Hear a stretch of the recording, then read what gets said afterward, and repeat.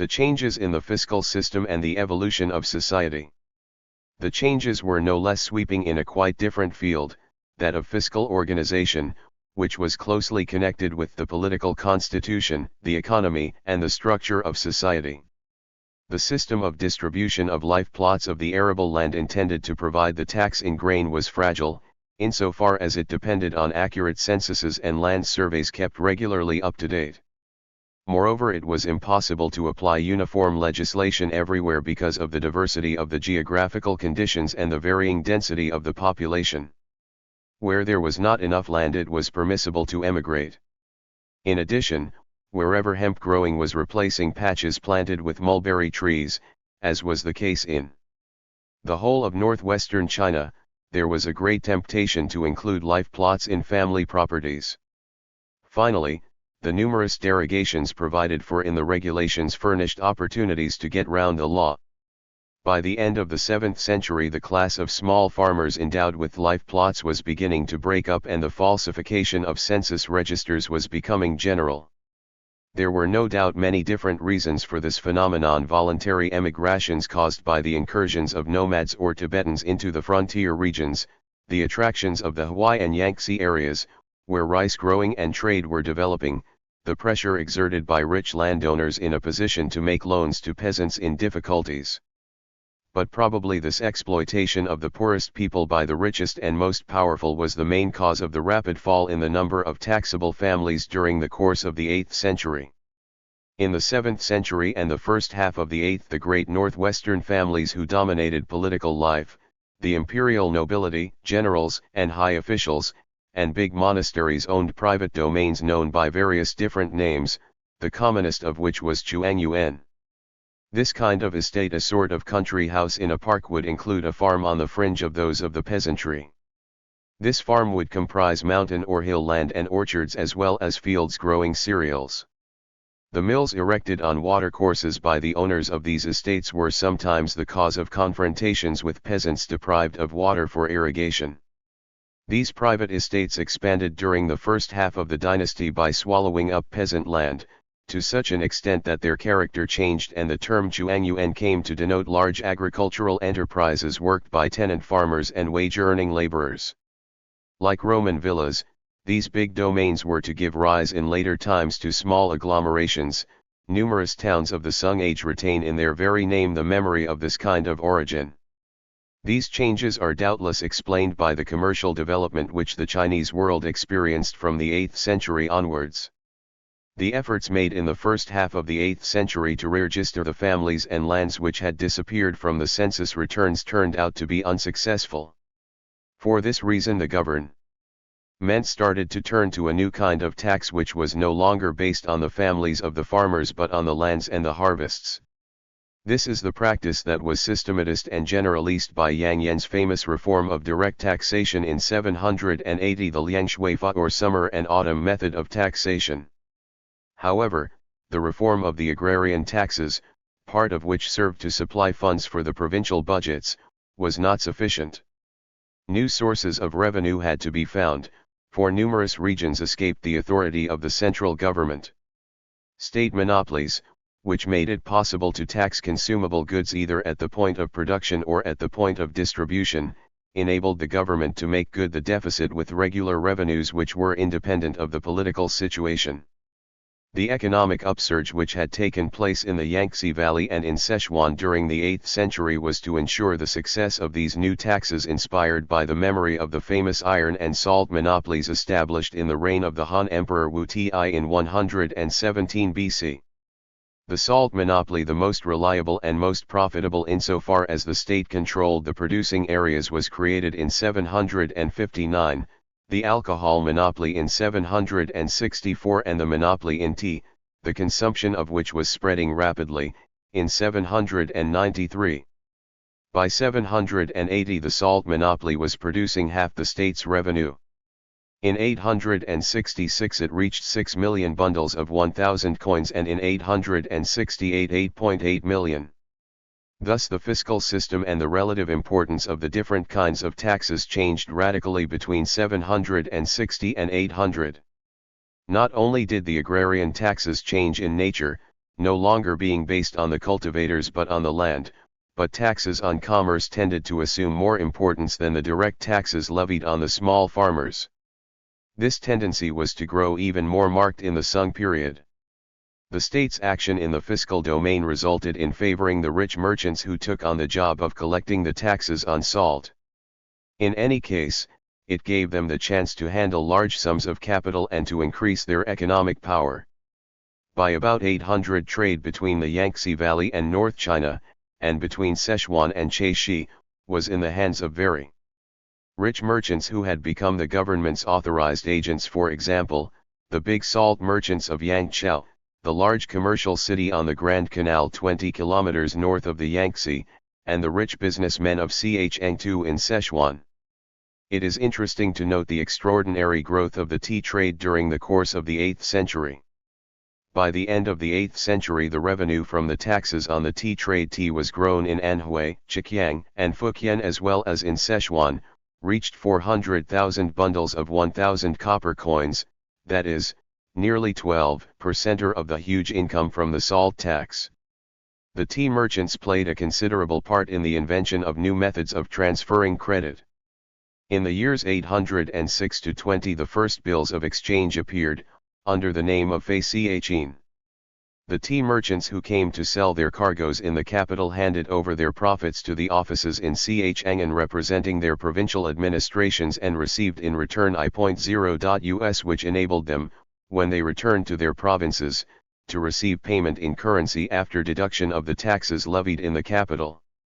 At the end of the 9th century and the beginning of the 10th, warehouses, pawnbrokers, money changers and, later on, business firms in Chengdu began to issue negotiable certificates of deposit which were the ancestors of the banknote. The first paper money issued by the state appeared in Sichuan in 1024. The shortage of means of payment at a time when commercial transactions were developing rapidly was the root cause of these innovations in the procedures for transferring credit. The first great expansion of rice growing.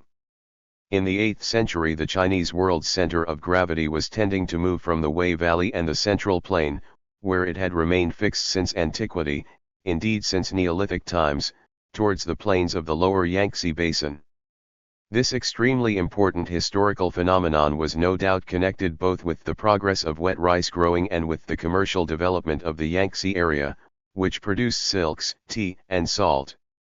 While the method of cultivation used up to the 6th century consisted of harvesting the rice from the actual fields in which it had been sown, which made fallows indispensable, the practice of planting out seedlings permitted a rapid increase in yield in the Tang period. In the 11th century, yields were to increase even more rapidly, thanks to the introduction of early ripening varieties of rice and later to the systematic selection of species. All these improvements made wet rice growing one of the most skilled agricultural techniques in the world and one which was to provide the highest yields per acre down to our own day. It was also the Tang period that saw the appearance of tools adapted to this kind of cultivation and already very similar in pattern to those used in our day. These tools were the chain with paddles, which makes it possible to lift water from one level to another by means of crank gear, the harrow, and the rice field plow. The progress in rice growing was to favor not only the peopling of the Yangtze Valley but also, thanks to the system of canals built for political and strategic purposes about 600, to ensure additional supplies for North China, where production remained subject to climatic hazards. According to the censuses of this period, the population of the areas to the south of the Middle and Lower Yangtze increased from 3 million taxable individuals to 10 million between about 600 and the year 742. In North China, on the other hand, where the majority of the roughly 50 million people of Tang China were concentrated, there was a slight drop in the population, which fell in the northern provinces from 75% of the total to 53% between these two dates. The increase in the amount of rice carried on the Grand Canal at the time when Pei Yao Xiang reformed the water transport system by establishing relay stations and granaries almost certainly enables us to pinpoint the moment when the agricultural upsurge of the lower Yangtze began to show results, 7 million she more than 11 million bushels of rice were transported to North China during the course of the years 734 to 6. This expansion in rice growing did a great deal to help re-establish the dynasty after the great crisis of the years 756 to 63. The rice granary of the Huai and the lower Yangtze had been spared by the wars, and from the end of the 8th century onwards the whole economy of the empire rested on this area. The crumbling of the empire. Political developments. While the central government was able to give proof of a remarkable capacity for adaptation in the fiscal domain between 780 and about 850, there was a real restoration of Tiang power. It failed, however, to regain all over the empire the political control which it had exercised before the rebellion. En Lushan's exceptional power on the eve of the rebellion was due to his combining the command of the military regions of Fanyang, Hodong, and Pinglu. He had at his disposal nearly 200,000 men and 30,000 horses, apart from the help that he could be given by the nomadic tribes of eastern Mongolia and southern Manchuria. But the very cause of the rebellion, namely the de facto independence of the imperial commissioners in command of military regions, was not removed. On the contrary, the constitutional authority was led to multiply the military regions in the provinces and to increase the powers of the Chitu Shi in order to combat the insurgents. At the end of the Tiang period there were 40 to 50 military regions of varying importance, and the institution was to continue under the 5 dynasties, when there were still 30 to 40 Fan Chen. The de facto autonomy which the central government had been forced to grant to the imperial commissioners was to cause the division of the empire and the fall of the dynasty. However, this development seems to have been accelerated by a curious itinerant rebellion. As a result of famines in North China, bands of robbers grew up in 874 on the borders of Shantung, Honan, and Jiangsu. In the following year they found leaders in the persons of 2 salt smugglers, the first of whom, Wang Xianqi, was to be executed in 878 after going over to the Tiang, and the second of whom, Huang Chao, was to give his name to this rebellion. Starting out from southwestern Shantung, the bands of insurgents traveled all the main roads of China, pillaging the richest towns and ravaging everything as they passed. They began by attacking the townships on the Yellow River. In 878 they left the area south of Luoyang for the middle Yangtze and reached Lake Poyang. They then traveled round Anhui and Chikyang, reaching Fuchao, and in 879 Canton, where they massacred the rich foreign merchants. They then took the road for Guangxi and Hunan, occupying Luoyang at the end of 880. The wave of insurgents, 600,000 strong, reached Chang'an the next year. The capital and the surrounding area were put to the sword and set aflame. Driven out of Chang'an by government troops, which took in their turn to pillaging, Huang Chao returned 5 days later and subjected the unfortunate city to what he himself called a bloodbath. Only ruins were recaptured in 883 by the Shatio Tatar troops commanded by Li Kaoyong, a Sinicist Turk in the service of the Tiang. In the period of chaos that marked the end of the dynasty, Li Kaoyong was to be one of the aspirants to the imperial power and succeeded in his aim by founding the later Tiang dynasty in 923. The Tiang emperors had now become the playthings of the most powerful warlords and after 885 no longer resided, except for short periods, in Chang'an, the huge metropolis which in the 7th and 8th centuries had symbolized the glory and splendor of the Tiang, but at Luoyang. A former lieutenant unant of Huang Chao's who had been induced to support the legitimate government, a man called Chu Wen, who occupied the strategic point of Kaifeng in eastern Honan, founded the new empire of the Liang in 907. This date marks the nominal end of a dynasty which had lost any real power by 885. A new form of power. The men directly responsible for the decline and fall of the Tiang dynasty were the Chitu Shi, the imperial commissioners in command of military regions. It was they and their armies who robbed the central government of its control over the provinces and put an end to the Tiang by causing a breakup of China which was to last for nearly a century. The first military commissioners were members of the aristocracy or of the scholarly class, the literati, but the weakening of the imperial power after the rebellion of Huang Xianqi and Huang Chao led to the elimination of the old administrative staff in the military regions. Through a sort of democratic choice which often operates in armies which have made themselves independent of the central government, it was the troops who appointed their own generals and raised them to the dignity of imperial commissioners. This choice was inspired solely by popularity, military ability, and the political breakup of China under the five dynasties. Personal authority, thus it was that men from the lowest strata of society were raised to power in the provinces. Chu Xian Cheng, founder of the first of the five dynasties which succeeded each other at Kaifeng between 907 and 960, was the son of a ruined country gentleman. Starting as an agricultural laborer, then becoming a section leader in the army, he owed his appointment as imperial commissioner to his feats of arms in the campaigns against Huang Chao. Wang Qian, who carved himself out a kingdom in Sichuan, was a former brigand who opted for a soldier's life. Xiaqin Lu, first prince of the kingdom of Wu and Yue, was an uprooted peasant who enrolled in the private militias of the great families of Hangzhou, and the Wang brothers, who were to reign in Fujian, were former Honan bandits. One founder of a kingdom, Qingnan on the Middle Yangtze, was a former slave of a Kaifeng merchant. Another Ma Yin, prince of Chu, was a carpenter who had taken to brigandage.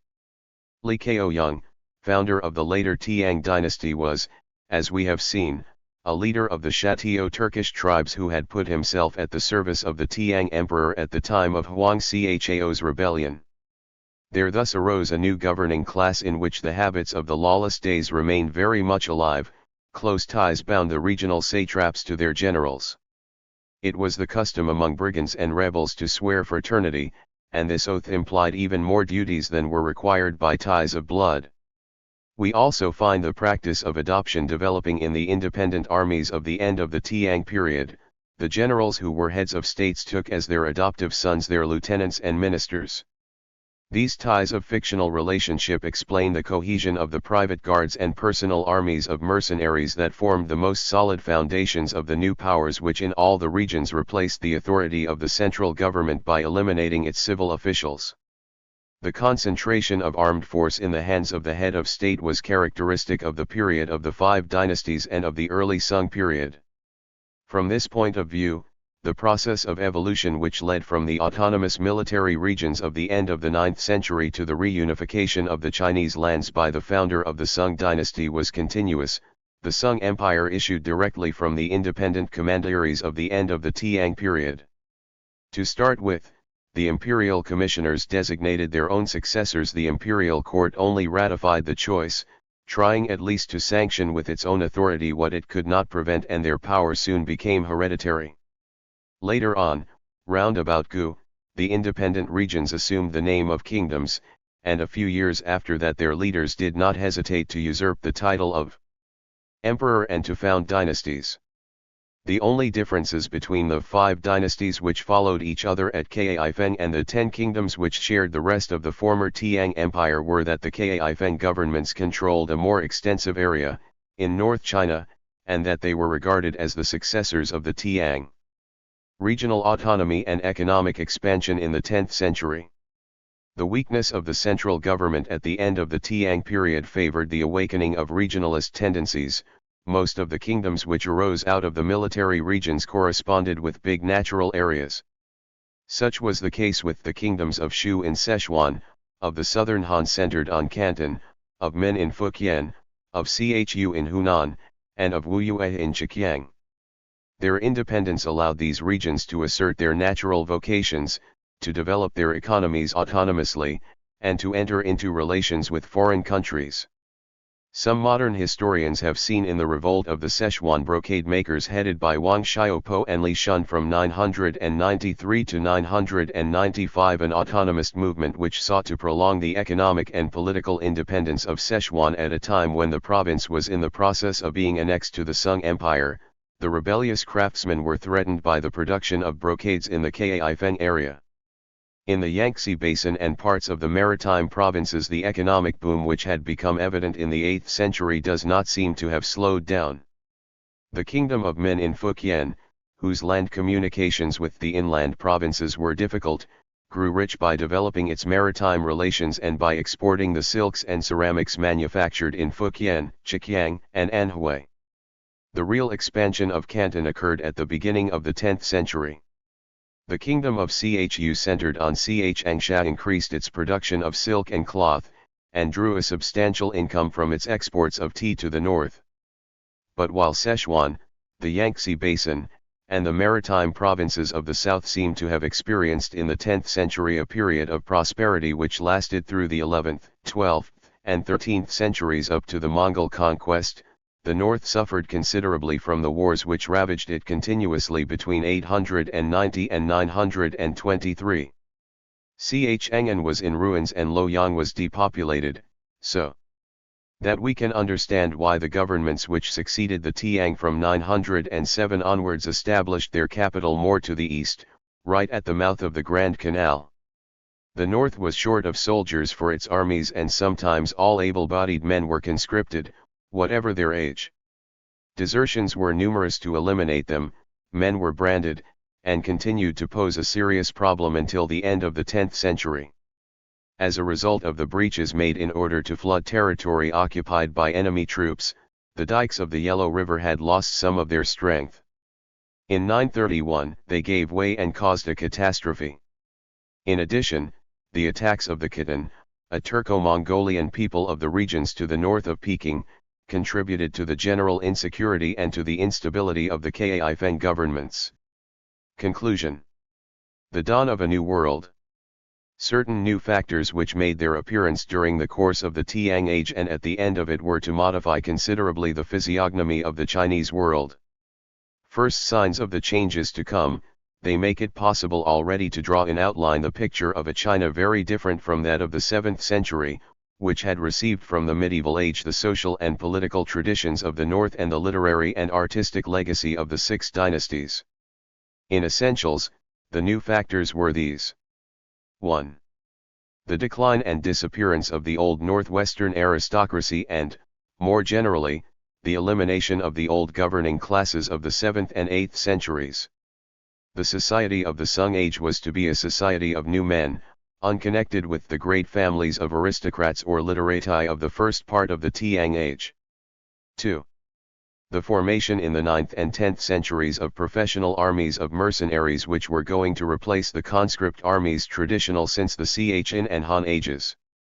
Hence a new definition of political power, the head of state was no longer supported by a number of powerful families who had put him on the throne, but by a body of picked troops who were personally devoted to him. 3. An apparently not very far-reaching change in the fiscal system which in fact had very important consequences. Whereas since the 268 the transition to the Mandarin Empire end of antiquity the state's main demand had been on men and their capacity for work which made the sharing out of cultivable land and the elimination of estates essential. Yang Yan's reforms of 780, necessitated by movements of population and the difficulty of carrying out checks, resulted in the transfer of this demand to cultivated areas, thus reinforcing a concept of property alien to the tradition. The recourse to armies of mercenaries, though explained by certain political circumstances, was also connected with this relaxation of the state's control over individuals. 4. The inability to use the roads to Central Asia, a particular cause of the decline of the Buddhist Church, and also, from the early years of the 10th century, the renewal of nomad pressure, which ended in the formation of big Sinicist empires, of which there had not been any examples in the past. The closure of the northern frontiers caused a shift in the center of economic and political gravity towards the east and southeast, a phenomenon which was accelerated and accentuated by the more and more marked upsurge of Lower Yangtze China. Unlike 7th century China, which faced the interior of Asia, the China that started to come into being from the middle of the Tiang Age onwards faced the oceans. 5.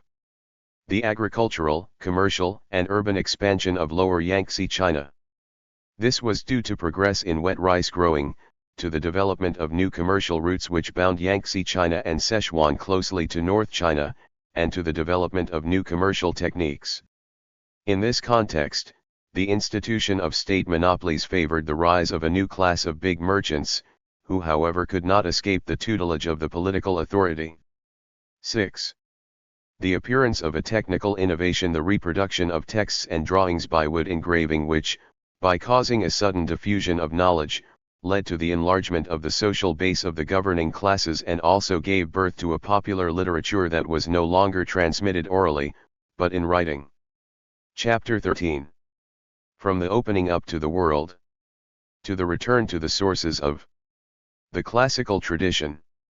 The intellectual history of the 7th to 10th centuries offers a remarkable parallel with the political evolution of the same period. Heir to the traditions of the medieval period, 7th and 8th century China carried Buddhist studies and poetry of regular form to their zenith. Loyal to the aestheticism of the 3rd to 6th centuries, it made few innovations except in the field of history, where an early effort at reflection made its appearance. It welcomed everything that came from abroad and exerted a profound effect on most of Asia. China's influence was almost certainly never so dazzling. But the ebb of Chinese expansion after the middle of the 8th century provoked a reaction of withdrawal into self, of hostility to foreign cultures, and of return towards the sources of the Chinese tradition as it was before the medieval period. It was still only a question of tendencies, but these tendencies were to become dominant at the time of the great Chinese Renaissance of the 11th century. The zenith of medieval culture. History and poetry.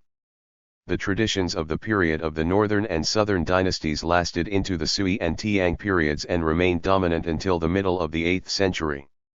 The studied prose style, with its paired phrases, and the brand of courtly poetry which were in favor in Yangtze China in the 6th century were still cultivated at the beginning of the Tiang Age, and literary criticism remained based on a purely aesthetic appreciation of works of literature.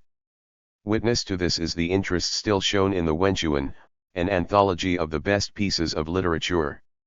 In 658 Li Shan published his famous commentary on it, which was to be included in 719 in the Wenchuan with 5 commentators. Similarly, the notes by periods on the famous painters, in which Chang Yenyuan assembled his critical notes on 371 painters and calligraphers from the Ch'an age to the year 841, continued the tradition of the works of pictorial criticism of the southern dynasties. The Tiang period was the golden age of classical poetry, of the regular poem that combined alternating tones and rhymes in accordance with strict rules. The poetry of this period draws on the rich legacy formed by the long tradition which stretched from the lyric poetry of the Han Age, moving in its simplicity, to the decadent and over-subtle poets of the last of the southern dynasties. But at the same time a refreshing wind came to renew the sources of inspiration in a China open to the steppes, the oases of Central Asia and distant civilizations, and also, from the social point of view, less compartmented. Poetry was no longer the perquisite of an exclusive aristocracy as it had remained under the southern dynasties, and from the end of the 7th century onwards the examination system had the effect of favoring the rise of new social strata.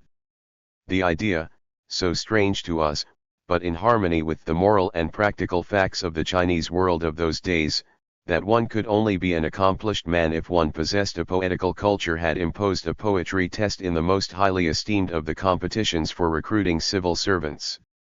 This stipulation was doubtless not unconnected with the astonishing upsurge of this kind of literature from the 7th to the 10th century. One must also take into account the role of Mecenas played by the emperors. The great Xian Sung was poet, musician, and actor, and the important part played by the circles of singing prostitutes frequented by the gilded youth of Chang'an and by the candidates for the official competitions. Some of the best poems of the Tiang Age were to be collected and published at the beginning of the 18th century in the complete collection of the Tiang Poets, which contains 48,900 poems by 2,300 writers. Among the greatest of these poets were Ch'an Zhang, Sung Chi-wen, and Shen Chian Chi at the beginning of the dynasty. And Meng Haojian, Wang Xiangling, Wang Wei, Li Pai, Cao Shi and Tu Fu in the brilliant reign of Xian Sung and in that of Sut Sung. In the first half of the 9th century, when the new reforming tendencies made themselves felt, came Pai Kai and his friend Yian Chen, and finally Tu Mu, known as Little Tu, to distinguish him from his illustrious predecessor the great Tu Fu Li Shangyan and Wen Tiang Yun. All these writers were original, personal poets who at the same time reflect the very dissimilar times in which they lived. The state of classical studies was hardly any brighter under the Sui and Tiang than it had been since the period of chaos in which the Han dynasty ended. The Wuqing Cheng'ai, written by Keong Yingta and Yan Shiku and published in 653, is in fact only a compilation of the earlier commentaries of Keong and Kuo, Chengxian, and Tuatai on the Tso Chuan, and of Wang Pai on the I Ching. In another commentator on the classics, Lu Yian Lang, we find a continuing interest in the works favored by the school of mysteries in the 3rd and 4th centuries. He wrote commentaries on the Laozi and the I Ching. On the other hand, new tendencies are apparent in history in the 7th and 8th centuries. Historiography developed considerably at the beginning of the Tiang period and started down a road the dangers of which were soon to be pointed out. Apart from the histories of the northern dynasties and of the southern dynasties by Li Yanshao, 5 dynastic histories were compiled by teams of official historiographers. The different parts of the Sui Shu were completed in 622 and 656, the history of the Liang and the history of the Chn about 629, the history of the northern Zhou in 636 and that of the Qin in 645. The mechanical character of these compilations, the control exercised by the political authorities over their drafting, the silences and distortions imposed on the authors by the men in power, and their lack of reflection and coordination were to be criticized by a writer of independent mind as early as the beginning of the 8th century. The Generalities on History by Lu Chi, which appeared in 710 and was the first work of this kind in the history of the world, marks the start of a tendency to reflect on the problems of history and historiography which was to develop considerably in the 11th century and to result much later, with Chang Xia Chang, in a philosophy of history which calls to mind Vico and Hegel. In fact, Lu Chi already heralds the historians of the Sung period and the philosophers of the 17th and 18th centuries in his rejection of any irrational interpretation, in his wish to retain in history only human factors, his view of the necessity for monographs on cities, clans, and the flora and fauna of different regions, his interest in recording words accurately in the form in which they were uttered, his critical attitude to the classics, his primordial concern for objectivity, and his quest for criteria of historical truth. Just at the time when these first stirrings of the critical spirit were making themselves evident, and no doubt in conjunction with them historical works of a new kind began to appear. Responding to the needs of the age and to a new interest in institutions, they testify at the same time to the reaction provoked by the routine character of the official compilations. These new works were political and historical encyclopedias which no longer confined themselves to the traditional framework of dynasties but embraced more extensive periods, in order to be able to pick out the changes made to institutions down the years. Examples of such works are the Chengtian by Lu Qi, the son of Lu Chi, and the famous Tiongtian by Tu Yu, a history of political institutions from antiquity down to the year 800, in which we find a note on the great Muslim center of Kufa in Mesopotamia. These first encyclopedias were the direct ancestors of the great historical works of the Sung Age. The zenith of Chinese Buddhism. Sui and Tiang China, from the end of the 6th century to the middle of the 9th, was the most brilliant center of Buddhism, the universal religion for most of the peoples of Asia. It was to this fact even more than to the victorious campaigns waged from Korea to Iran that China owed its widespread influence. For Japan and Korea, Tiang China was a sort of second home of Buddhism, nearer than India but enjoying just as high a reputation for its remains, its legends, its sanctuaries, its famous places of pilgrimage, and its illustrious masters.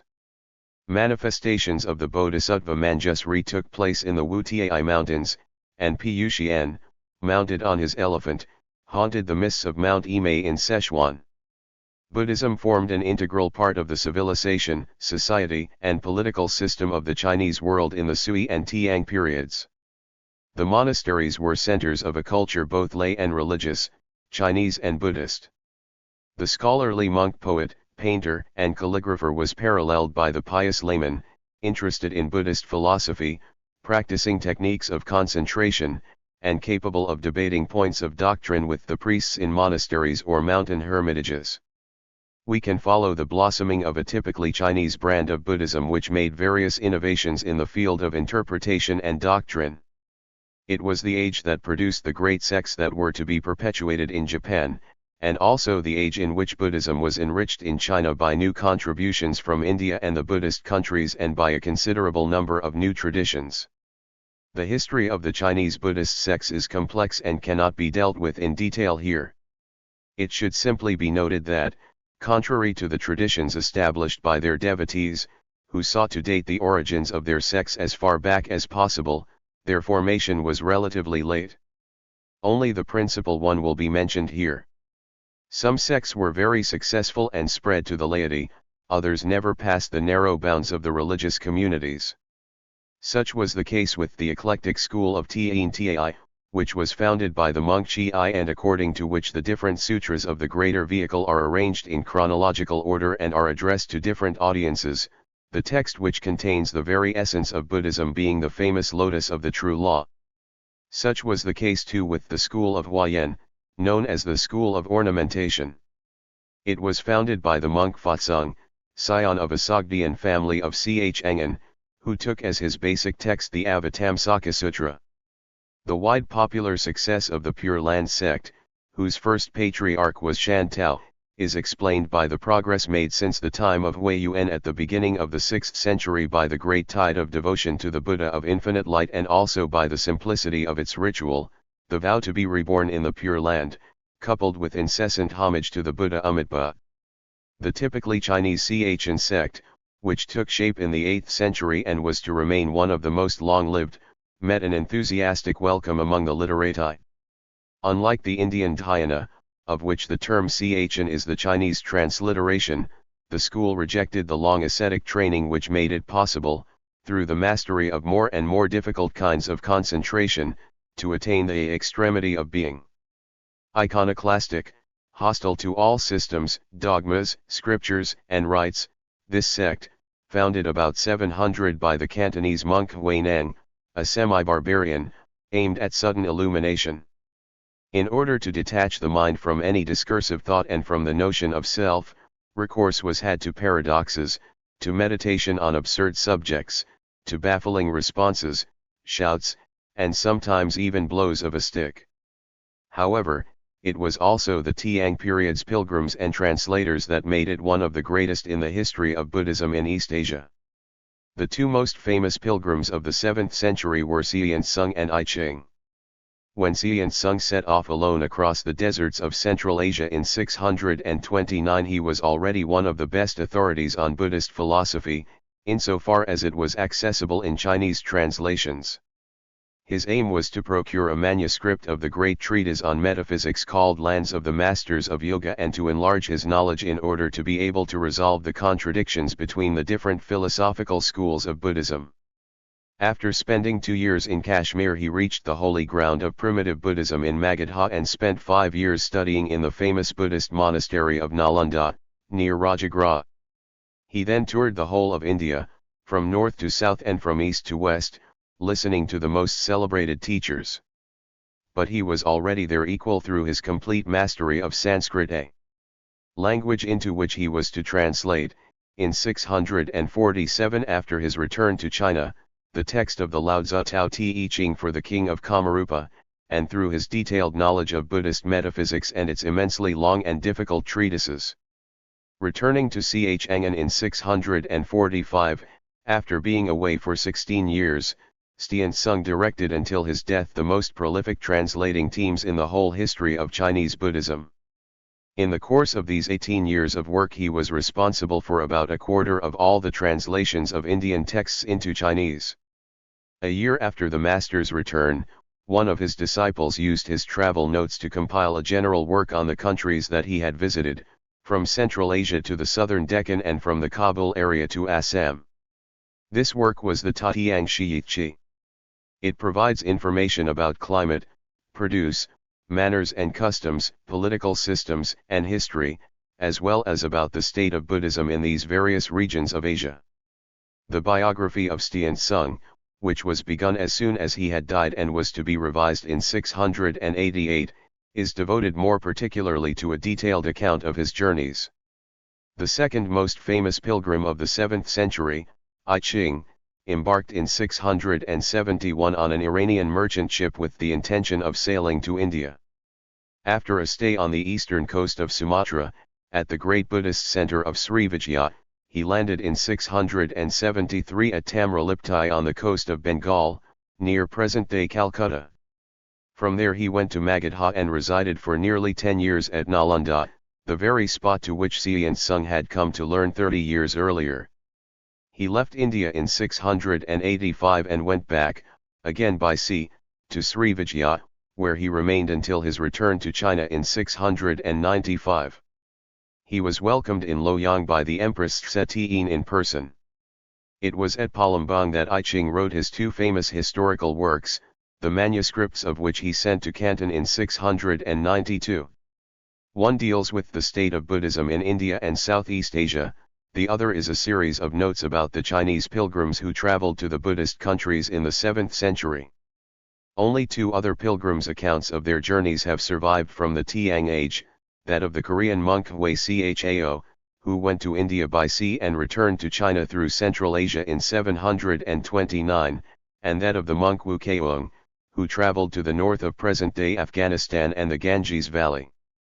Leaving Chang'an in 751, Wukong returned to China in 790 via the oases of Kashgar and Kukka.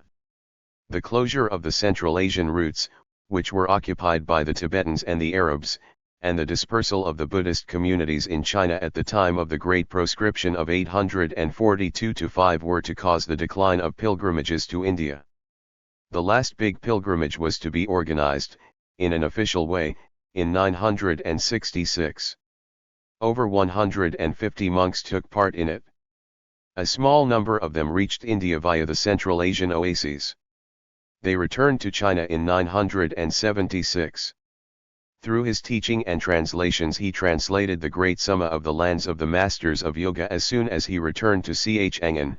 In 646-8 Stian Sung made known in China the extremely learned and elaborate philosophy of the Vijnanavada epistemological school, according to which the world perceived by the senses is a creation of the mind. But his influence, which had a great effect on his disciples and was to make itself felt in Japan, was restricted to monastic circles. A remarkable Indian scholar and an exacting philologian, Cian Sung seems to have been an exceptional figure in the history of Buddhism in China.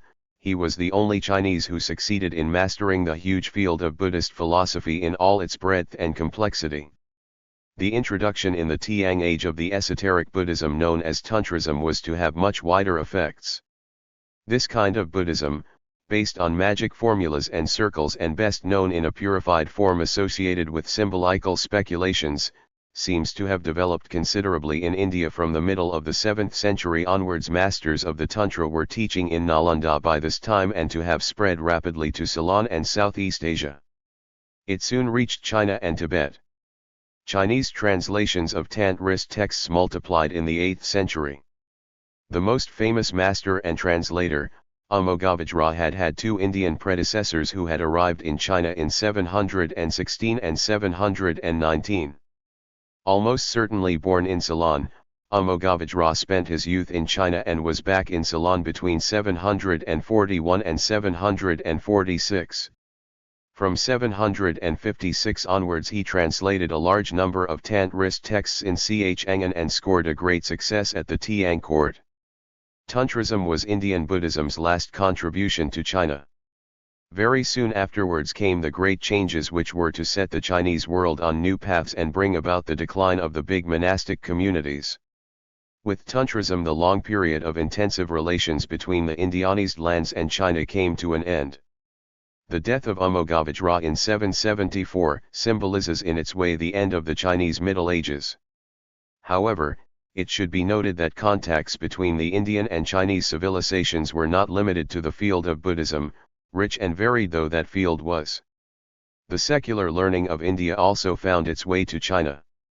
We hear of the presence of scholars from the Indian world in Chang'an and Loyang in the first half of the Tiang period, and translations of Brahminical texts dealing with astronomy, astrology, mathematics, and medicine seem to have been numerous in the 7th and 8th centuries.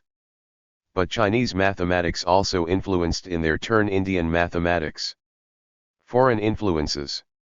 In the first half of the Tiang period the upper classes were enamored of anything barbarian, dances, music, games, cooking, clothes, houses. It is true that the influence of the steppes and of Central Asia had had all the time in the world to make itself felt in North China since Han days, but after the big offensives of the early 7th century contacts between China of the Wei and Yellow River valleys and Mongolia, the Tarim Basin and the regions beyond the Pamirs became close, multiplied as they were by embassies, delegations bringing tribute, missions, caravans of merchants, and bands of religious pilgrims. Even more foreign colonies than under the Han emperors became established in the commercial cities of Kansu, Shenzi, and Honan, on the Grand Canal and in Canton. One may say that the Chinese civilization of that time was cosmopolitan. The capital, Chang'an, was the meeting place of all the peoples of Asia: Turks, Uyghurs, Tibetans, Koreans, people from Khotan and Kukka, Sogdians, Kashmiris, Persians, Arabs, Indians, Sinhalese. Paintings and funerary statuettes of the 7th and 8th centuries bear witness to the interest which the Chinese of those days felt in the most distant of these foreigners, who usually had dark complexions and prominent noses. These paintings and figurines give us, with a touch of irony and a slight tendency to caricature, a very vivid picture of these strangers. This invasion of foreigners, of elements of distant cultures, of exotic products could not fail to affect the sensibilities of the age and to enrich the Tiang civilization with its new contributions. This is how the dances and music of Central Asia and India came to change the taste of Chinese society. Indian music found its way into China via Central Asia and later via Cambodia and Kampa. Some elements in it were to be preserved in the court music of Japan. Everything that came from Central Asia found favor with the upper classes: the dances and music of Turfan, Kashgar, Bokhara, and especially Kukka. A distinctive synthesis and one much appreciated in China of this music from Kukka and Chinese music was achieved in the trading city of Liangzhou, which seems to have been one of the most important centers for the diffusion of Central Asian and Indo-Iranian influences in China. Iranian influences. The two big currents of civilization flowing from Persia and India mingled and mutually enriched each other in the whole area extending from Afghanistan to the valley of the Amu Darya and the oases of the Tarim Basin. The most active merchants in Central Asia and North China came from Samarkand, Maymarg, Kish, and Bokhara. Their language, Sogdian, an Eastern Iranian dialect spoken on all the roads from the Amu Darya Basin to the Wei Valley, was the great medium of communication in Central Asia. Since the trade routes continued from Bokhara on to Merv and from Bok on to Herat, it is not surprising that Iranian influences penetrated fairly widely into China. By pushing on beyond the Pamirs, the Tiang emperors had been led to interfere in Iranian politics. The presence of an embassy from Sassanid Persia in Chang'an is mentioned as early as 638, and the Arab incursions which began in 642 were to tighten the links between the Iranian court and that of the Emperor Kaotsung. Even distant Byzantium had considered the idea of an alliance with China. A Byzantine embassy is reported to have been in Chang'an in 643.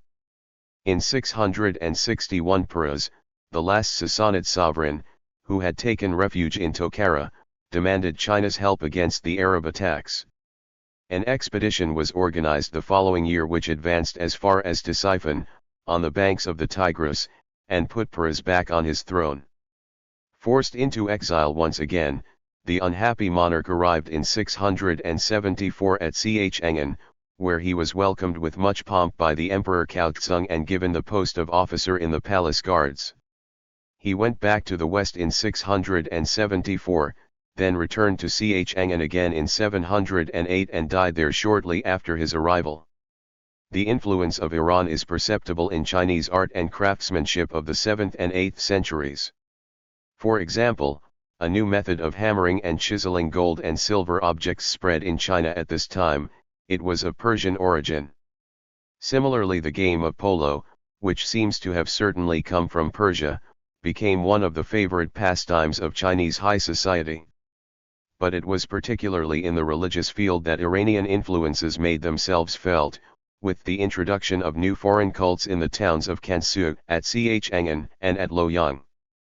The Nestorian Christianity, which had spread over Sassanid Iran in the 5th and 6th centuries, had reached Herat, Balkh, and Samarkand, and infiltrated the western oases of the modern province of Xinjiang.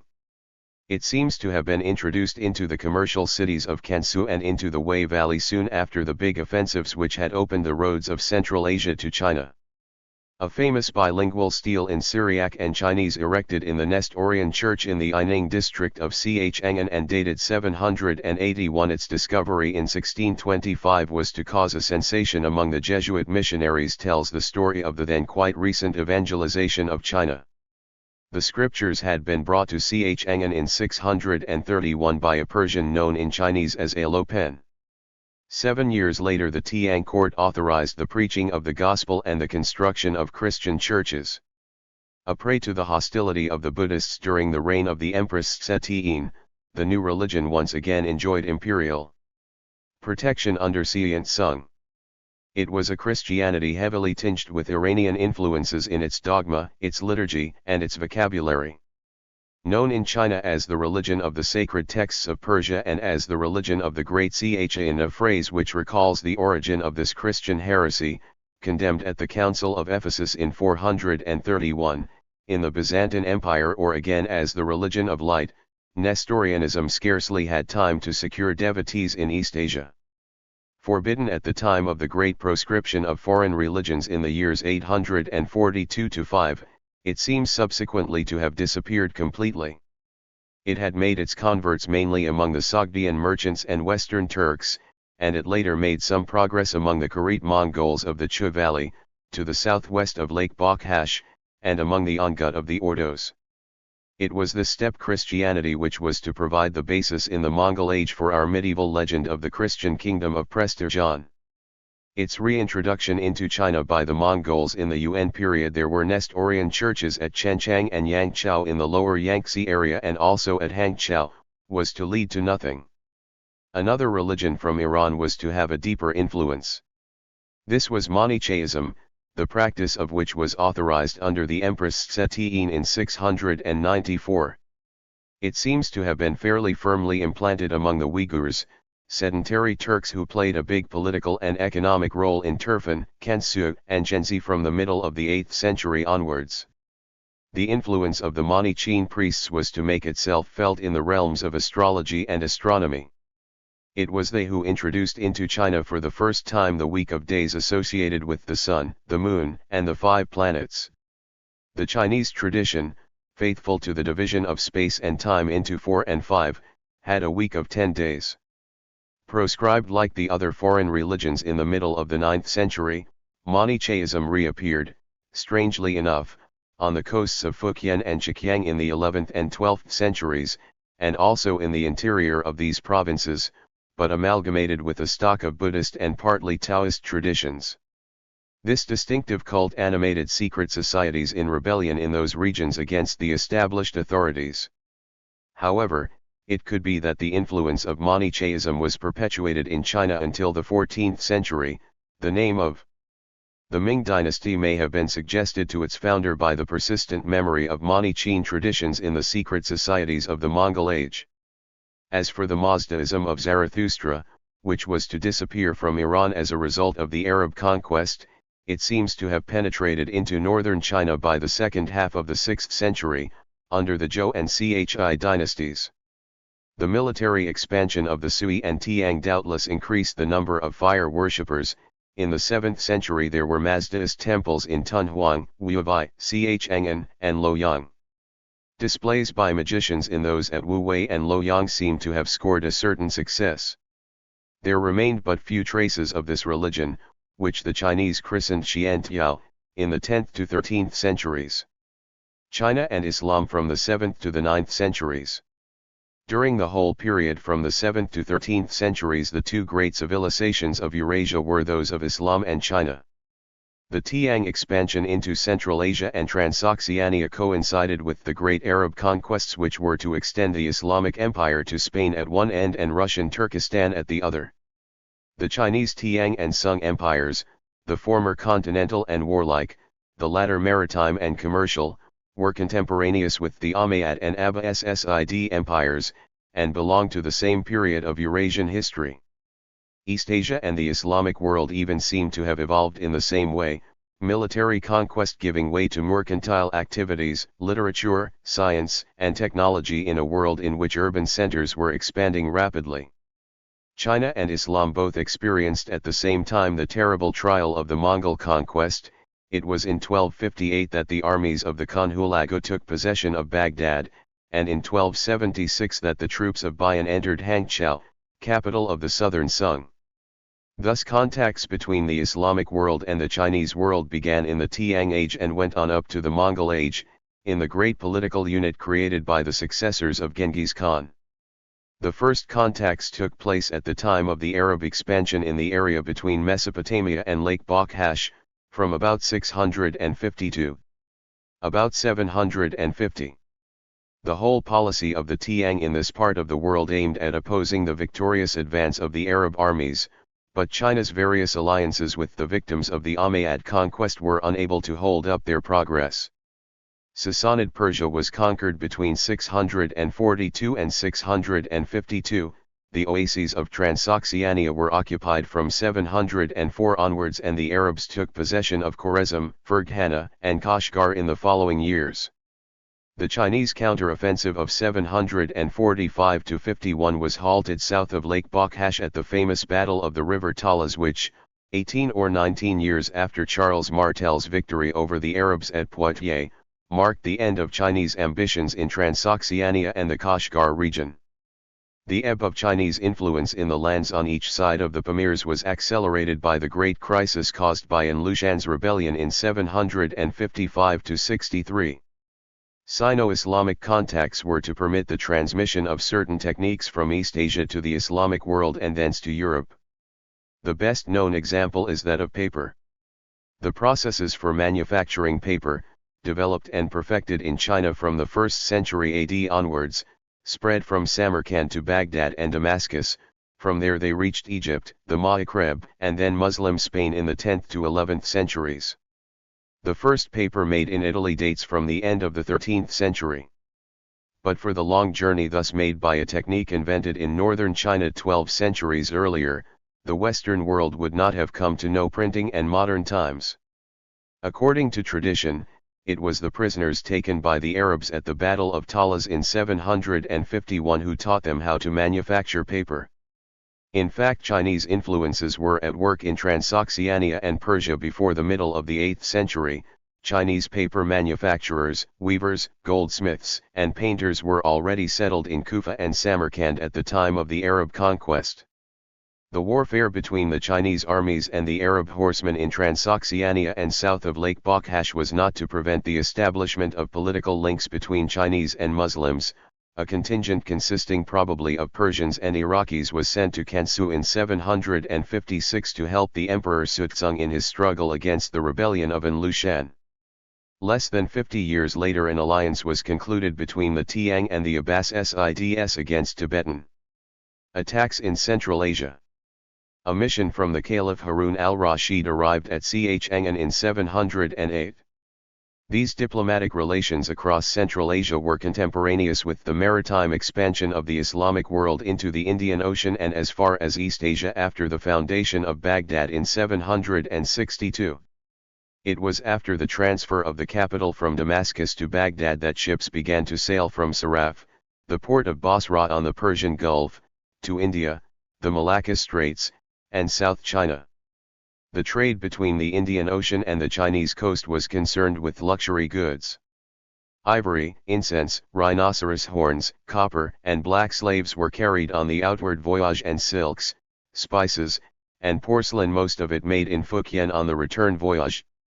In the middle of the 8th century, the great port of Canton, the Canfu of the Arab traders, a colonial city whose hinterland was still inhabited by aboriginal tribes, counted among its population a certain number of foreign merchants with dusky faces.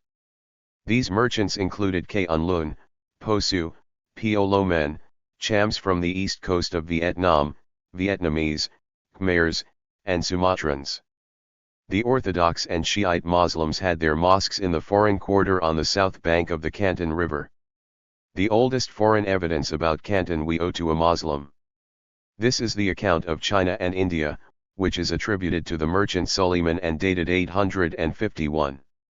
The pillage of the city in 758 by Iranian and Arab pirates who seem to have had their base in a port on the island of Hainan, and afterwards the rapacity of the eunuchs appointed to the post of commissioner for merchant ships, had diverted some of the trade to northern Vietnam and the Chao Zhou area, near the Phuc-Yen border. But Suleiman's account dates from a time when more honest administrative practices had permitted since the beginning of the 9th century a resumption of trading activities in Canton. The sack of the city by Huang Cao's troops in 879, the revolts of black slaves in Basra a few years earlier, and then the earthquake which destroyed Saraf in 1977 were once again to slow down trade between the Persian Gulf and the big port of tropical China. In the Sung Age and after the Mongol occupation of South China, from the 11th to the 14th century, the most active port was no longer Canton, but Qianzhou, the Muslim merchants Zaytun, on the coast of Phuc-Yen. The radiation of Tiang civilization. The Chinese expansion in Asia in the 7th and 8th centuries resulted in increasing the influence of Tiang civilization in all the neighboring lands, Central Asia, Tibet, Transoxiania, Korea, and Japan, and the countries of Southeast Asia. Certain elements of Chinese culture spread to the Turks of the Orkhan, and the Turkish vocabulary has retained to this day borrowings from Chinese which go back to this epoch. Chinese princesses married to Turkish and Uyghur Khans or Tibetan Tsanpos introduced the Chinese classics into the nomads' tents and the stone palaces of Lhasa. The opening of the road to Tibet as a result of the alliance concluded between the Tiang court and the Tibetan royal family a few years before the middle of the century. The first Chinese princess given in marriage to the Tsanpos arrived in Lhasa in 641, enabled Chinese pilgrims to travel to the Buddhist holy places via the Tibetan capital and Nepal. This is how the monks Tian Chao in 651 and the monks Yin Tai in the second half of the 7th century made the journey to India. No doubt the same route was taken by many others whose names are now forgotten. Curiously enough, it was from China and not from India, which is relatively nearer, that the first Buddhist influences penetrated into Tibet in the second half of the 8th century. Moreover, it should not be forgotten that what gave the Tiang Empire part of its immense prestige all over Asia was that, with its great sanctuaries, its famous pilgrimages, and its eminent masters of the law, it was one of the great centers of Buddhism. The Tiang emperor's favors to this great religion and to other foreign cults were doubtless not always devoid of political considerations. Chinese influences in Japan. In Japan, the spread of Chinese influence assumed exceptional proportions during the Tiang Age. As early as the first few years of the 7th century, it caused a sudden upsurge of political centralization, which in turn accelerated the process of borrowing. No doubt the Chinese influence had never ceased to make itself felt in the Japanese islands and more particularly in Kyushu.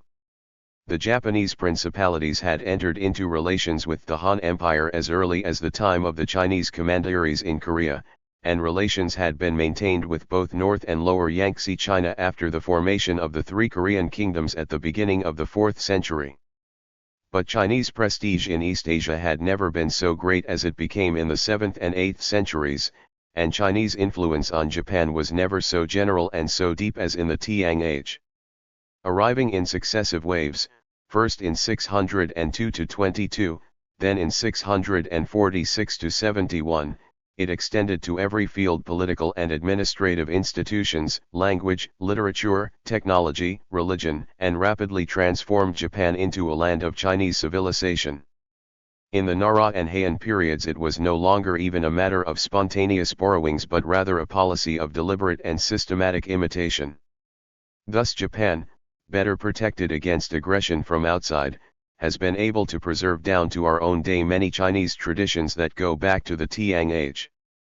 The Taiho Code, published in 701, and many other Japanese juridical and administrative compilations of the 8th century were closely modeled on the Tang Code and contemporary Chinese legislation.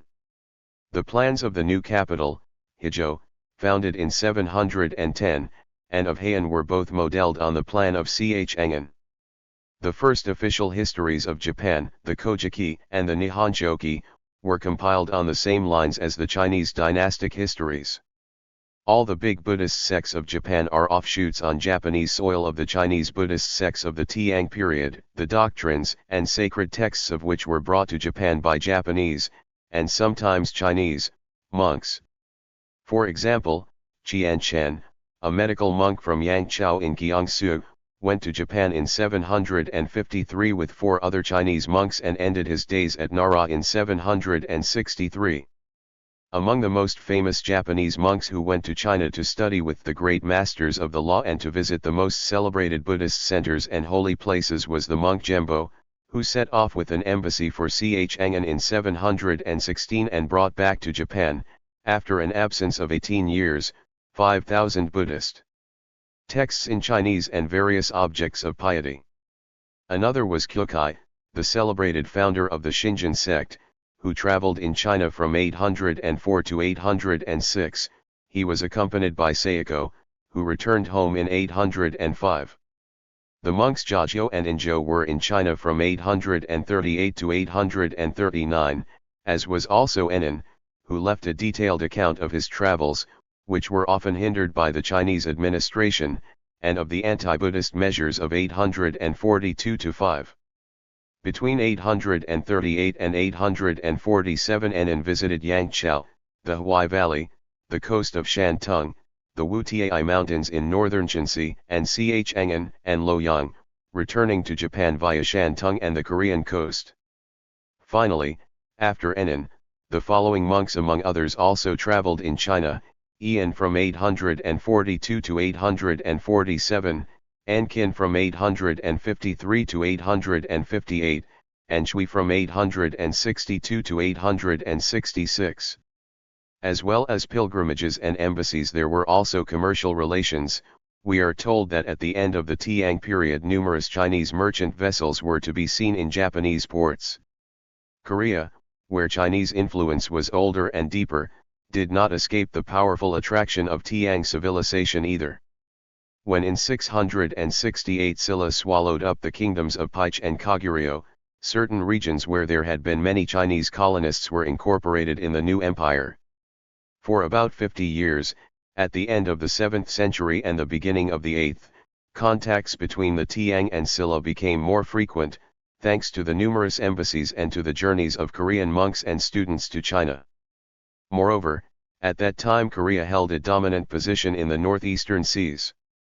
There were Korean colonies on the coast of Shantung and in the commercial towns situated on the Grand Canal between the lower Yangtze and the borders of Honan and Shantung. The nationalist reaction and the return to the sources of the Chinese tradition.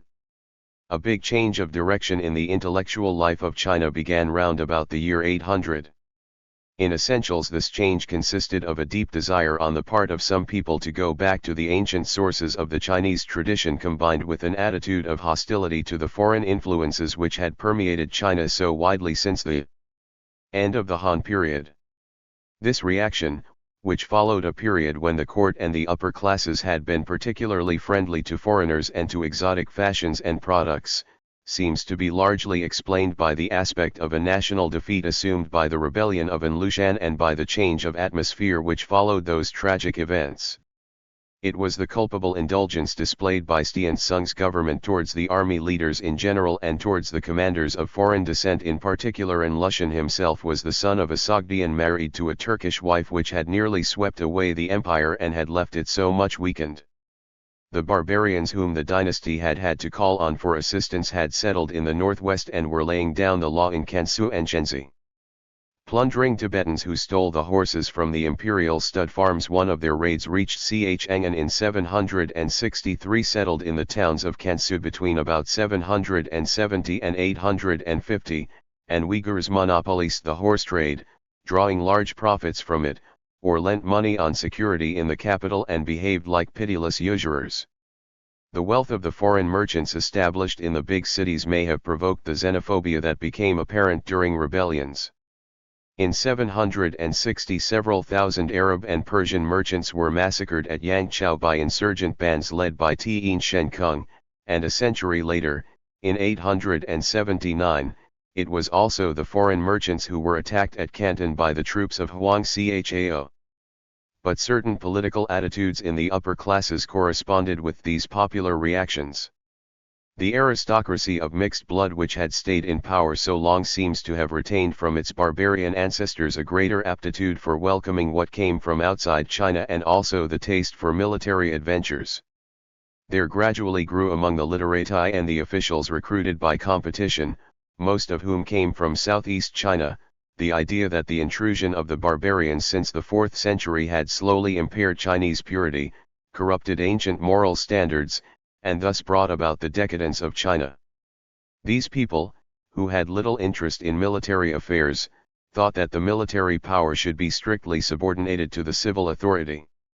On top of this there was the insolent wealth of the Buddhist Church, the power of the monks, and the close and secret links which they maintained with the imperial ladies and the eunuchs.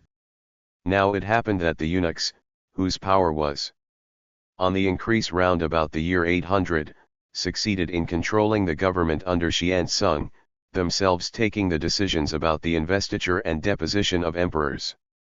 Everything led those who regarded themselves as the repositories of Chinese orthodoxy to react. The very excesses of the period, the decline of the aristocracy of Shenzi and eastern Kansu since the land between the passes had lost its economic and political predominance, and the closure of the roads to Central Asia along which flowed the biggest wave of foreign influences. Foreign religions, and first and foremost Buddhism, were now cut off from their birthplaces, the oases of the Tarim Basin, Kashmir, the borders of India and Iran, and India itself. China was ready to withdraw and turn in upon herself. The term nationalism would be an anachronism, yet it was certainly reactions analogous to those of nationalism that took vague shape after An Lushan's rebellion and that were to become evident again on other occasions in China's history. This attachment to an authentic tradition supposed to have been corrupted by foreign elements, this desire to return to the pure and imaginary sources of orthodox thought and morality are difficult to sum up, since they do not relate to the quite recent idea of a nation, but to the idea of culture. If we wanted one word for them, we should have to invent the barbarous term culturalism. The ancient style movement. Curiously enough, the desire for a return to antiquity first asserted itself in the literary and stylistic field. The idea was to give back to Chinese prose the simplicity, conciseness, and vigor which it had possessed in Han days and at the end of antiquity. The first to show the way, by writing in the antique style, was Lu Tsungyian. But according to Chinese notions, form cannot be separated from content. The stylistic researches of the age of the 6 dynasties corresponded to a complete indifference to morality. Now literature is not just a kind of aesthetic relaxation. If it does not express sound and strong ideas, it is no longer anything but a contemptible exercise in virtuosity. The educational, moral, and political function which it had possessed in antiquity was inseparable from its form. Such were the themes which were to be elaborated by Han Yith, the greatest Chinese prose writer after Sima Qian. Han Yith was an orthodox member of the literati and a notorious anti-Buddhist. His diatribe in 819 against the scenes of mass hysteria which accompanied the moving of a relic of the Buddha has remained famous. Doubtless Lu Tsungyian and Han Yi had had predecessors in certain historians and poets since the beginning of the Tiang Age, among others, Lu Min, prefect of Fuqiao in the Chen Quan era, who took the view that since the end of the Han Age the Tao wisdom and truth of the ancients had been lost. But it was with Han Yith and Lu Tsungyian that the Kuwen movement acquired its patent of nobility. They set afoot the process of radical evolution which was to end, in the 11th and 12th centuries, in the sort of renaissance constituted by Neo-Confucianism. Indeed, we already find in one of Han Yith's immediate successors a philosophical tendency which heralds the first Neo-Confucians of the Sung Age. In order the better to refute Buddhism, Liao studied Buddhist philosophy and soaked himself in the thought of the Chian school. These studies led him to new conceptions of the classical ideas of Hsin and Xing, which were to guide the whole philosophy of the Sung Age. According to this philosophy, the basic nature of the wise man is disturbed by the passions, yet the nature of the wise man and his passions are as inseparable as the light and the dark. Truth, which is perfect sincerity, Cheng, is beyond all distinction, beyond any opposition between basic nature and passions. Here we have the basic dialectical approach of the Chian school transposed into the vocabulary of the classics and of the Mencius. The repression and decline of Buddhism. The xenophobic and nationalistic character of the movement, which was to end, in 842-5, in the great proscription of foreign religions and of the foremost among them, Buddhism, is quite clear from the reasons invoked at the time. As early as 836 a decree forbade Chinese to have any relations with people of color, a term that denoted foreigners from the regions beyond the Pamirs or from Southeast Asia: Iranians, Sogdians, Arabs, Indians, Malays, Sumatrans, and so on. The proscription decree, which was published after the event in 845, at a time when all the practical measures had been taken, accused Buddhism, a foreigner's religion, of having been the cause of the moral and economic enfeeblement of the brief southern dynasties, Qin, Sung, Liang in particular, and Chn. More precisely, it indicated that the reason why Nestorian and Mazdaist monks were being returned to secular life was in order that they may no longer corrupt Chinese manners, and the decree proceeded to speak of the simplicity and moral purity which were to reign henceforth. The whole reaction was both emotional, a general hostility to all foreigners and the religious prerogatives which they had acquired before 755, and premeditated, to the extent that it corresponded with real political and economic facts, the power of the eunuchs, who were uneducated, superstitious, grasping devotees of Buddhism, and the Buddhist monasteries' scandalous wealth in land, men, and metal coinage, at a time when the state was in financial difficulties and lacked copper for casting coins. The Buddhist church held most of the empire's stock of precious metals in the form of objects of piety, bells, and statues, and one of the measures adopted was to melt down bells and statues into coins which were to be rejected in popular circles from fear of sacrilege. However, it would be wrong to suppose that the proscription of foreign religions was sudden and brutal. The most radical measures were arrived at only by a series of progressions. At first it was only a question, in accordance with a usage that may be regarded as traditional, of purging the Buddhist priesthood, in order to rid it of uneducated monks and hypocrites. The next steps were the confiscation of the bonze's private possessions, in accordance with the restrictive interpretation of the treatises on Buddhist discipline, the suppression of Buddhist ceremonies in official worship, and more massive doses of secularization. Finally, the authorities proceeded to make a general inventory of the sacred property of monasteries and then to confiscate the estates, the families of slaves, the money, and the metals. 260,000 Buddhist monks and nuns were secularized and registered as taxable. 150,000 dependents of monasteries who escaped taxation and forced labor for the state were also inscribed on the census lists. 4,600 monasteries were knocked down or converted into public buildings, and 40,000 small places of worship demolished or converted to other uses.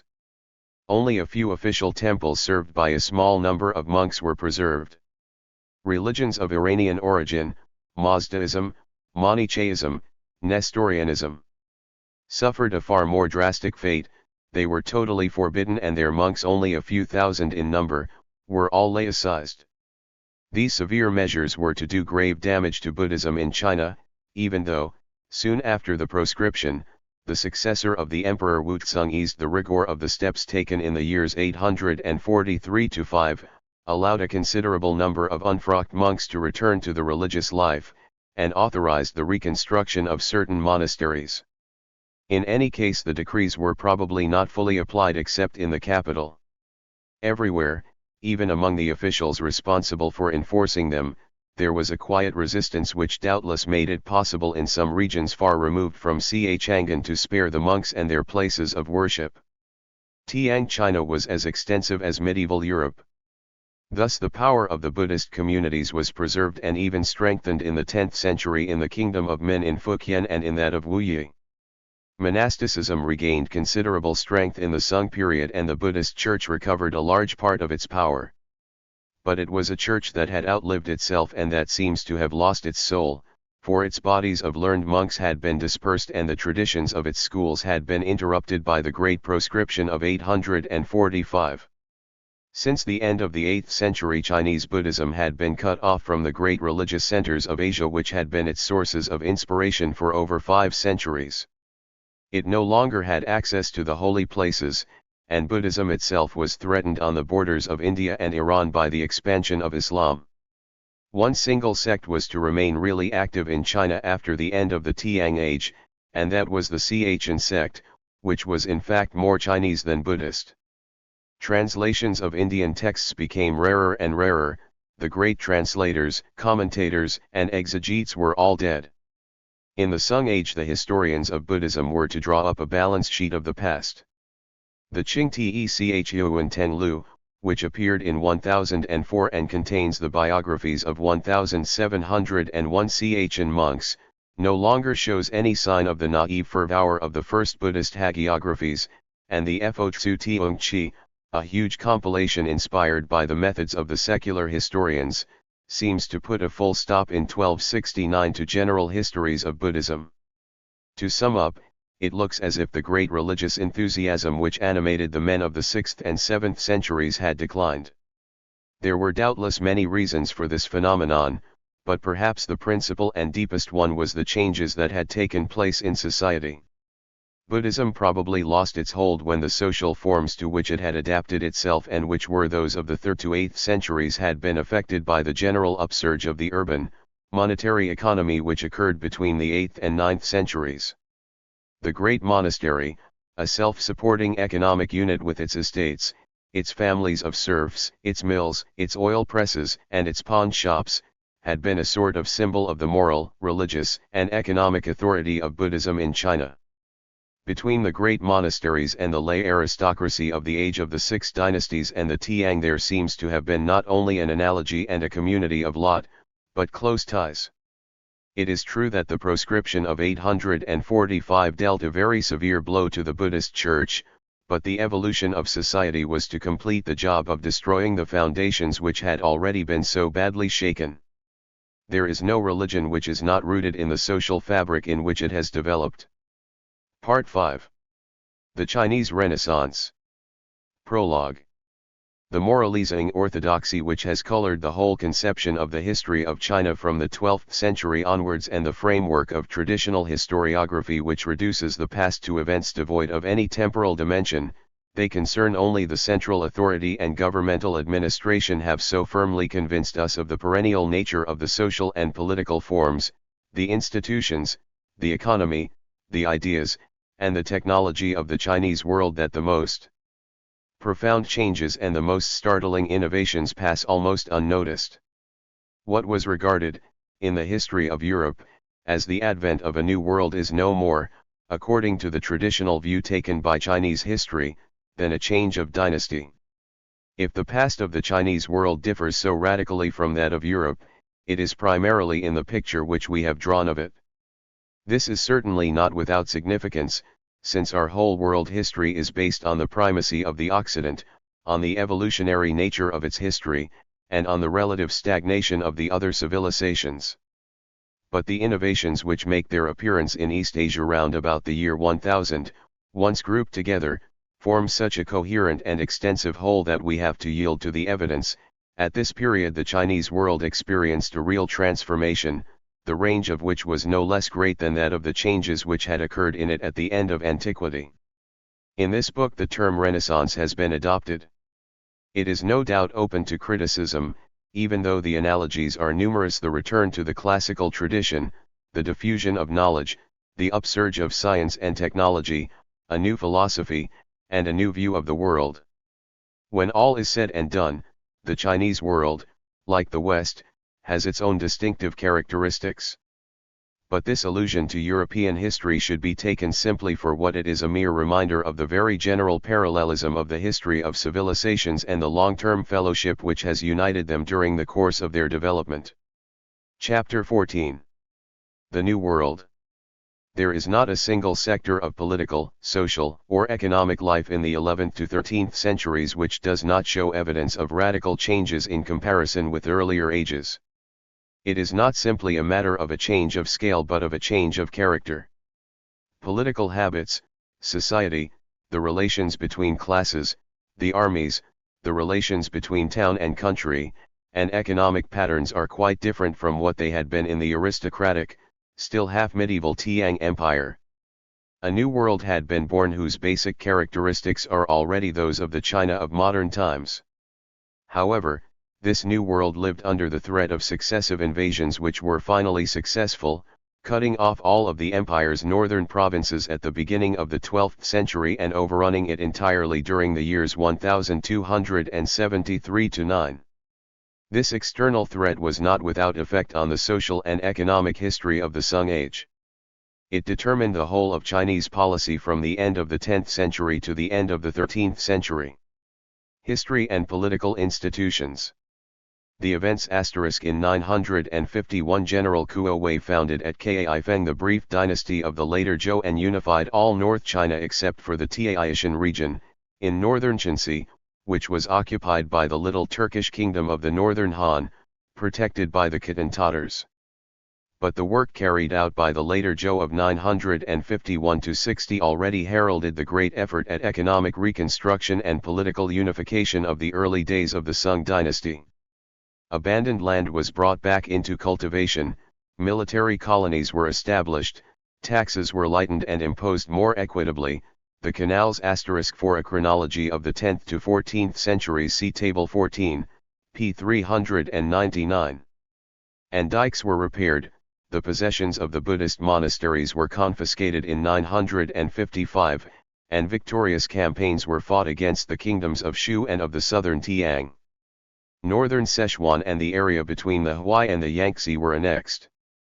Thus when General Chao Yuanyin, raised to power by his troops, founded the new Sung dynasty at Kaifeng in 960, he found himself at the head of a restored empire whose power was to permit him to consolidate and extend the work of his predecessors. The new Sung government needed only 20 years to complete the conquest of the independent kingdoms and to unite under its authority territories 7 times the size of modern France. The stages in the reunification were these: 963 Middle Yangtze, 965 Sichuan, 971 Guangdong, 975 Anhui, Jiangxi, and Hunan, 978 Jiangsu and Zhejiang, 979 Shanxi. This succession of victories is doubtless partly explained by the worth of the institutions established by the later Zhou and by the quality of the armies of which the founder of the Sung had assumed command in 960.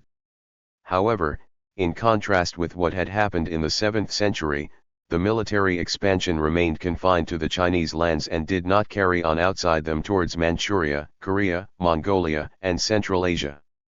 It was in fact halted to the northeast by the powerful Khitan Empire, which had been built up in the course of the 10th century, and to the northwest by the Tibetans, who had spread to Qinghai, Kansu, and Shenzi.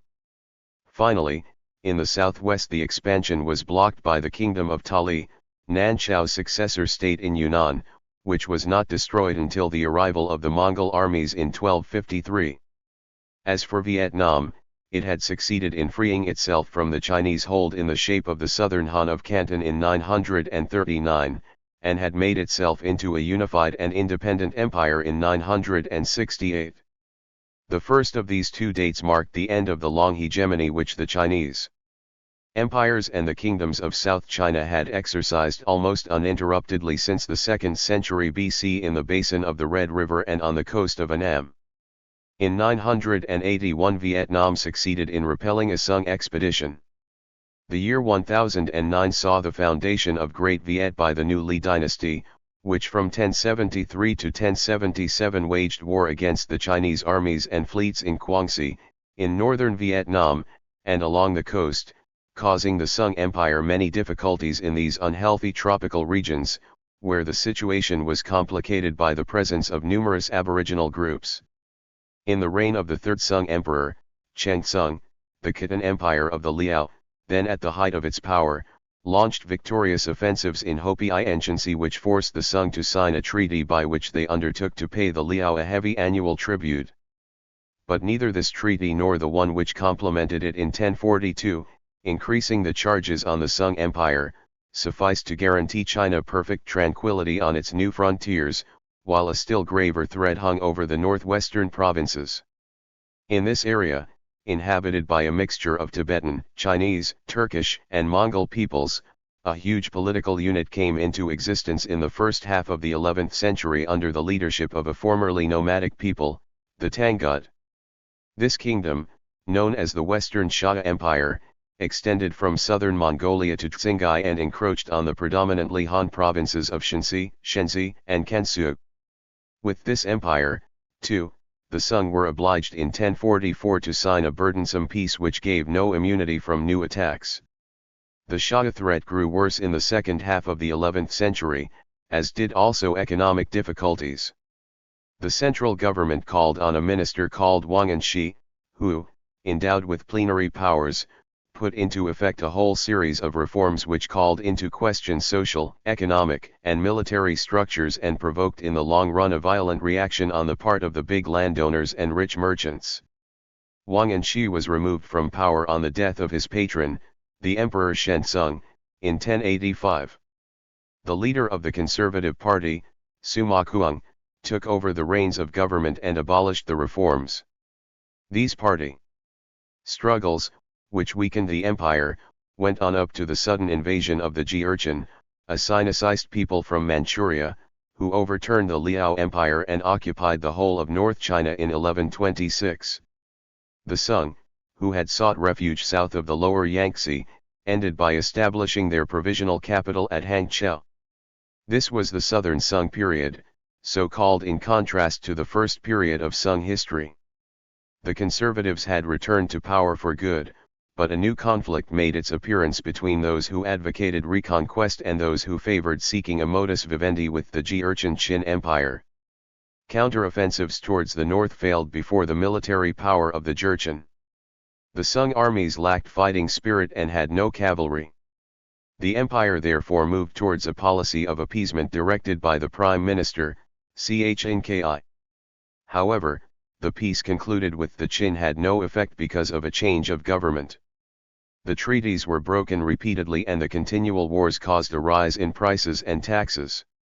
Economic difficulties led in turn to social unrest.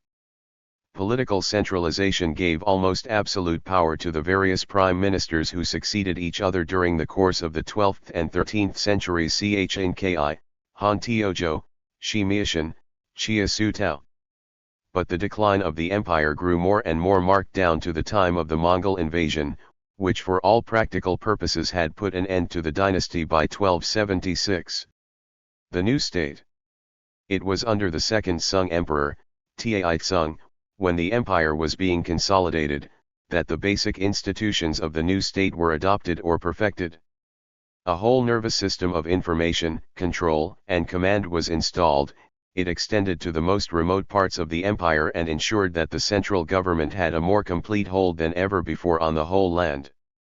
The centralization was increased at the time of the reforms of the Yanfeng era and allowed the prime minister to play a part that in fact was to eclipse that of the emperors. General policy was the responsibility of a council of state consisting of 5 to 9 members and chaired by the emperor. An office for drawing up official documents was associated with it. This was the court of academicians, certain members of which sometimes served as counselors. But in every case the government heard numerous opinions, and decisions were taken only after discussions in which differing opinions were expressed.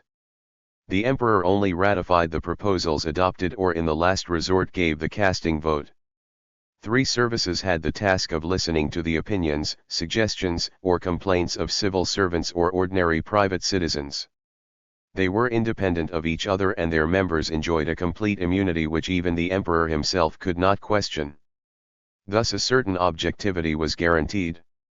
It is a fact that plans and proposals of every kind, emanating from people of very different classes, flowed under the sun into the offices of the civil service and right up to the government. The central administration, somewhat simpler in organization than the heavy edifice of the Tang age, seems to have become more functional. It was divided into three big departments. 1. Economy and finance. 2. The armies. 3. Secretariat, responsible for the administration of justice and personnel. In the provinces, where the districts were grouped in prefectures, some of which were more specifically military or industrial in character, imperial commissioners were responsible for particular tasks and supervised, according to their special responsibilities, judicial, fiscal, economic, or military affairs. Besides the existence of organs of information and control independent of each other, and the extremely strict separation of powers and fields of competence, two characteristics of the political system of the Sung Age deserve to be emphasized. The first of these characteristics is the multiplication of services dealing with economic questions. This was because the largest revenues of the state were commercial or industrial in origin. The second characteristic is the efficiency of the system for the recruitment and promotion of civil servants, thanks to mechanisms which favored the selection of the best candidates. It was in the Sung Age that the system of recruitment competitions reached its greatest perfection. It subsequently degenerated, becoming in the authoritarian Ming and Qing empires a heavy apparatus which retarded rather than assisted social advancement. Created to cut down the excessive power of the military aristocracy, the institution had taken shape under the Tang emperors in the 7th and 8th centuries. The candidates were put forward in very small numbers, 1 to 3 from each prefecture until 737, or came from the state schools set up in the capital. There were various different sorts of competition in the Tang period, but the one with the most prestige and the largest number of candidates was an examination in general knowledge and literary ability, including a poetry test. The reforms adopted in the Sung period, at the end of the 10th century and during the course of the 11th, consisted in creating 3 different levels, so as to enlarge the field of recruitment, in finally retaining only one kind of competition, and in guaranteeing the objectivity of the tests by various measures such as making the scripts anonymous. As in the Tang Age and other periods of history, success in the competitions was not necessarily followed except for those at the top of the list, who obtained rapid advancement, by appointment to a post on the staff of the imperial administration. Other procedures were also used for the promotion of officials, including a system of recommendation, which made the author of the recommendation jointly responsible for the faults and errors of his protégé, and the use of reports framed as objectively as possible. The development of the civil service in the 11th to 13th centuries was to give it considerable weight in the political system and in the society of this epoch. In no other period of history did the mandarins exercise such effective control over the management of the state. Favorites, empresses, and their families, eunuchs, and all the people close to the sovereign and hence in touch with palace intrigues, who in other ages succeeded in affecting or even actually directing affairs of state, seem to have had no influence in the Sung period. The emperors themselves played only a secondary role, leaving the limelight to their ministers. Political life, too, testifies to the power and guiding role of the civil service.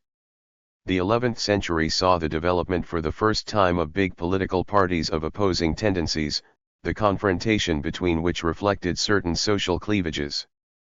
Doubtless the situation was very different from that prevailing in the parliamentary democracies of today, but the bitterness of the conflicts in which the opponents risked their whole careers for changes of policy involved a very extensive replacement of political personnel reveals the intensity of political life in the Sung Age.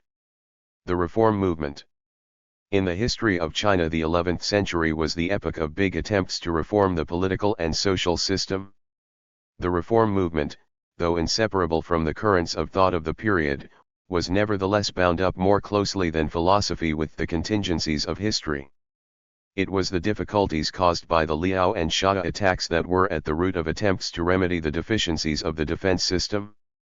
But since military problems can hardly be separated from their economic, social, and political context, the reforms, the work of clear-sighted men who took a comprehensive view of the state and society, finally affected all the institutions. The threat posed by the Tangut, who had just founded in 1038 the Empire of the Western Xia, stimulated the government to call on the advice of a provincial official called Fan Chongyan, who suggested a plan intended to contain the new power in the northwest. The peace signed with the Xia in 1044 was to seem like a partial success, which was put down to the credit of Fan Chongyan.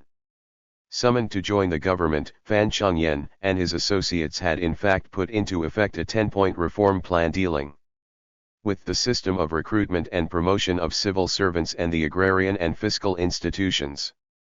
With Fan Chongyan it had been simply a matter of modifications to existing institutions, but the reforms introduced in the second half of the 11th century look much bolder and more radical in character. It is not surprising that they aroused violent opposition and caused the division of the governing circles into two rival clans. Modern scholars have used the word socialism in connection with the new laws of Wang and Shi, and it is certain that an ideal of social justice and sometimes even egalitarian tendencies actuated certain sections of the intelligentsia and of the peasantry in the 11th and 12th centuries. But it is just as clear that Wang and Shi's aims were certainly not to call into question the foundations of society and political authority.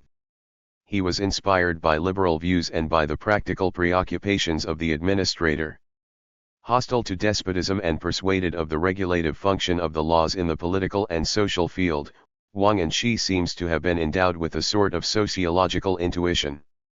In his view, the de facto discrimination from which the small farmers suffered, supporting alone the burden of direct taxation and corvées, was the deep-seated reason for the state's weakness.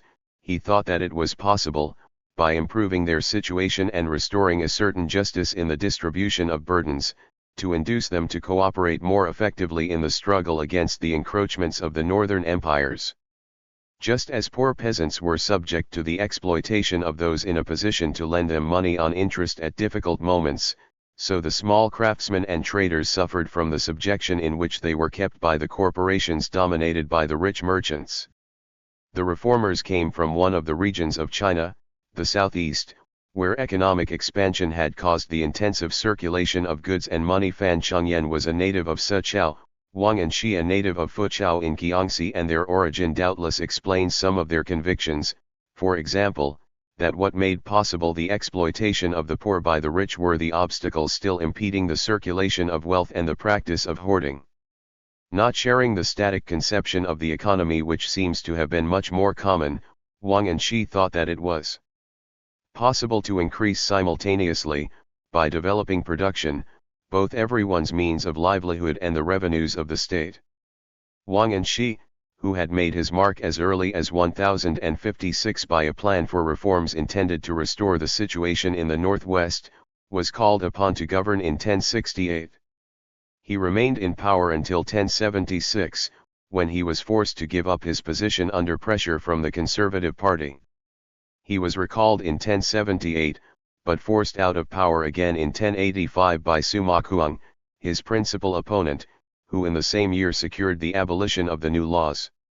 Wang and Shi's reforms, adopted for the most part between 1069 and 1073, were very diverse in nature. They dealt with fiscal policy, the economy, the armies, and the business of administration. One of Wang and Shi's first concerns was to lighten the burdens of the farmers by fighting against the practices of making massive purchases and of stockpiling, by introducing control of the price of cereals and by reforming the fiscal system so as to make fraud more difficult.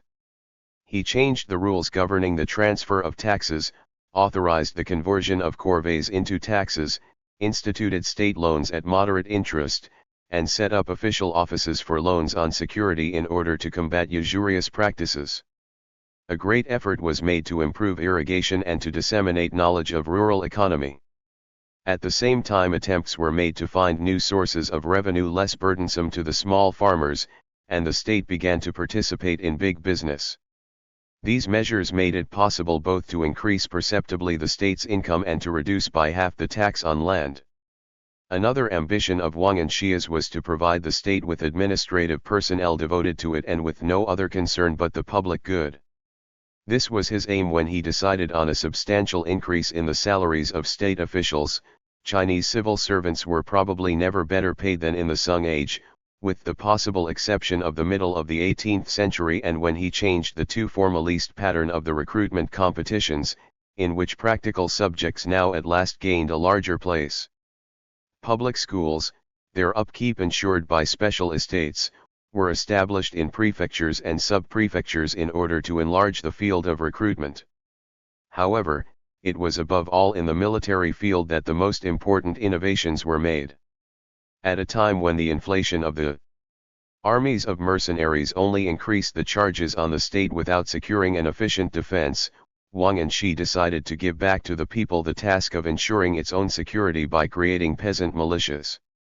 These militias, organized in units of 10 families and regularly trained and supplied with arms, made it possible to reduce the swollen numbers of the regular armies. The very lively opposition which Wang and Xia's new laws met no doubt had economic and social causes. The reforms called into question too many privileges and acquired positions. But more than a mere difference of interests was involved in this obstinate struggle which lasted over 20 years and went on even after the death of the two principal adversaries between Wang and Xia's Reform Party and the Conservative Party led by the historian Sima Kuang and the mathematician Xiao Yung. Personal antagonism and differences of temperament and education seem to have played a large part. There is no reason to exclude disinterested behavior. The birth of the reform movement may well have been due to the typically 11th century attitude which gave everyone the right, whatever his position, to take his suggestions to the highest quarters. It was no doubt this movement that was responsible for the foundation of public welfare institutes, orphanages, hospices, hospitals, dispensaries, public cemeteries, reserve granaries. More numerous in urban areas where the influx of people without resources and the sheer concentration of numbers posed difficult problems, these institutes were modeled on the charitable foundations created by the Buddhist monasteries in the 6th and 7th centuries. Inalienable estate sources of permanent income were assigned to them, and in the Sung Age this kind of foundation became much more common. Not only did the state turn to them in order to guarantee some of its income, so did the great families for purposes of mutual assistance within the clan, following the example set by Fan Chengyan with his estates of equity. This secularization of a Buddhist institution, and the assumption by the state of the medical and charitable functions fulfilled by the monasteries, was one of the distant consequences of the proscription of the Buddhist Church in 845. The armies. From conscription to mercenaries. Although the Sung Empire took an extreme interest in its own defense, inventing new machines, increasing the strength of its armies, creating a navy at the time of the Jurchen invasion and devoting most of its resources to the war from the end of the 10th century to the end of the 13th, it never ceased to maintain and assert the absolute supremacy of the civil power over the military power. The spirit which animated it was the opposite of that of its northern enemies. The exaltation of brute violence, the thirst for conquest and domination which marked the true warrior were entirely absent from it, while they were characteristic of its most redoubtable adversaries, the Jurchen and the Mongols. However, this lack of pugnacity with which Sung China has often been reproached is perfectly explicable. There is no need to look for any innate and permanent characteristics. The system of employing mercenaries which was inherited and adopted by the Sung Empire tended to make the profession of arms a specialized activity instead of everyone's business, as it had once been. For since the Chen dynasty the power of the Chinese armies had been based on conscription. Conscription furnished the main body of the forces, which were conveniently complemented by contingents of barbarians, nomads, and mountaineers esteemed for their powers of endurance and pugnacity. But the Sung lacked the valuable assistance of barbarian auxiliaries and suffered from all the drawbacks of mercenary armies, increased expenditure, long periods of inactivity during which discipline is relaxed, and the tendency to behave like a foreign body in the state. The recruiting officers were the scourge of the countryside, and if soldiers were discharged they soon formed bands of brigands. Moreover, so as not to damage the rural economy, recruits were drawn for preference from the ranks of the rootless, of those on the loose, and of convicts granted a conditional amnesty, or else from the aboriginal tribes of the south reduced to seeking mercy after a rebellion. The civil authority thus felt more than ever the need to protect itself against any attempt at autonomy on the part of the military power. It sought to achieve this end by splitting up units, by dividing responsibilities, and by multiplying the sort of controls which deprive army commanders of any initiative. Bureaucratic habits also helped to weaken the defense system. Official inventories were more important than the facts of the situation. Right from the beginning of the empire, its founder had taken care to divide the elite troops of the palace armies into three distinct units under the control of the Shumiyin. From the end of the 10th century to the Great Jurchen Offensive of 1126, the effectiveness of the Sung armies never stopped declining, although their strength increased enormously. Restricted to 378,000 in 975, numbers had risen to 1,259,000 in 1045. The reforms carried out by Wang and Shi between 1068 and 1085 discharges, the creation of peasant militias and of special frontier units, permanent training of the armies made it possible to restore the situation, but by the beginning of the 12th century the Sung armies were once again overmanned and inefficient, although military expenditure absorbed most of the budget and caused economic difficulties. While the armies which had taken part in the campaigns of 963–79 included numerous contingents of former nomads and mountaineers, the Sung Empire could no longer recruit any of these valuable auxiliaries. In addition, the Chinese armies had been short of horses ever since the occupation of the breeding areas by the Xia Empire, and Wang and Shi's attempts to develop horse breeding right in the middle of the agricultural zone ended in failure. Yet in the Chinese world the 11th to 13th centuries were a period of remarkable progress in military techniques. This progress was to change the very nature of warfare and in the long run to have profound repercussions on world history. It is to be connected with the spirit of research, invention, and experimentation characteristic of the age. Even in recruitment, certain objective principles of selection were followed. The future soldiers were chosen after a series of tests of physical aptitude, running, jumping, eyesight, skill in shooting, and classed according to height, the tallest being posted to crack units, while the specialized corps for which this type of classification was not used, troops equipped with incendiary weapons, sappers, catapult personnel, began to multiply. The theory and technology of siege warfare developed considerably, and at the same time, from the end of the 10th century onwards, there was a lively interest in questions of armament. New kinds of weapons were invented and perfected: ballistae, repeating crossbows, a sort of tank. Inventions were encouraged by rewards, and the new weapons were tried out before being ordered in quantity from the arsenals. A treatise on the military art which appeared in 1044, The General Principles of the Classic on War by Tseng-Kung Liang, mentions among other novelties a paraffin flamethrower with a mechanism consisting of a double-acting piston which made it possible to produce a continuous jet of flame. The Sung retreat towards the Yangtze Valley from 1126 to 7 onwards led to the development of a substantial navy, with bases on the Great River and on the coast. It is worth mentioning that at this period boats with paddles actuated by a crank or by a system of connecting rods were employed. Some of them had as many as 25 paddle wheels. They are mentioned in connection with naval battles against the Jurchen in 1130 and 1161. This very fast kind of boat is in fact attested as early as the 8th century, and its history may go even further back than that. The first experiments with paddle boats in Europe were to take place in 1543. But it is above all through the discovery and perfecting of the use of explosives for military purposes that Sung China occupies an extremely important place in the general history of the human race. Firearms. The first mention of the formula for gunpowder occurs in the Wuqing Tsungyao of 1044. We have to wait for the year 1285 to find the same mention in a European text. The discovery originated from the alchemical researches made in the Taoist circles of the Tiang age, but was soon put to military use in the years 904 to 6. It was a matter at that time of incendiary projectiles called flying fires. By the time of the Wuqing Xungyao firearms had been diversified. This work in fact mentions smoke-producing and incendiary grenades, catapults for launching incendiary projectiles, and even explosive grenades.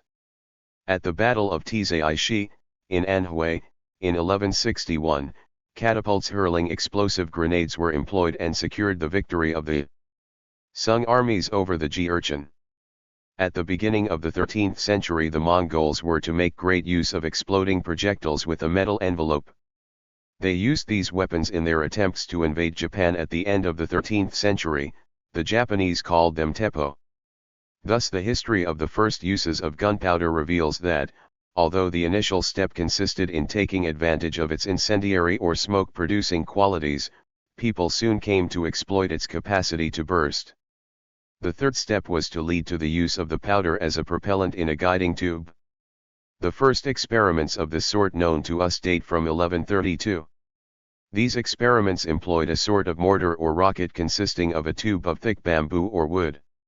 The Chinese were the first to discover the principle of the rocket by adapting incendiary arrows to guide tubes of bamboo.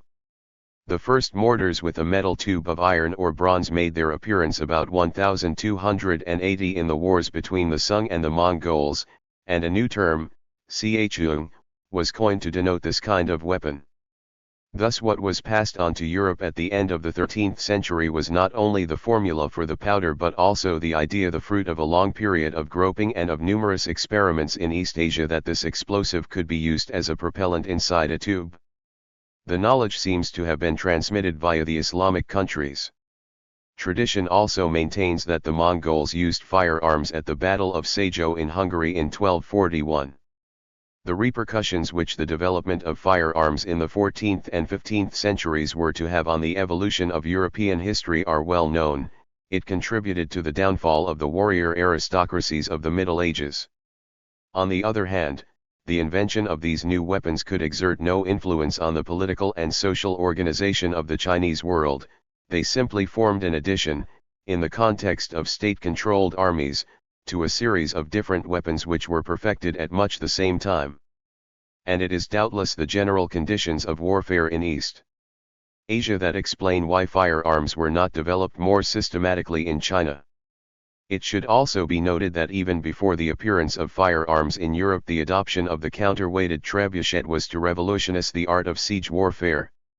This weapon, which was almost as dangerous to fortifications as gunfire, was an Arab adaptation of a weapon long in use in the Chinese world, the PAO.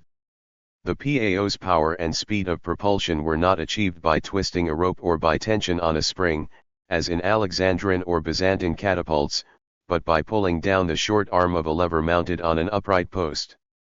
The New Society. A class living on unearned income. In the 11th century, a series of different factors, the growth of agricultural production, the rise in incomes from land, the spread of education, the state's need for civil servants caused an increase in the number of well-educated and relatively comfortable or very rich families. This period saw the advent of a new kind of man, of a new mentality, of a social and political system based on a class of rentiers living on the income from their land. From the Han Age to the Tiang period, the great families with influence in their region or at court tended to form more or less closed aristocracies, who took great care of their genealogies.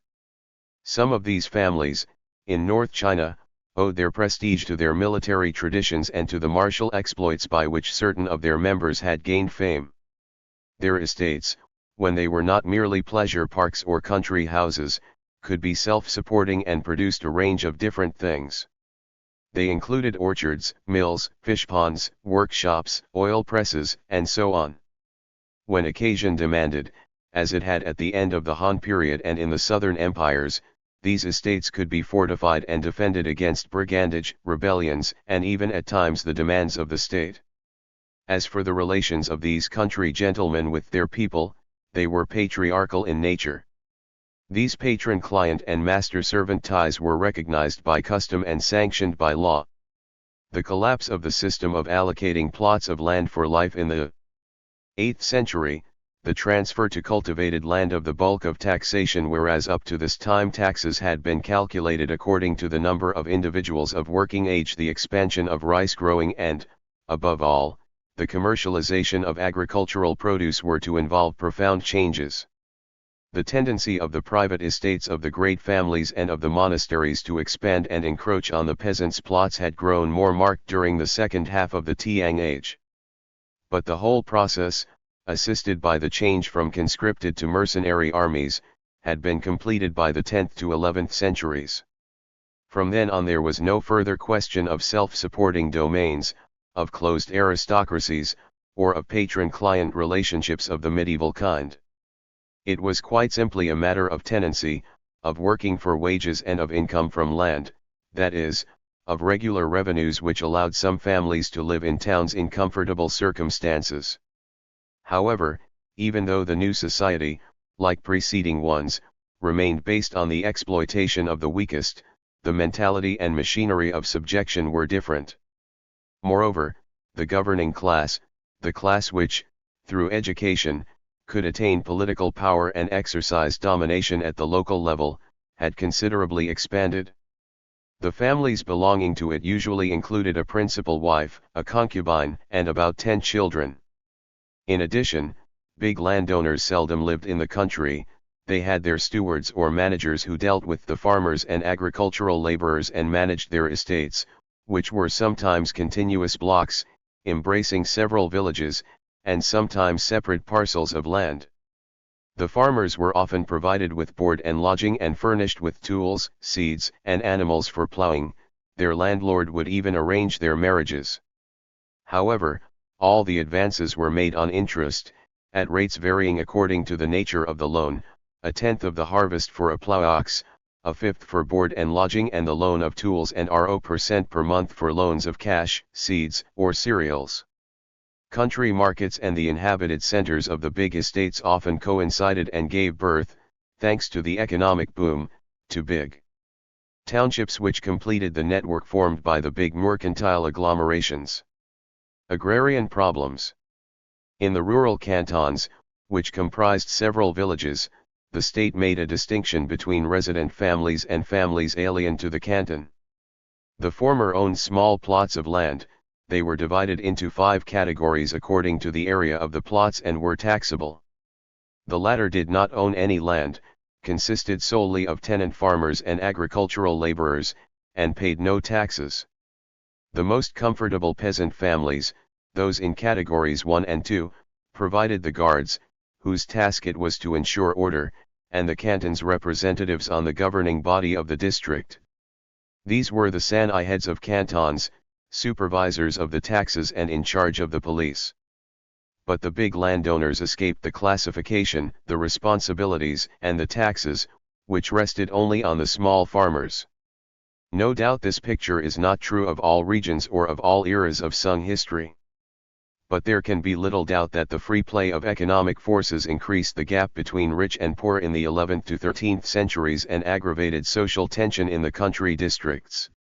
Some of the reforms introduced from 1069 onwards were inspired by the disproportion, which had become more evident than ever, between the burdens imposed on the small farmers and the privileges of the great landowners.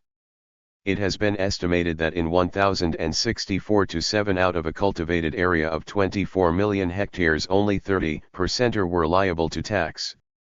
The measures in favor of the peasantry and the fight against tax evasion brought a relative improvement at the time of the great reforms of 1068 to 85, during Wang and Xia's ministry, but the situation deteriorated again in the reign of Huizong.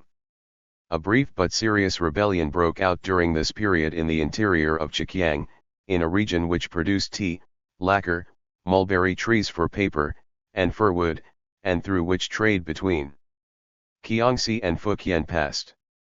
Provoked by requisitions for the imperial palace in Kaifeng, this rebellion was engineered by a secret society whose doctrines, basically Buddhist, were tinged with Manichean influences. Its members were strict vegetarians and worshipped devils. Very poorly armed, the insurgents, who were led by one Fang La, massacred the distinguished, the rich, and government officials.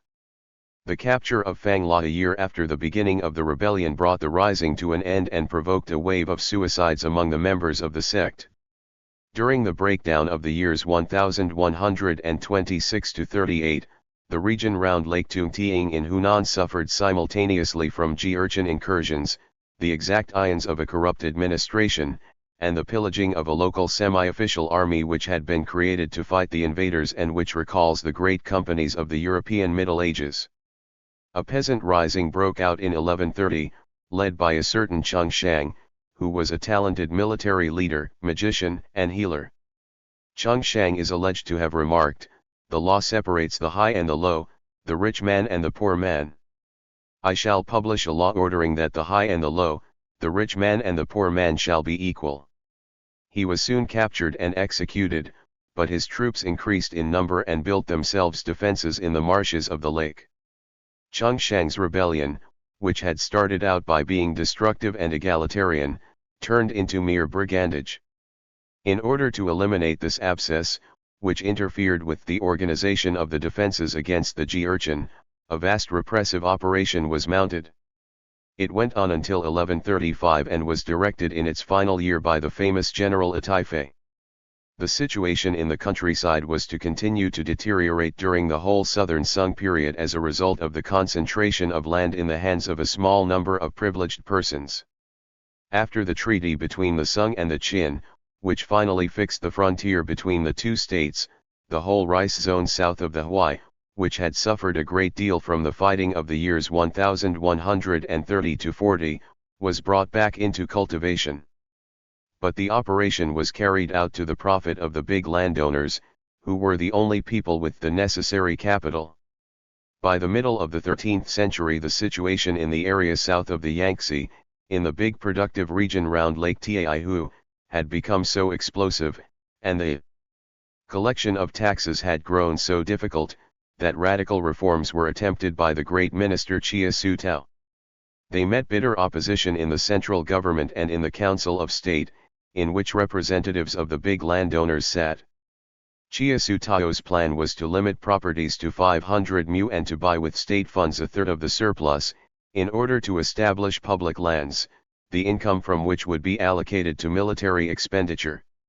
The reforms were partially applied from 1263 until the death of Chia Su Tao. By the end of the dynasty 20% of the lower Yangtze area was to have been converted into public lands. The Mongols took possession of these estates and either handed them over to princes of the Khan's family or kept the income from them to pay for the maintenance of their garrisons. To sum up, social and economic conditions thus caused the development, from the end of the Tiang Age onwards, of a class of tenant farmers and agricultural laborers which was already much closer to that of today than to that of the dependents of earlier ages. While the rural world, more sensitive than in days gone by to fluctuations in prices now that it was traversed by the great economic currents connecting towns and villages, provinces and regions, saw an increase in the number of its inhabitants deprived of land or without resources, at the same time as new means of livelihood were available for the most wretched among them. The armies, consisting since the 10th century of mercenaries, recruited a large number of them. The various crafts, which in some sectors were beginning to look like industries because of the size of the workshops, the number of men employed, and the level of technology involved, attracted a laboring class far more numerous than the salt mine workers and state craftsmen of the Tiang Age had been. The need for labor was particularly marked in the mines, in metallurgy, ceramics, the paper factories, printing, and the salt works. But the surplus country people went mainly to the big commercial agglomerations. These welcomed a whole floating population which made a living out of the small urban trades as shop assistants, employees of inns, taverns, and tea houses, door-to-door salesmen and public entertainers, not to mention pickpockets, crooks, thieves, and prostitutes of both sexes. Finally, the private mansions of the rich families and the big merchants, numerous in Kaifeng and Hangzhou, gave shelter to abundant domestic servants, whose tasks, directed by stewards, were both very diverse and very specialized. All this was certainly new and is explained by the changes in the rural economy, by commercial and urban development, and by the increase in the number of rich or simply comfortable families. The urban expansion. The appearance of an extremely diversified class of big and small merchants, who were much more numerous than in the Tang age, and the development of very large commercial centers were in fact characteristic of the Sung epoch. Heavily populated and very busy towns multiplied not only in the interior, especially along the course of the Yangtze, but also on the frontiers and on the coast. Kaifeng, capital of the five dynasties, which reigned in succession there from 907 onwards, and capital of the northern Sung from G60 to 1126, can serve as an example to illustrate the history of urban development between the 9th and 11th centuries. The first ring of walls dates from 781, but by the 9th century the approaches to the main roads leading out of the principal gates to the south and east were occupied by merchants' shops, craftsmen's workshops, and inns. Markets grew up there spontaneously, and this commercial activity escaped the control exercised by the administration over the sites reserved for craftsmen and merchants inside the city, as in Chang'an in the 7th century. These outside markets, which multiplied on the outskirts of the towns at the end of the Tang age, were known as forage markets. Becoming the capital in 918, Kaifeng soon became too cramped inside its ring of walls, and outer walls were built in 954. This did not prevent outer districts from forming quickly outside this second circle of ramparts. But the development of the town around its original nucleus would possess only a relative interest had it not been accompanied by a change which affected the very nature of the city. Whereas Chang'an and the other important towns of the 7th and 8th centuries were primarily aristocratic and administrative cities in which the public authorities sought to keep all mercantile activities strictly under control, Kaifeng provides the first example of a popular agglomeration in which commercial life and amusements were predominant. The political organs and their staff found themselves from this time onwards in direct contact with a typically urban population consisting mainly of the lower classes, while the commercial upsurge broke all the old rules which tended to preserve the aristocratic character of the city. The curfew was abolished at Kaifeng in 1063, and from then onwards people could move about freely during the night. Businesses and places of entertainment remained open until dawn. But the regulation which confined mercantile and craft activities to definite districts seems to have disappeared even earlier. Shops and workshops were set up all over the city, and the separate districts lost their original walls. People no longer found their way about the town by the names of the districts, but by the names of the streets. The former were of official origin, the latter of popular origin. The street became one of the typical characteristics of the new Chinese towns. Whereas formerly nothing distinguished urban districts from the sections of a village, the urban agglomeration henceforth differed very sharply from the countryside in its mode of life and in its human denizens. A more mobile society. The men of the 11th to 13th centuries traveled about more often and more willingly than those of the Tang, 6 dynasties, and Han periods. The fact is that the big commercial currents carried men along with them: boatmen, carters, sailors, and merchants, some of whom regularly covered very long distances. Civil servants, whose numbers had risen, were professionally obliged to move about. They could not serve in their home district or remain in the same post for more than 3 or 4 years. Finally, the difficulties of rural life, the number and diversity of the small urban trades, and the attraction of the towns, centers of wealth and entertainment, caused a flow of vagabonds and impoverished peasants towards the big agglomerations. Means of transport were convenient and cheap. Carts or boats could be hired cheaply everywhere. It is comprehensible that in this society, which was more mobile than that of the preceding centuries and in which reverses of fortune were frequent, new kinds of relationships developed. The tendency to regroup, to form associations, among the upper classes as well as among ordinary people in the urban environment, was all the stronger since the risk of isolation was greater and mutual help more necessary. In the civil service, where party conflicts and the system of recommendation binding the sponsor to his protege could lead unforeseeably, thanks to the principle of joint responsibility, to the ruin of anyone. Solid and durable ties were formed between fellow students, between those successful in the examinations in the same year, between examiners and candidates, and between masters and pupils. In all classes, ordinary people, literati, itinerant merchants, there was a general tendency to form associations of people from the same region or the same canton. This explains the spread of certain local cults far from their places of origin. Finally, since the collapse of the system of markets controlled by the state and the dispersal of shops and workshops all over the town, the development of the corporations of merchants and craftsmen corresponded to the need for mutual understanding and common defense among the members of each profession. The amazing specialization of these guilds is explained by the multiplication of tertiary activities. This need for mutual help also helps to explain the consolidation among the literati of the big family clan, which in its constitution, its principles, and its code of conduct constitutes one of the novelties of the Sung epoch.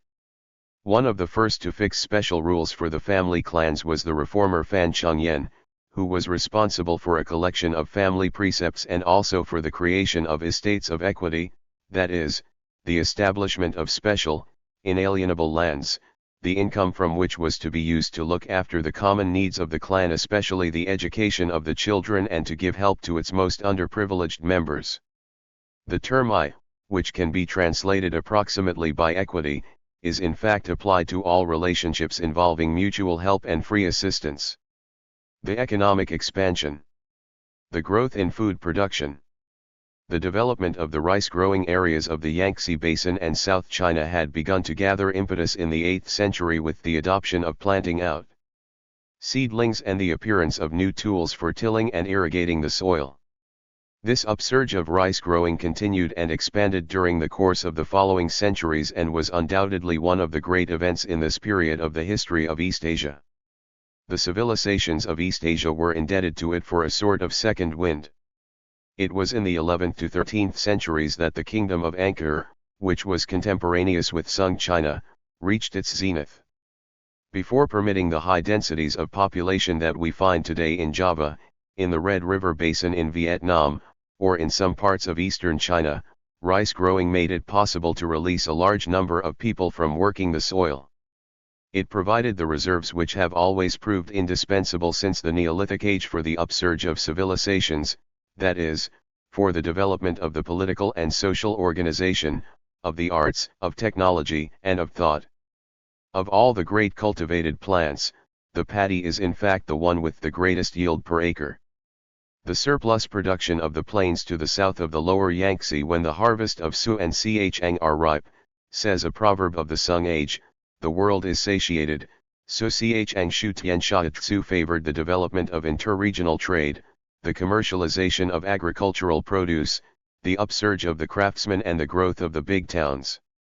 In the course of the 10th to 13th centuries the population of China experienced the second big increase in its history, for it grew from about 53 million in the middle of the 8th century to a figure which seems to have been in the neighborhood of 100 million.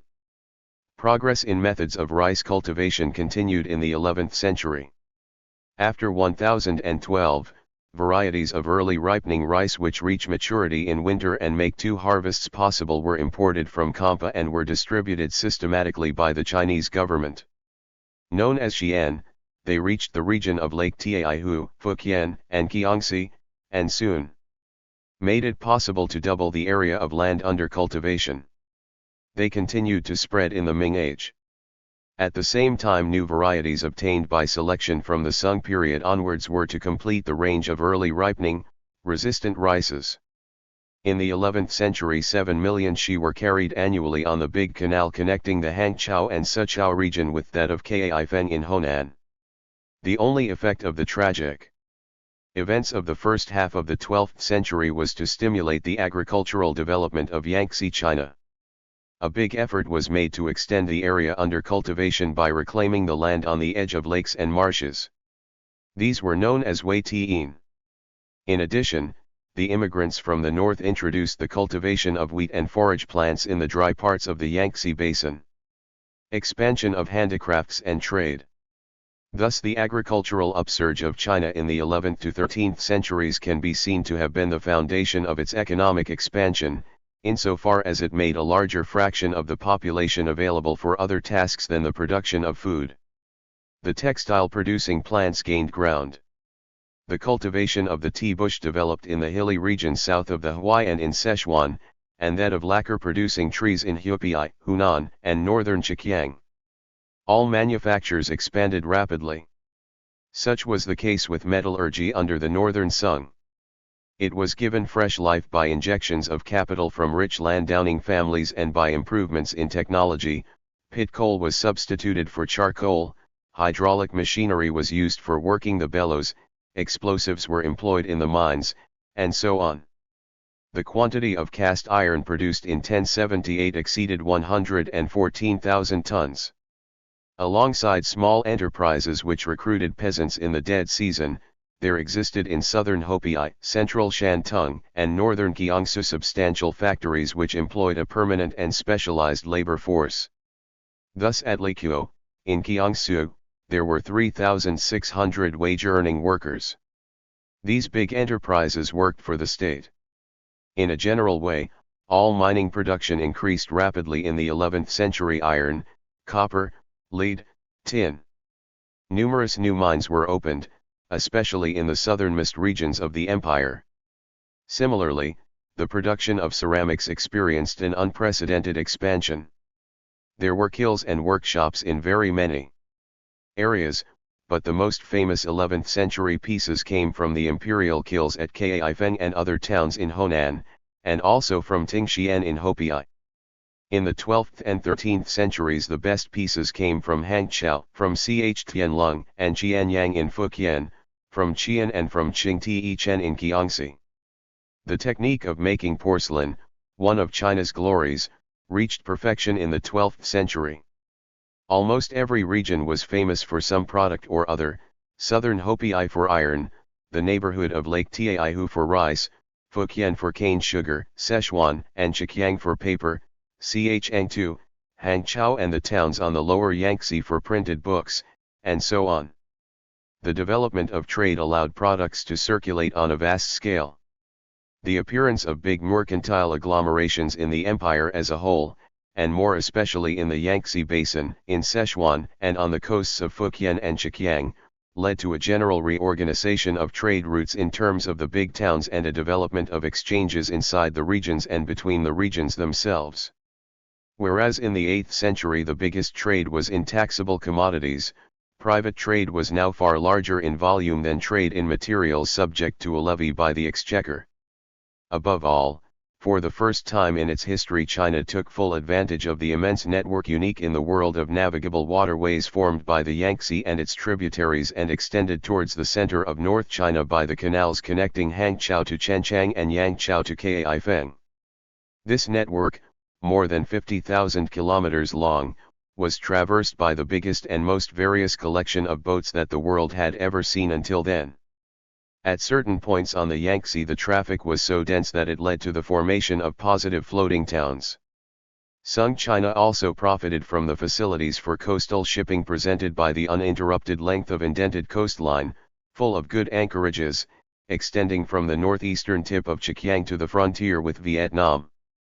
But the basic reason for the economic expansion of China in the 11th to 13th centuries must be sought in the development of an urban bourgeoisie consisting of landowners and rich merchants and in the growth of internal demand. It was no longer only a question of supplying the imperial palace with luxury objects, for luxury had become the privilege of a larger part of the population. The number of rich families had increased.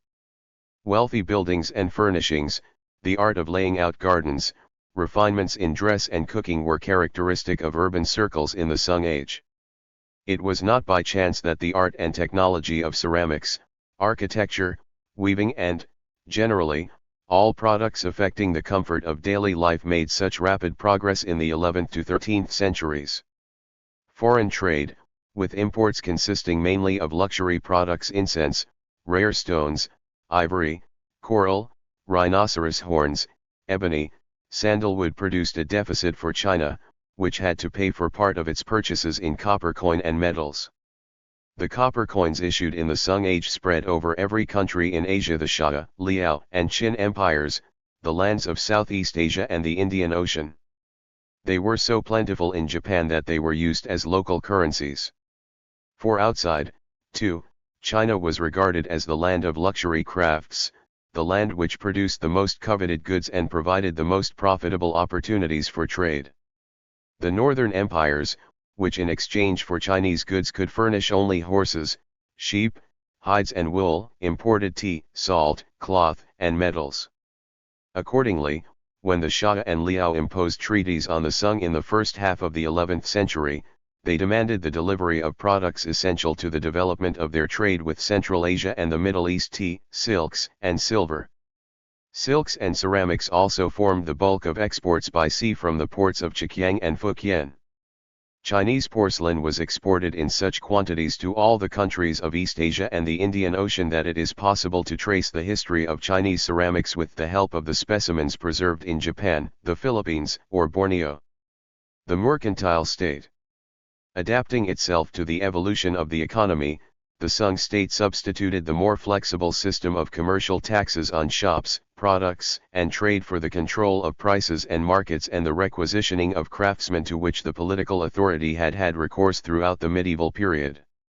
The movement was analogous and parallel to what had happened in the realm of agrarian taxation, where the dues, often payable in kind, and compulsory labor based on the individual's capacity for work, the control of families, and the distribution of land to the cultivators had given way to more impersonal impositions based on the yield of the land. Doubtless the actual situation was more complex, and varied from one locality to another. The corvée and the capitation tax still existed in the Sung Age. There were traditional taxes peculiar to certain regions, rates of commutation dependent on local usage, and additional taxes. The complexity of the fiscal system and local or regional variations of it make it impossible to do more than indicate a general tendency to evolve in a certain direction. But there can be little doubt about the existence of the tendency. It was bound up with the commercialization of agricultural produce, the extension of the monetary economy, and a general upsurge of trade and commercial currents. In the Sung epoch, the state not only drew a substantial portion of its receipts from the taxes on manufactures and commerce, it also turned itself into a merchant and producer, by creating workshops and commercial enterprises run by civil servants and by systematically developing the state monopolies in order to provide for the maintenance of its armies and to meet the rapid increase in military expenditure. In fact, the whole political history of the Sung Age was dominated by this close relationship between defense problems and economic problems, which combined to form a sort of vicious circle. The establishment of the monopolies provoked cross-border smuggling, which enriched and strengthened the Xia, Liao, and Qin empires, while the economic privileges of the state encouraged fraud inside the country, and the heavier and heavier weight of taxation aggravated the difficulties and instability of the rural world. Although there is a widespread notion that China has always been a country with an essentially agrarian economy, in fact its principal wealth in the Sung Age, even more than in the Han period, at the end of the Ming period, and in the 18th century, came from commerce and craftsmanship. Ceramics, silks, iron, and other metals, salt, tea, alcohol, paper, and printed books were the objects of intense commercial activity in which the whole empire was involved and of which the state was the principal beneficiary. In the 11th century and in the early years of the 12th, the revenues from commercial taxes and monopolies already equaled the yield of the agrarian taxes. 25. Under the Southern Sung, in the 12th and 13th centuries, they far exceeded it. The state's receipts comprised 1. The income from the monopolies in salt, tea, alcohol, and perfume. 2. The internal commercial taxes and the customs duties levied at the frontiers and at the commercial ports.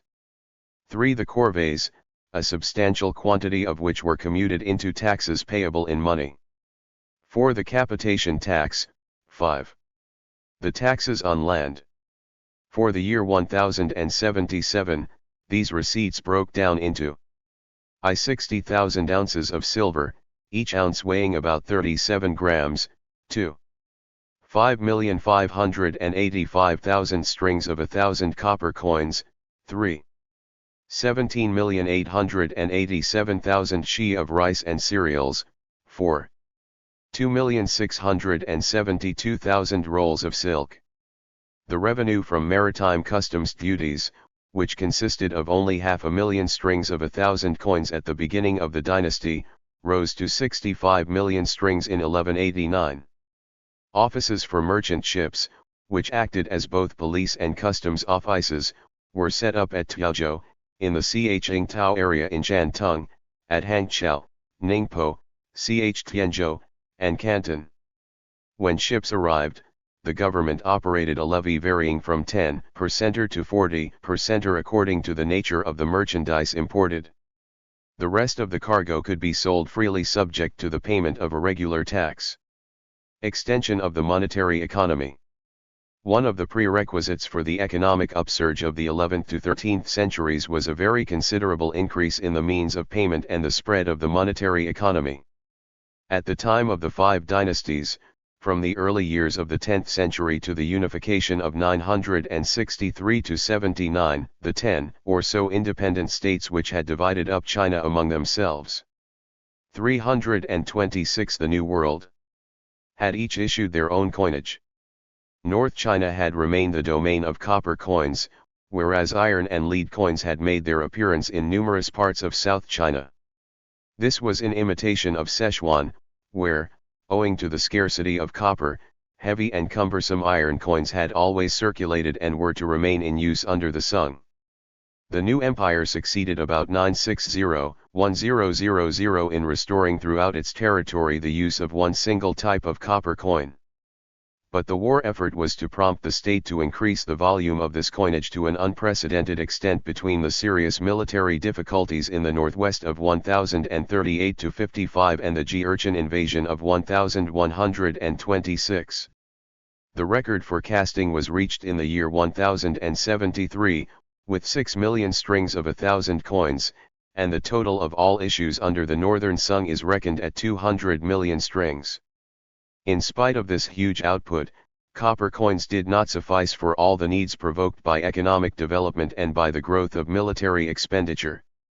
The use of unminted silver, which had begun to be employed south of the lower Yangtze and in Sichuan at the time of the five dynasties, spread in the 11th century to North China, where the Uyghurs of Central Asia, who traded with the countries of the Middle East, contributed to the extension of this new method of payment by their imports of silver.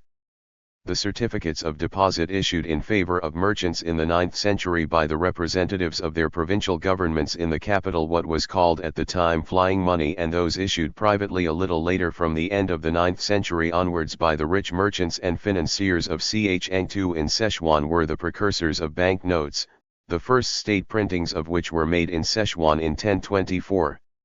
This institution, which was to spread widely in the Chinese world in the 11th to 14th centuries but later fell into discredit and was only employed occasionally, gave powerful assistance to the expansion of both the private and the state economy during the Sung period. It made possible the reduction of issues of copper coin under the southern Sung, although the misuse of this new money with a compulsory rate of exchange ended by aggravating the disorder in the economy just before the Mongol invasion.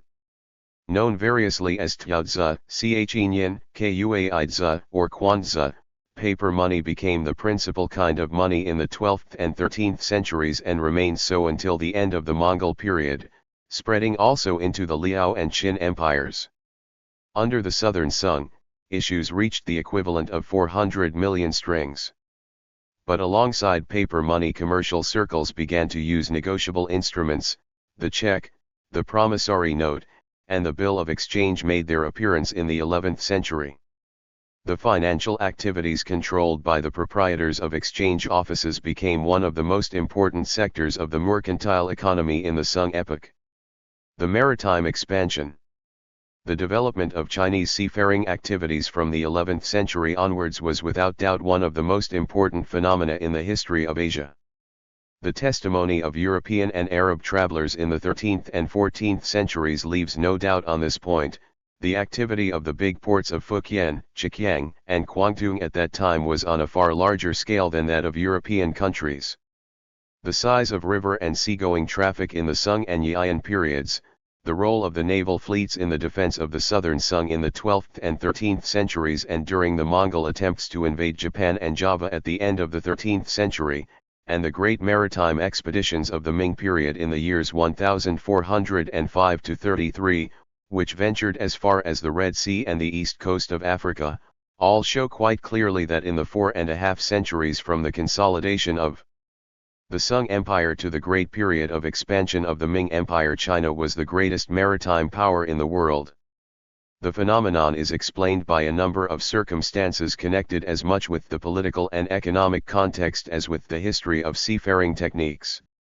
In Neolithic times and up to the vicinity of the Christian era, sea voyages were made, it seems, along the coast, advantage being taken of nearby islands.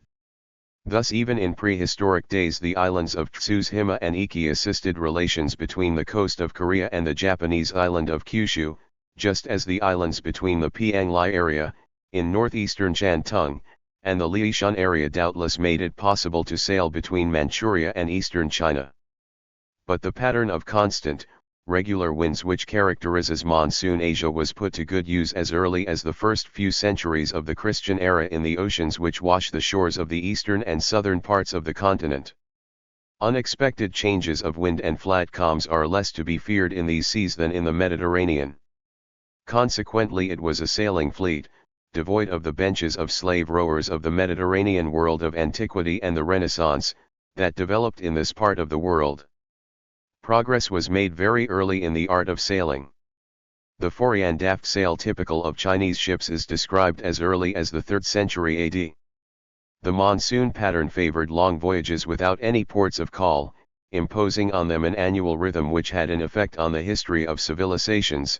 The northeast monsoon in winter and the southwest monsoon in summer made long-haul navigation in Asia a periodical activity which resulted in the formation of substantial foreign colonies on the coast of India, in Southeast Asia, and in the Chinese ports from the mouth of the Yangtze to the Canton area.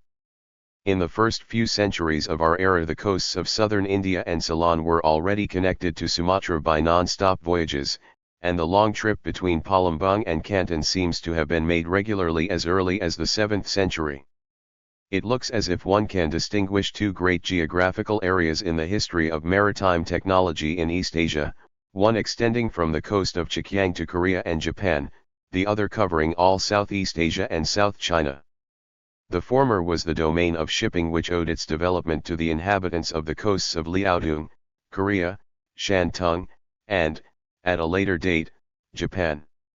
The latter, the scene in ancient times of the diaspora of the seafaring peoples speaking Malayo-Polynesian tongues from southern China to Melanesia and Madagascar, was the meeting place, from the start of the Christian era onwards, of boats which doubtless differed not only in place of origin but also in their technology. A kind of sail used on the boats of Lake Tungtiang right in the center of China spread as far as Zanzibar, on the east coast of Africa, while marked differences distinguished Arab ships from the Chinese ships of Guangdong and Fujian. Malays, Sumatrans, and Javanese were in contact with Arab, 9. and Indo-Iranian shipping before they came to know, much later, from the early years of the 16th century onwards, that of the Western European countries. Thus various different influences may have contributed to the appearance of the big Chinese high seas junk towards the 10th or 11th century. Its place of birth certainly seems to have been the great estuary of the Yangtze, where the transition from river to high seas navigation takes place imperceptibly. The main stream and arms of the river reach a width of 10 to 20 kilometers up to about 150 kilometers inland. Like all Chinese boats since antiquity, the junk consists of a rectangular hull with its hold divided up by partitions which form a number of watertight compartments. The vertical wall of the sternpost makes it possible to fit a rudder to it, and the first evidence of this invention, of such great importance in the history of navigation, dates from the end of the 4th century AP. The sternpost rudder was to appear in Europe about 1180, at much the same time as the mariner's compass. The junks of the Sung Age, big sailing ships with 4 or 6 masts, 12 big sails and 4 decks, capable of carrying about 1,000 men, were the fruit of a long series of inventions and experiments. Anchors, rudder, drop keel, capstans, canvas sails and rigid matting sails, used according to whether the wind blew from astern or ahead, pivoting sails which avoided the need to alter the rigging and aroused the admiration of Arab seafarers, oars with an automatic angle of attack which pivoted of their own accord in their fore and aft movements, watertight compartments, mariner's compass. All these improvements, some centuries old, others quite recent, contributed to the astonishing success of Chinese seamen. The application of the compass, long used for calculations by the geomancers to maritime needs, made ocean voyages safer. A work with a preface dating from 1119, the Piing Zhou Kotian by Chu Yith, first records its use in Cantonese ships at the end of the 11th century. Mentioned in Europe by Guillaume de Salins in 1190, it was not generally used on board ships until after 1280. But many other improvements were necessary for the progress of Chinese seafaring in the 10th and 11th centuries. They concerned not only direction finding and the measurement of distances but also the knowledge of depths of water and currents. Chinese cartography, based since the 3rd century on a system of equidistant north-south and east-west parallels, made remarkable progress in the Sung period. Ahead of medieval European cartography, which was still dominated by religious considerations, and even of Arab cartography, it was the most precise and accurate in the world at that time, as is shown by the maps engraved on stele which have been preserved. Progress in navigational techniques made the expansion of maritime activity possible, but the underlying reasons for this expansion were connected with political circumstances and the development of the mercantile economy. Cut off from access to Central Asia, blocked in its expansion towards the north and northwest by the great empires which had arisen on its frontiers, the Chinese world turned resolutely to the sea. Its center of gravity shifted towards the trading and maritime regions of the southeast, which were extended inland by the enormous network of the Yangtze and its tributaries. The sea routes starting from the Abbasid Empire and connecting the Persian Gulf with India, Southeast Asia, and the Chinese coast no doubt also played a part in this call of the sea. Piracy, practiced in every age down to our own by the maritime peoples of East Asia from Java to Korea and Japan, was on the wane during the whole period in which the great upsurge of Chinese seafaring activity occurred. The maritime empire of Srivijaya on the southeast coast of Sumatra, so powerful in the 8th century, was in decline in the 11th. The thalassocracies of Majapahit in central Java in the 14th and 15th centuries, of the Kingdom of Malacca in the 15th century, and of Aceh on the northeast coast of Sumatra in the 16th and 17th centuries came later. The expansion of seaborne trade in the Sung period led to the composition of works devoted to the description of the lands of Southeast Asia and the Indian Ocean. Unlike accounts of travels written in earlier ages by civil servants on official journeys and by pilgrims, these notes on foreign countries record the information obtained from Chinese or foreign merchants used to making long sea voyages from the Chinese coast, the Philippines, and Borneo to the Red Sea.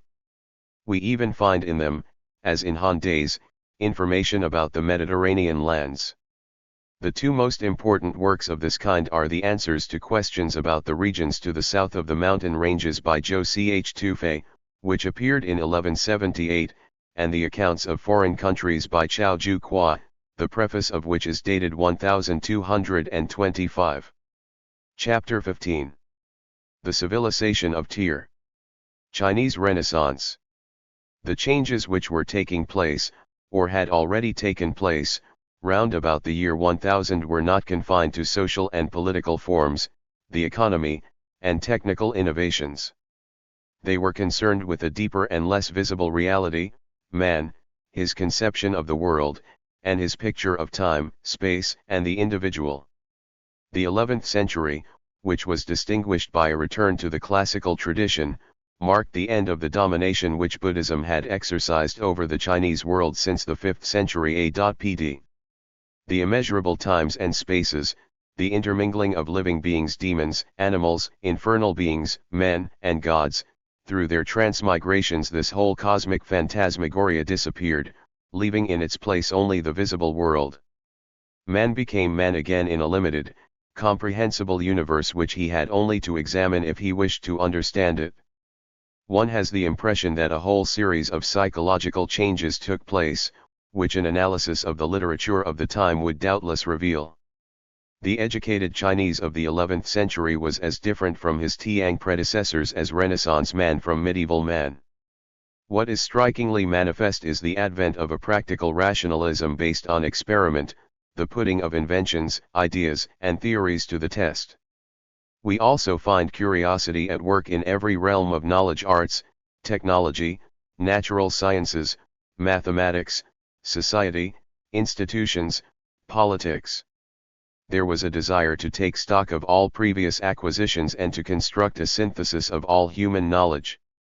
A naturalist philosophy which was to dominate Chinese thinking in the following ages developed in the 11th century and attained its definitive expression in the 12th. This complete renewal of intellectual life was partly the result of social and economic changes, of the increase in the number of well-to-do families and of the growth of the towns, but another reason for it was also the more and more extensive use of a rapid and cheap means of reproducing written texts. The background to the renewal: learned culture and popular culture. The Sung Age illustrates, possibly better than many others, the relationship between arts and letters and the facts of the social situation.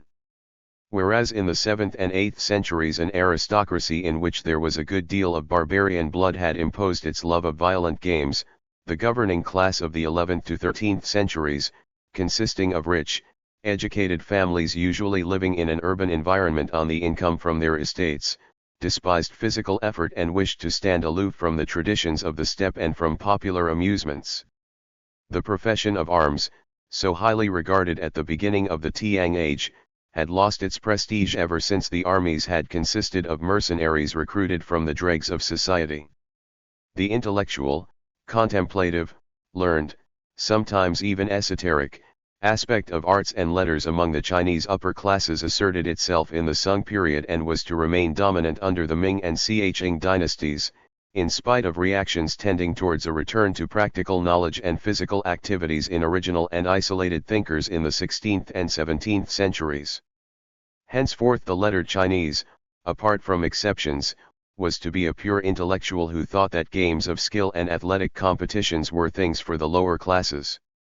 This deeply rooted contempt in the governing classes for physical effort and aptitude was to persist down to our own day. Sports were reintroduced into China only in fairly recent years, under the influence of the Anglo-Saxon countries. From the Sung period onwards only learned literature, painting, calligraphy, the collection of books and works of art, and the designing of gardens found favor with the educated classes. However, while these literati cultivated classical poetry and the new, difficult genre of the poem to be sung, set to musical airs, a genre in which high officials like Cixi or Huang Tianqian gained fame, devoted themselves to the academic painting which triumphed in the imperial palace under Huizong, or gave themselves like Mi Fu to pictorial research. The expansion of amusements in the towns carried the seed of a popular literature which was to be one of the most fertile and life-giving elements in the whole literary history of China. With its middle class of shopkeepers and craftsmen and all its casual laborers, clerks, servants and shop assistants, the big commercial agglomeration of the Sung Age created a new sector of society whose tastes and requirements were quite different from those of the upper classes. Urban life tended to take away from diversions and amusements their periodical character, their connection with fairs and country markets. It also dissolved their links with feasts and religious activities. It gave a specific, independent character to the efforts of the storyteller and the jester and made them into a professional activity. The towns of the Sung period, especially the capitals Kaifeng, Hangzhou, Peking under the Qin and the Mongols, became permanent centers of entertainment. Amusement districts, different from the districts inhabited by actors and musicians who, under the Tiang, were closely dependent on the imperial administration, served as popular meeting places where all the professional showmen were to be found, storytellers specializing in different kinds of stories, actors of short, mimed plays with musical accompaniment, musicians and singers, puppeteers, animal trainers, specialists in the shadow theater, animal imitators, and so on. The city was the center that gave birth to new literary forms which were to develop in parallel with learned literature from the 13th and 14th centuries onwards. With their everyday language abounding in regional variations, their style and their tone, these tales, novels, and plays retained all the life and savor which they drew from their origins. Woodblock printing and typography. In the West, possession of the capacity, from the middle of the 15th century onwards, to print texts on paper marked a decisive step forward in comparison with the manuscript copy on parchment. With printing, Europe emerged from the Middle Ages. The situation was quite different in the Chinese world. The spread during the 9th and 10th centuries of a means of reproducing written texts and drawings rapidly and cheaply was not felt as an event of a revolutionary nature, although, all things considered, its consequences were scarcely less important than those of the spread of printing in Europe. But this difference in reaction is easily explained. While Europe moved in a relatively brief space of time from the medieval copy on a rare and costly material to the printed book, the Chinese world experienced a process of development which was both much more gradual and different in nature. Paper, which was to prove indispensable for the reproduction of texts, became the ordinary material for writing on from the end of the Han Age onwards. The practice of using steely bearing texts or drawings as stamps or blocks, which made it possible down to our own day in all countries of Chinese civilization to obtain cheap, faithful reproductions of engraved pictures or famous pieces of calligraphy, was developed between the Han period and the beginnings of wood engraving. Seals also made it possible to produce impressions of written characters, drawings, or religious pictures. Woodblock printing, which made its appearance during the course of the 8th century, was a sort of combination of these two processes. The first known examples date from the end of the 8th century. They consist of Buddhist pictures, accompanied by short texts, which were found at Tunhuang, and of a Buddhist magic formula preserved in Japan and probably printed in China between 764 and 770. In the collection of manuscripts from Tunhuang, which includes several texts printed in the 9th and 10th centuries, the first important document reproduced by woodblock printing is a text from the Diamond Sutra dated 868. Other printed texts have been discovered fairly recently. Two came from the kingdom of Wuyi and bear the dates 953 and 974. Another, dated 975, was found at Hangzhou. By this time woodblock printing was already in general use in the commercially busy and densely populated towns of the Min River Valley in Sichuan and of the plains extending from Hangzhou to the lower Yangtze. We are informed that little works on the occult sciences, almanacs, Buddhist texts, lexicons, short popular encyclopedias, manuals of elementary education, collections of model compositions for the official competitions, historical works, and so on were printed by the woodblock system in these areas as early as the 9th century.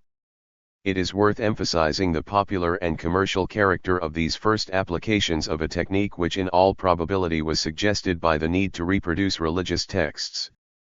However, the governing circles and the literati were not slow to take advantage of this new method of reproduction. At the suggestion of one Feng Tao, the 9 classics were printed at Kai Feng by imperial command between 932 and 952. They were also printed in Sichuan between 944 and 951. Finally, the Buddhist canon was printed at Chengdu between 972 and 983. The whole work comprised 1,076 headings in 5,048 chapters and was engraved on 130,000 two-page blocks. From 1042 onwards woodblock printing was employed for the issue of the first promissory notes in Sichuan and for the publication of official decrees and ordinances. In 1027 the works on medicine and pharmacy were revised and printed so that they could reach a wider public. Thus woodblock engraving, which made it possible to reproduce accurately the calligraphy and illustrations of texts, became part of ordinary life in the course of the 10th century. It was to retain a dominant position in all the countries of Chinese civilization down to the spread of the mechanized, movable type printing perfected in the West during the 19th century. However, the invention of movable characters came earlier in China than in Europe, and the lands of East Asia employed typography at the same time as wood engraving. The first allusion to the use of movable type in China occurs in a collection of notes mostly concerned with the history of science and technology, the Meng Qi Pai Tian, by Shen Kuo, which appeared in 1086. The invention was due to one of the protégés of this Shen Kuo, a certain Pai Shang, and dates from the years 1041 to 8. At the time of the occupation of South China by the Mongols, Wang Chen mentions in his Treatise on Agriculture, published in 1313, the use of movable tin characters and suggests employing a turning case with the characters classified in it by rhymes. But the first big printings in movable type known to us were executed in Korea on the initiative of the central government, between 1403 and 1484. 100,000 Chinese characters were cast in 1403 and other founts were produced successively during the course of the 15th century. Two great families of printers of Wuxi in Jiangsu, the An and the Hua, used movable type made of copper. The big collection of tales of the Taiping Kuangqi, first reproduced by the woodblock process at the end of the 10th century, was published in a typographical edition in 1574. At a more recent date, the huge illustrated encyclopedia of the Kangxi era, the Tuyushu Qi Cheng, which contains nearly 10 million characters, was printed in movable type between 1713 and 1722.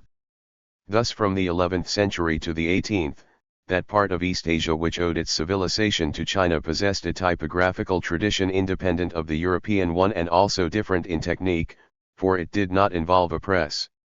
To judge by the size of editions, this tradition was far from negligible, but movable type had little chance of supplanting woodblock printing in countries of Chinese culture before the arrival of mechanized printing. For although the invention of typography was clearly an event of capital importance in a Europe where a few hundred letters sufficed for the printing of any possible text, it could not have the same significance in a world one of whose riches was precisely the wealth and diversity of the signs used for writing. Contrary to what one is tempted to think, since in the West typography marked a decisive step forward in comparison with woodblock printing, the more complex and skilled system does not possess all the advantages. The superiority of Western printing only asserted itself slowly and did not become incontestable until mechanized methods were developed in the 19th century. Until then it remained a fairly slow and expensive way of reproducing written texts. At the beginning of the 17th century Matteo Ricci noticed that woodblock printers in China took no more time to engrave their blocks than European typographers took to compose their pages. Engraved blocks can be re-engraved, corrected and, unlike the printer's forms, can be kept in stock for new printings. While the spread of printing in Europe resulted in the impoverishment of the written tradition, because publishers could not take the risk of bringing out works which were not assured of a fairly large sale, Chinese woodblock printing, which was much superior in technique to European wood engraving of the 15th century, had the great advantage of being a fairly inexpensive and very flexible procedure which did not require a large capital outlay. It thus made possible, from the 10th century onwards, an extraordinary multiplication of private and public editions, even if the number of copies of each was limited. Moreover, and this is extremely important, illustration was able to develop in Chinese lands on parallel lines to the engraving of the texts, whereas in works printed in the West pictures only became common in comparatively recent years. Right from the start of woodblock printing, the majority of Chinese books, herbals, technical treatises, works on archaeology or architecture, novels, religious texts, were provided with illustrations, which were sometimes of remarkably high quality. Woodblock printing of texts and illustrations, which made great progress in the 11th to 13th centuries, was to reach its zenith in the Wanli era, a period when blocks were printed in 3, 4, and sometimes even 5 colors.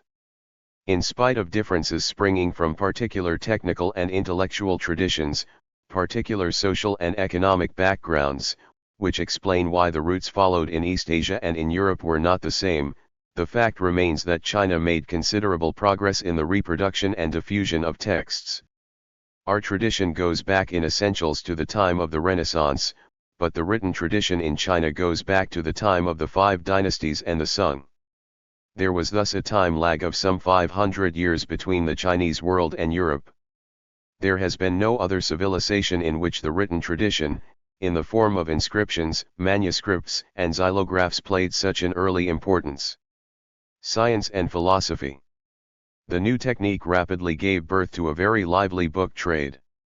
It caused a swift increase in the number of books written and made possible a much wider diffusion of knowledge than in the past. Whereas in the Tang Age the principal centers of learning had been the Buddhist monasteries, together with the state schools in the capital, in the 11th to 13th centuries public and private schools and libraries multiplied. The private academies which came into being in the Sung period in all areas, but especially on the lower Yangtze, to the south of the river, were to play a very important role in the intellectual history of China down to the middle of the 17th century. One of the biggest libraries was that of the Imperial Palace, founded in 978 and containing 80,000 volumes. Its catalogue was drawn up by the reformer Fan Chengyan and the historian Ou Yangxiu between 1034 and 1036.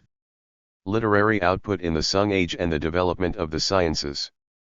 The 11th to 13th centuries were the age of the first big collections of texts, of big encyclopedias, and of inventories. By the end of the 10th century 4 famous collections had been compiled and printed.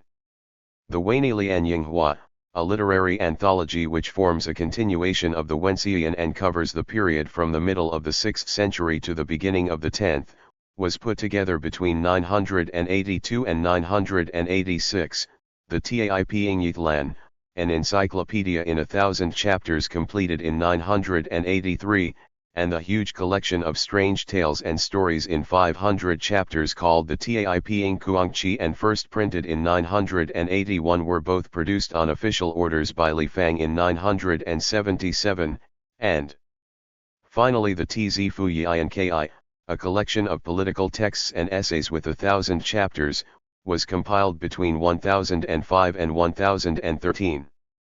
But it was particularly the works produced by private enterprise, independently of any official command, that multiplied in the Sung Age historical works, collections of notes, treatises of a scientific character, local monographs, literary works, and so on. Some aspects of this output, which was more abundant than that of previous ages, can be connected with the extraordinary fashion in the 11th to 13th centuries for collections of paintings and calligraphy, the richest and most famous of which, assembled by the aesthete Emperor Huizong, were to be destroyed by the Jurchen invasion, collections of curious stones, of ancient coins, inks, jades. Treatises on the natural sciences were numerous and, when they have survived, are very valuable for the history of plants and animals. Treatises on mushrooms, bamboos, chrysanthemums, peonies, fruit trees, birds. 2 examples are the Manual of Crabs by Fu Kung and the Treatise on Citrus Fruit by Han Yanqi. There was also a fashion for various notes of a scientific, technical, literary, or artistic character. They were known as Pai Chi or Sui Pai. One of the most important for the history of science and technology in China is the Menkai Pitan by Shen Kuo, an astronomer and physicist with an amazingly modern mind, in whose work we find the first allusion to the invention of movable type. The oldest and most accurate of the documents that we possess on Chinese architecture dates from the Sung period. It was an admirably printed and illustrated treatise which appeared in 1103, the Yingzhou Fa Shi, the work of one Li Qi, who was himself an architect and the constructor of temples and official buildings in Kaifeng. In the realms of medicine, geography, mathematics, and astronomy remarkable progress was made in the Sung Age. Among the numerous medical works of the 11th to 13th centuries it is worth noting the publication of the first known treatise on forensic medicine, the Shiyian Lu by Sung Tzu, which appeared in 1242. A universal geographical encyclopedia in 200 chapters, the Taiping Huanyith Chi by Yue Shi, was published in 979. It was followed by an illustrated geography of the Sung Empire in 1566 chapters, the Shidao Tu Qing, which was completed in 1010. Chinese cartography of the Sung epoch achieved a precision and accuracy never attained before. Shen Kuo had the idea of making maps in relief. A vehicle for measuring distance traveled by road was designed and built in 1027. The 11th to 13th centuries, together with the Mongol epoch, formed one of the greatest periods in the history of mathematics in China, a period noteworthy for the development of algebra. The greatest names are Xiaoyang, to whom we owe a calculation of the tropical year accurate to within 4 seconds, Li Ye and Chn Chu Xiao, author of an important mathematical work, the Shu Shu Chu Chang. Chn Chu Xiao was the first Chinese mathematician to use the knot, at the very time when it appeared at the same time as Arabic numerals in Italy. One of the most important enterprises in the history of the astronomy and mathematics of the age was the construction at Kaifeng in 1090 of an astronomical machine actuated by an escapement system and by cogs and transmission chains. If not the first, for there was a similar machine in China in the 8th century, it was at any rate one of the most perfect and one of the oldest mechanisms in the history of the world, with a slow, regular, continuous rotation. The astronomical machine of Susung was worked by a wheel turned by the successive filling of pivoting cups fed by a tank with a constant level. This piece of clockwork was the most accurate so far developed. The beginnings of scientific archaeology. The scientific tendencies characteristic of the Sung Age also made themselves apparent in the field of archaeology. Discoveries aroused the enthusiasm of scholars and art lovers. Certain antique objects, bronzes and jades dating from the end of the second millennium BC, were discovered during the reign of Wei Tsung in the region of Anyang, on the site which was to be identified at the beginning of the 20th century as that of the last capital of the Shang dynasty. The taste for antiquities had two parallel consequences. On the one hand, it enriched artistic traditions, and on the other it led to an upsurge of critical archaeology and epigraphy, which from the 11th century onwards became sciences in the service of history. The first work on ancient bells and tripods dates from the Sung Age, as do the first books with illustrations showing them.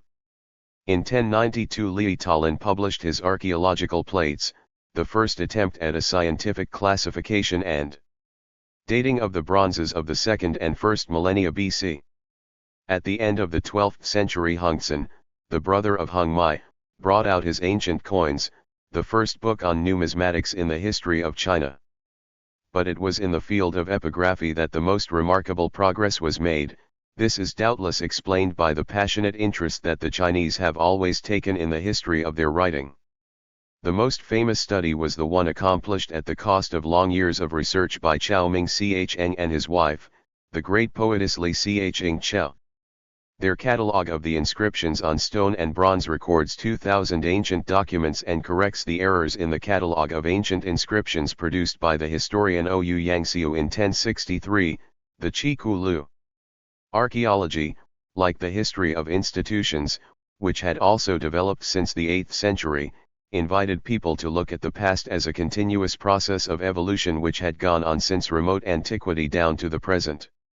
New tendencies in history. The movement towards critical reflection inaugurated by Lu Qiqi at the beginning of the 8th century had been provoked by the routine, mechanical way in which the numerous official histories produced at the beginning of the Tiang Age had been compiled. At the same time, the first historical encyclopedias indicated a new approach. Without worrying about the traditional frameworks and divisions, the historian should both embrace long periods of time and aim at producing a personal work. The many anonymous compilations had demonstrated that they could be only works devoid of any deep significance. The movement initiated in the 8th and 9th centuries resulted in the 11th in a positive renewal of historical studies. We see at this period the assertion of a concern for greater scientific rigor and at the same time for moral considerations. But first of all, history had to rediscover the literary quality inherent in the first historical work Sima Qian's historical records, Pan Ku's history of the Han, Chn Shao's history of the Three Kingdoms. The ancient style, the first devotees of which round 800 had looked like eccentrics, triumphed at the beginning of the Sung period. It was adopted by poets like Cixi and Huang Tianqian and by politicians like Wang and Shi. It was in the ancient style that Ouyang Yangxia rewrote the history of the Tang, suppressing most of the passages which indicated a certain degree of friendliness towards Buddhism. He did the same with the history of the five dynasties. The results were the Hsin Tiang Shu and the Hsin Wu Tai Shi, two works much prized down to our own day for their literary value. The second of them was modelled by its author on the ancient annals of the kingdom of Lu, the Ch on Chiu. The mere choice of terms was intended to make an implicit judgment on the period of disturbances and divisions between the end of the Tiang and the accession of the Sung. These moralizing tendencies, the emphasis laid on the problem of dynastic legitimacy, and the search for an ethical significance in history were typical of the Sung age and in harmony with the new directions being taken by Chinese philosophy. The biggest and most famous of the historical works of the 11th century, the one which was to exert the deepest influence, was a general history of China from 403 BC to AD 959 written between 1072 and 1084. The complete mirror for the illustration of government by Sima Kuang, whose only predecessor was Sima Qian in his admirable historical records, remains faithful, in spite of its author's concern to connect facts with each other, to the traditional division by years, months, and days. But the work is distinguished by two remarkable characteristics: its concern with the exhaustive search for sources of every kind and with a critical approach to the documents that can already be described as scientific. Of the Zuqi Tiongqian's 354 chapters, 30 consist of critical notes discussing the reasons which have guided the author through the different or contradictory traditions concerning the same event. Sima Kuang's magistral work was so unanimously admired that it inspired the composition of several similar works in the 12th and 13th centuries. The philosopher Chu Shi produced a summary of it which was to enjoy great success in later ages. This was the Tiongqian Kong Mu, which adopts a moralizing conception of history. Continuations of Sima Kuang's great work were published, the Zuqi Tiongqian Ca Changpian by Li Tao and the Resume of Events by Years since the Qianyan Era by Li Hsin Ch Yuan.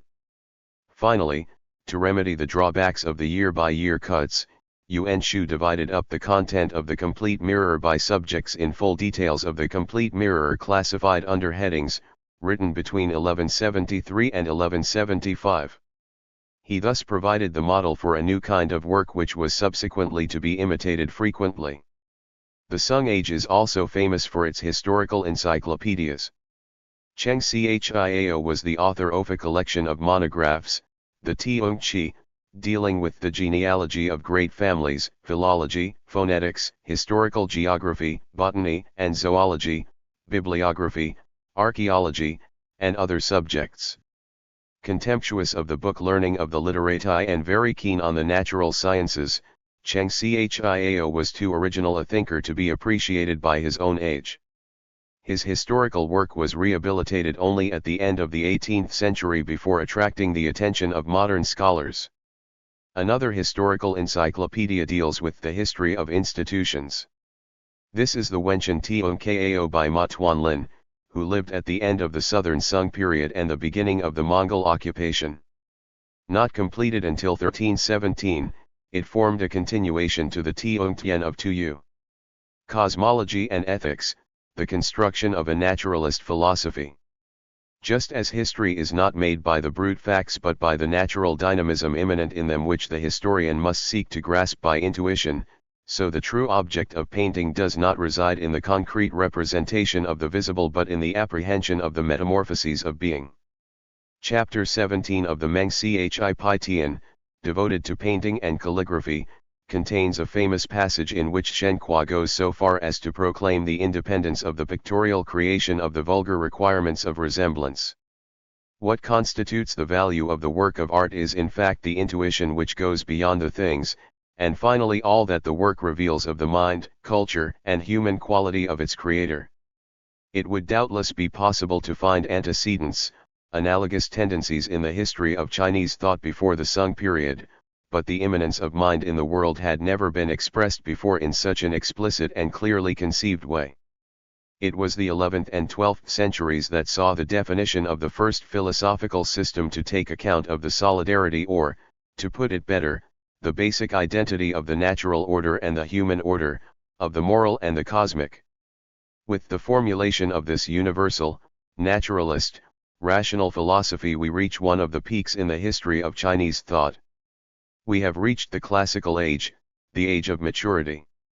This philosophy, which was to prove an obstacle to the first Jesuit missionaries and which was quite new to Europeans of the 17th century, was to become the foundation and the moral and natural justification of the authoritarian empire of the Ming and Qing periods. Hostile to Buddhism yet nevertheless influenced by Buddhist methods of teaching and monastic traditions of asceticism, the scholars of the 11th century thought they were returning to the true Confucian tradition that they judged to have been interrupted since Mencius. This renewal was ultimately derived from the nationalist reaction which had followed in Lushan's rebellion and from what was called the ancient style movement. The idea that it was necessary to go back to the living sources of the Chinese tradition and that the classics, abandoned since the triumph of Buddhism, contained an implicit philosophy which, once extracted, would make it possible to ensure social harmony and public order, had already been expressed by Han Yi, and some of the orientations which were going to be defined in the 11th and 12th centuries had been dimly perceived by men like Liao, who died about 15 years after Han Yi. What the 11th century contributed to this current of thought was an illumination peculiar to this age of optimism and of faith in universal reason, the belief in the benefits of education, in the possibility of improving society and the political system, in the primacy of the mind. There was also a desire for systematization, the search for a total explanation of the universe which could be substituted for the explanation provided by the Buddhist religion and philosophy. Ouyang Xiu denounces the divorce which had occurred since the Six Dynasties. Between the political function and culture, the former, he says, without the latter is bound to be devoid of soul and corrupted, the latter without the former loses all touch with reality and any deep meaning. For Ouyang Xiu, as for his contemporaries, the great task of his age was to bring to life again the ideal of antiquity, when state and society, government and education formed one. However, the great question for the thinkers of the 11th century was that of the integration of man in the cosmos, of the identification of human nature and the universal order. Many of them were passionately interested in the problem of cosmic evolution, of temporal cycles and universal harmony, and they strove to translate it into graphic terms. Zhou Tunai, Xiaoyang, and Chang Tsai went for their inspiration to the Book of Changes, the esoteric classic which had been immensely popular in the 3rd and 4th centuries, and to the School of Mysteries. In Xiaoyang, cosmological preoccupations were based on a numerology with claims to universality. As for Cheng, a disciple like his brother Cheng Hao of Zhou Tunai, he combined study of the I Ching with that of the Analects of Confucius, of the Mencius and of two small works drawn from the treatises on the rites, the Great Learning and the Doctrine of the Mean.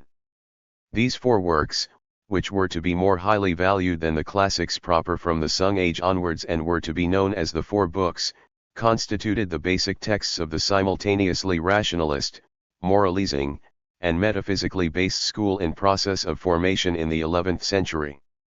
After the Sung withdrawal south of the Yangtze, Chu Shi made a synthesis of the very diverse and fruitful ideas which had found expression in the intellectual ferment of the 11th century. He took over and applied to the 4 books a new method of explaining the classics. Boldly rejecting the crutches of philology, he substituted for the phrase-by-phrase explanation practiced since the Han Age a philosophical commentary which sought to reach the deep meaning of the text. Known in China as Xing Lixia, or Liqixia, Chu Shi's school was to be known in the West by the much vaguer name of Neo-Confucianism. Challenged in their time by other philosophical currents, mainly the one represented by Lu Chuyian, for whom, in accordance with a view reminiscent of that of the Buddhist Vijnanavada school, the world was a spatial and temporal extension of the mind. Chu Shi's ideas crystallized into orthodoxy in the 14th and 15th centuries and had a sterilizing effect on Chinese thought comparable with that exerted in the West by the philosophy of Aristotle and Thomas Aquinas. Chinese philosophy is difficult to approach, since any translation of its terms at once evokes all the notions and concepts of Western philosophy. Some modern critics, by defining the line of thought represented by Chu Shi as rationalist and the opposing line of Lu Chuishan and Wang Xiaozhen as idealist, immediately introduce into Chinese philosophy an opposition peculiar to Western philosophy. But this distinction makes no more sense than that made by the Chinese Marxists between materialists and idealists, because the originality of Chinese thought resides precisely in the fact that it refuses all clear-cut distinctions between the sensible and the intelligible, matter and spirit, theory and practice. Therefore, Chinese thinkers more often manifest oppositions in practice which at times can be very animated, rather than in theory. For some, like Lu Chuyian, who was influenced by the Buddhist notion of the non-reality of the world, nothing exists outside of the spirit, and therefore only moral improvement is important. To the contrary, others, like the utilitarians of the Wenzhou school in Zhejiang, affirmed the primacy of action and the reality of the objective world. The question is therefore one of equilibrium between positive knowledge on the one hand and moral improvement and intuition on the other. These problems undoubtedly are of philosophical interest, but in China they do not assume forms that are familiar to Western philosophers. Conclusion. After a general survey of 11th to 13th century China, one is left with the impression of an amazing economic and intellectual upsurge. Marco Polo's surprise at the end of the 13th century was not simulated. The time lag between East Asia and the Christian West is striking, and we have only to compare the Chinese world with the Christian world of this period in each domain: volume of trade, level of technology, political organization, scientific knowledge, arts and letters to be convinced of Europe's very considerable backwardness. The two great civilizations of the 11th to 13th centuries were incontestably those of China and Islam. There is nothing surprising about this Western backwardness. The Italian cities which took on a new life at the end of the Middle Ages were at the terminus of the great commercial routes of Asia. Situated at the end of the Eurasian continent, Europe was at a distance from the great currents of civilization and the great trade routes. But its situation also explains its immunity, at any rate in its western areas, from the most serious invasions. It was making progress at the very time when the Mongol occupation, from Mesopotamia to the Bay of Bengal, was leading to the decline of the Islamic world. It profited from the new waves of trade and borrowing set in motion by the creation of a vast Mongol empire extending from Korea to the Danube. What we have acquired the habit of regarding according to a history of the world that is in fact no more than a history of the West as the beginning of modern times was only the repercussion of the upsurge of the urban, mercantile civilizations whose realm extended, before the Mongol invasion, from the Near East to the Sea of China. The West gathered up part of this legacy and received from it the leaven which was to make possible its own development.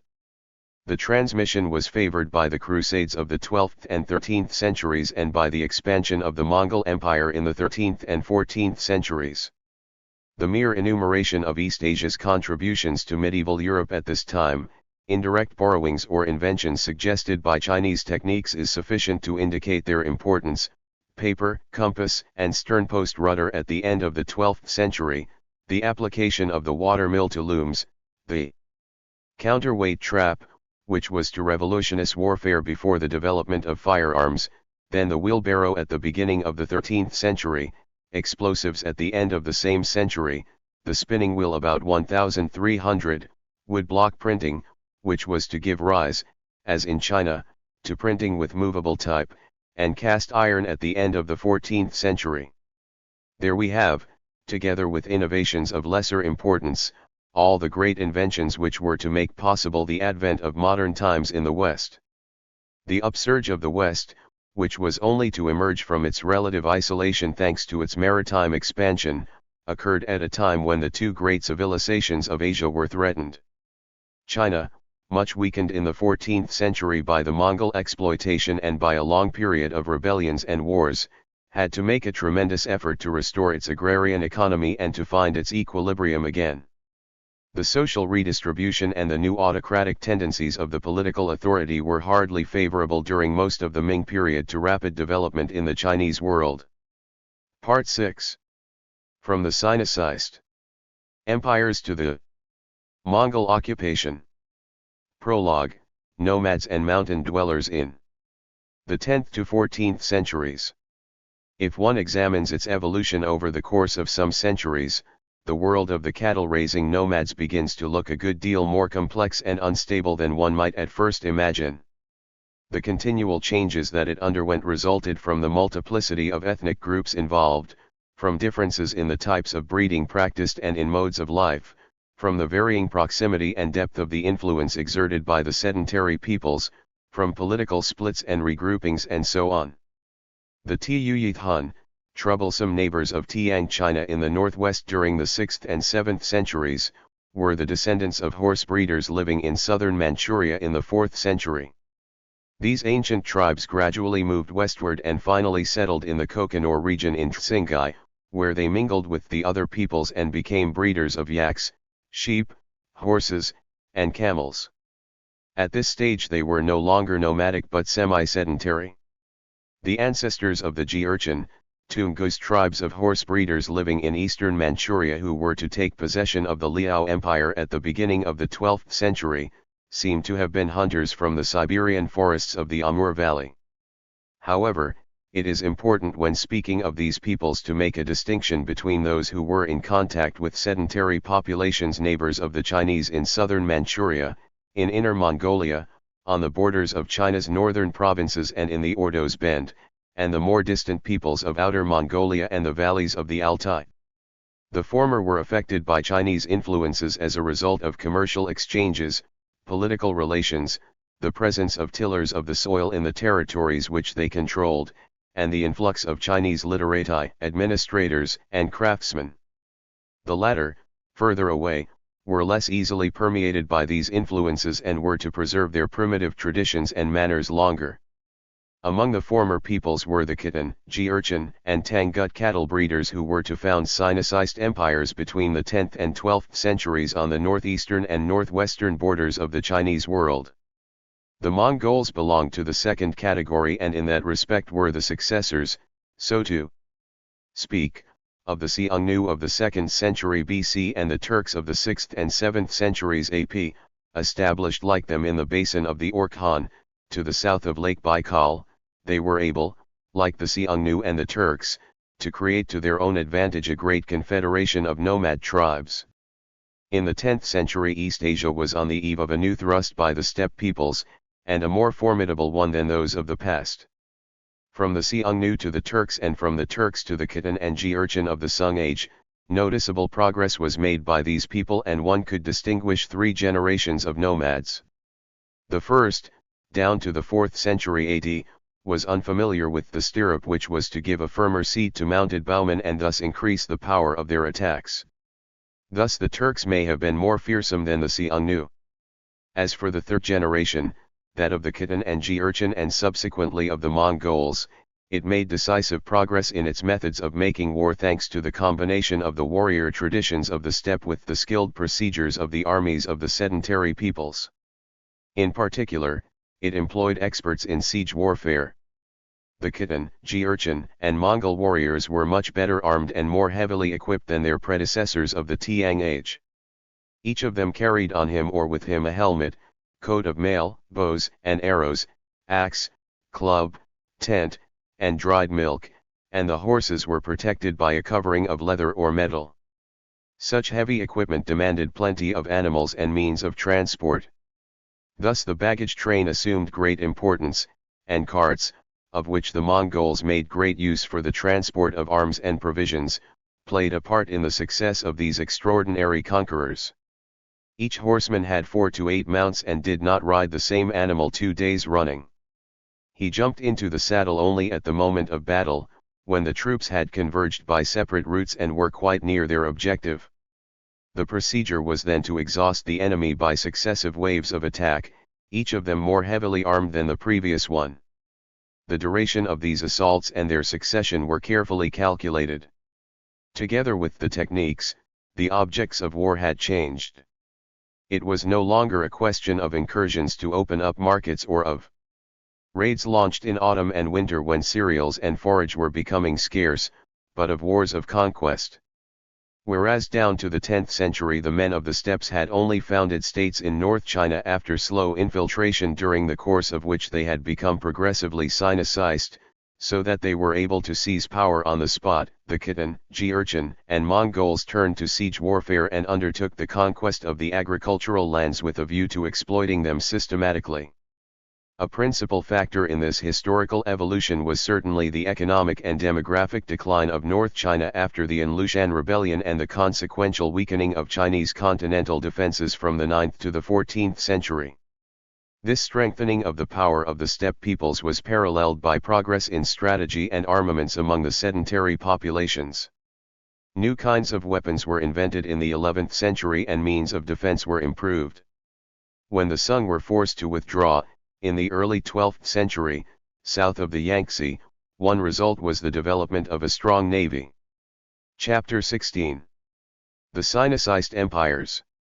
The Khitan Empire of the Liao. Various different peoples shared the northern borders of the Chinese world in the 9th century, but it soon became clear that the Khitan were the most dangerous adversaries of the dynasties installed in Kaifeng from 907 onwards, and it was not long before they set up a state. These Khitan, distant descendants of the Xianpei of the 4th century, were nomadic cattle breeders of the Saramuran Valley, a region where pastoral and agricultural modes of life were both practiced. Numerous Chinese farmers lived there with the tribes of Turkish or Mongol stock, and the proximity of the Chinese lands explains the rapidity with which the Khitan were to adopt the culture and institutions of their neighbors. As early as 924 the Khitan launched an offensive towards the west in order to secure the adhesion of the Tangut and the Tuyuith Hun, and in the following year they destroyed the kingdom of Pohai. At the time of their victorious attacks in the area of Peking, which they made into one of their capitals * they gave their budding empire the name of Liao, the Chinese term for the Saramuran. In 946 they caused the fall of the later Qin by penetrating as far as Kaifeng, where they seized the courtiers and craftsmen and stole maps, official archives, the stele on which the classics were engraved, water clocks and musical instruments. Encroaching further on the present-day provinces of Hopi Anchancy and spreading in 986 into Manchuria, they soon touched the zenith of their power. In the first few years of the 11th century their incursions reached the Yellow River Valley, and in 1004 the Sung were forced to sign a peace treaty at Shanyian, on the lower reaches of the Yellow River. At that time the asterisk in Chinese, Peking equals northern capital and Nanking equals southern capital. Liao Empire covered the major part of Manchuria and eastern Mongolia as well as the areas of Tationg, in northern Shanxi, and Peking. In fact its sway extended to the whole steppe zone from Manchuria and Korea to the Tian Shan. The Jurchen tribes of northern Manchuria, Korea, the Tangut of the Ordos, and the Sung themselves were all constrained to recognize their suzerainty. The Liao were in contact with Japan and the Abbasid Empire, and the court of Baghdad asked for a Khitan princess in marriage. The relations thus established across the whole steppe zone, even before the Mongol expansion, no doubt explains why the name Khitan, popularized in the 13th and 14th centuries by the Mongols, became in the form Kitai or Kitai the word for China in Persian, West Turkish and the East Slavonic languages. It is well known that the term was thrust on the Europeans who visited the Mongol Empire of East Asia. For Marco Polo, North China was Cathay. It was doubtless even more the commercial role of the Khitan than their political importance in the steppe zone that helped to make their name known beyond the Pamirs and in Europe. The annual tribute paid by Sung China from 1004 onwards must have been used by the Liao Empire for those semi-commercial, semi-diplomatic activities intended, in accordance with Chinese ideas, to strengthen the prestige of a dynasty. The tributes imposed on the Sung were fixed by the Peace of Shanishan at 100,000 ounces of silver and 200,000 rolls of silk per year. These figures were raised to 200,000 ounces of silver and 300,000 rolls of silk in 1042, in consideration of the help given by the Liao Empire to Sung China in its struggle against the Tangut. It would not be surprising if part of this great wealth found its way across Asia. Thus the economic expansion of the Sung Empire probably had repercussions among its neighbors and even further afield. In fact, the influence of China seems to have been the decisive factor in the creation, rise, and decline of Khitan power. By the beginning of the 10th century, these peoples were already thoroughly enough Sinicized to possess an agriculture, iron foundries, weaving shops, and fortified towns. By 920 they felt the need to create a script close to the Chinese one in order to be able to write down their language. Later they adopted a system based on the Uyghur script. The institutions of the Liao Empire were copied from those of China. In proportion as the political institutions were consolidated and society was transformed, so their culture tended to merge with that of China. All intellectual activity under the Liao was concentrated in the Peking area, as it was after them under the Qin. And although Peking may have been a city very much open to the influences of the steppes, it was also and primarily a Chinese city. There were various different reasons for the gradual decline of the Liao Empire.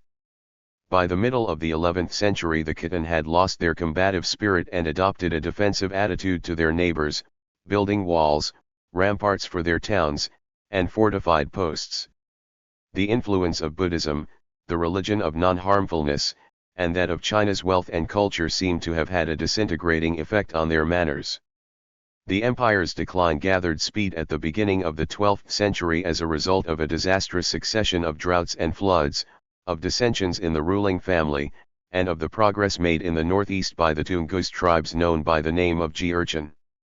The pressure of these Jurchen from the present province of Heilongjiang, with whom the Sung had made an alliance against the Liao, grew sharper from 1114 onwards, and it finally caused the collapse of the Khitan Empire in the years 1124–5. Part of the Khitan nobility was to emigrate to the Uyghurs of Xinjiang and to found with their help between 1128 and 1133, in the valley of the Ili, a kingdom known as the Kingdom of the Karakhitan or, in Chinese terminology, of the Western Liao. This Turco-Mongol kingdom, very deeply Sinicized but also very Buddhist and permeated by Nestorian Christianity, had its capital at Balasagun, to the south of Lake Bakhash, and was to extend to the areas of Kashgar and Samarkand. Thanks to its intermediary position, Chinese influences spread once again into the regions on each side of the Pamirs. Its victory over the Seljuk Turks near Samarkand in 1141 no doubt contributed to the formation of the medieval European legend of the Kingdom of Prestigion, perhaps already suggesting to the Christian world that it might have allies in Asia against Islam. The kingdom of the Western Liao was to be destroyed by Genghis Khan in 1218. The Western Shah, an empire of cattle breeders and caravanners. In the northwest, the Sung Empire's main worry up to about 1036 was the incursions of the Tibetans, but in fact it was other peoples who were to set up a big political unit in these regions. The Tangut, herdsmen of the Ordos area related to the Xiang of the Tiang Age, spread towards western Mongolia and Kansu in Rus. In 1028, already enriched by commerce, they took possession of the two big trading centers of Wu Wei, hitherto dominated by the Tibetans, and Changye, controlled by the Uyghurs. In 1038 they founded an empire to which they gave the old Chinese name of Shah, establishing their capital at present-day Yinchyuan near the course of the Yellow River, downstream from Lanzhou. This was the empire of the Great Shah, or, to give them their Chinese name, the Western Shah. Their governing class consisted of Tangut who had intermarried with Xianpei, descendants of the Tubgach founders of the Northern Wei Empire in the 5th and 6th centuries, and of Tuyuyi Han.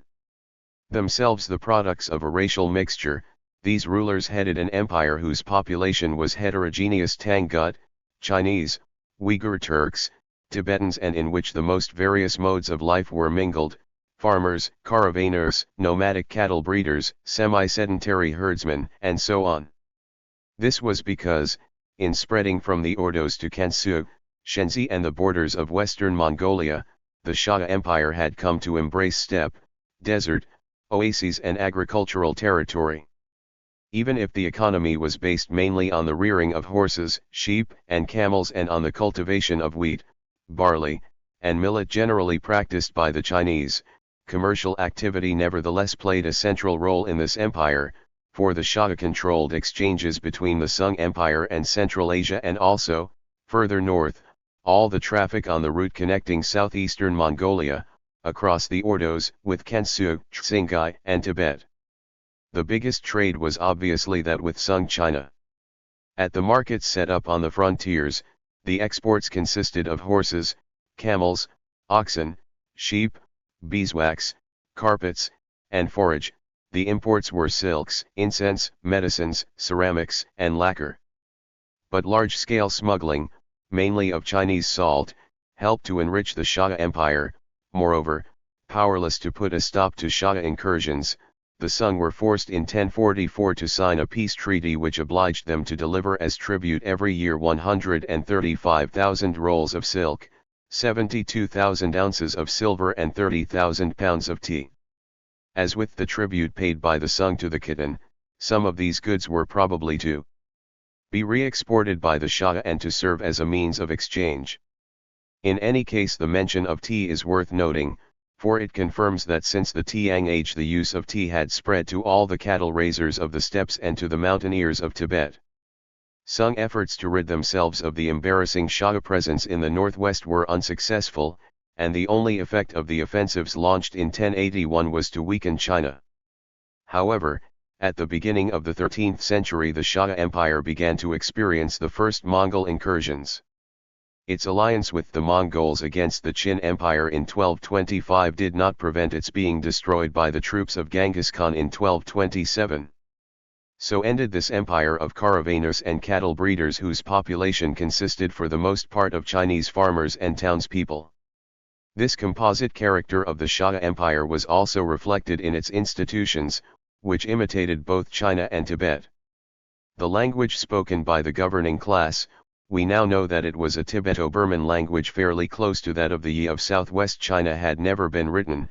Experiments were at first made, as in Tibet, with a script based on those of India, then recourse was had to characters conceived on the same lines as Chinese characters. It must be supposed that this very complex system of notation was better adapted to the Shah language than a phonetic notation of the Indian type, for it was adopted and generalized. We still possess numerous texts in this script: dictionaries, Buddhist and Taoist works, classical Chinese texts translated into Shah and printed. The Jurchen Empire of the Qin. The Jurchen, the Tungus tribes of the modern province of Heilongjiang who were to put an end to the Liao Empire, were the ancestors of the tribes who at the beginning of the 17th century adopted the name Manchu, conquered the Chinese provinces of Manchuria and in 1644 took Peking. The Jurchen language of the 12th century was an old form of Manchu. The rise of these tribes was extremely rapid. The first mention of them that we possess dates from 1069, but by 1115 their chief, Agyuda, who resided to the northeast of modern Harbin, took the title of emperor and gave his dynasty the name Qin, an allusion, so it is said, to the gold-bearing sands of that area. It was about this time that their attacks on the Liao began, and their warlike qualities were evident from the start. They needed only 10 years to put an end to this weakened empire, undermined as it was by economic difficulties and internal dissensions. In 1120 the Jurchen made an alliance with the Sung, and in 1122 the Sung and Qin armies combined in offensives against the Liao Empire. The Jurchen were recognized as the great power of the northeast by the Shah in 1124 and by Korea in 1126. However, soon after the collapse of the Liao, in 1125, the Jurchen broke their treaty of friendship with the Sung and resumed their attacks towards Honan and Shantung. Kai Feng fell in 1126.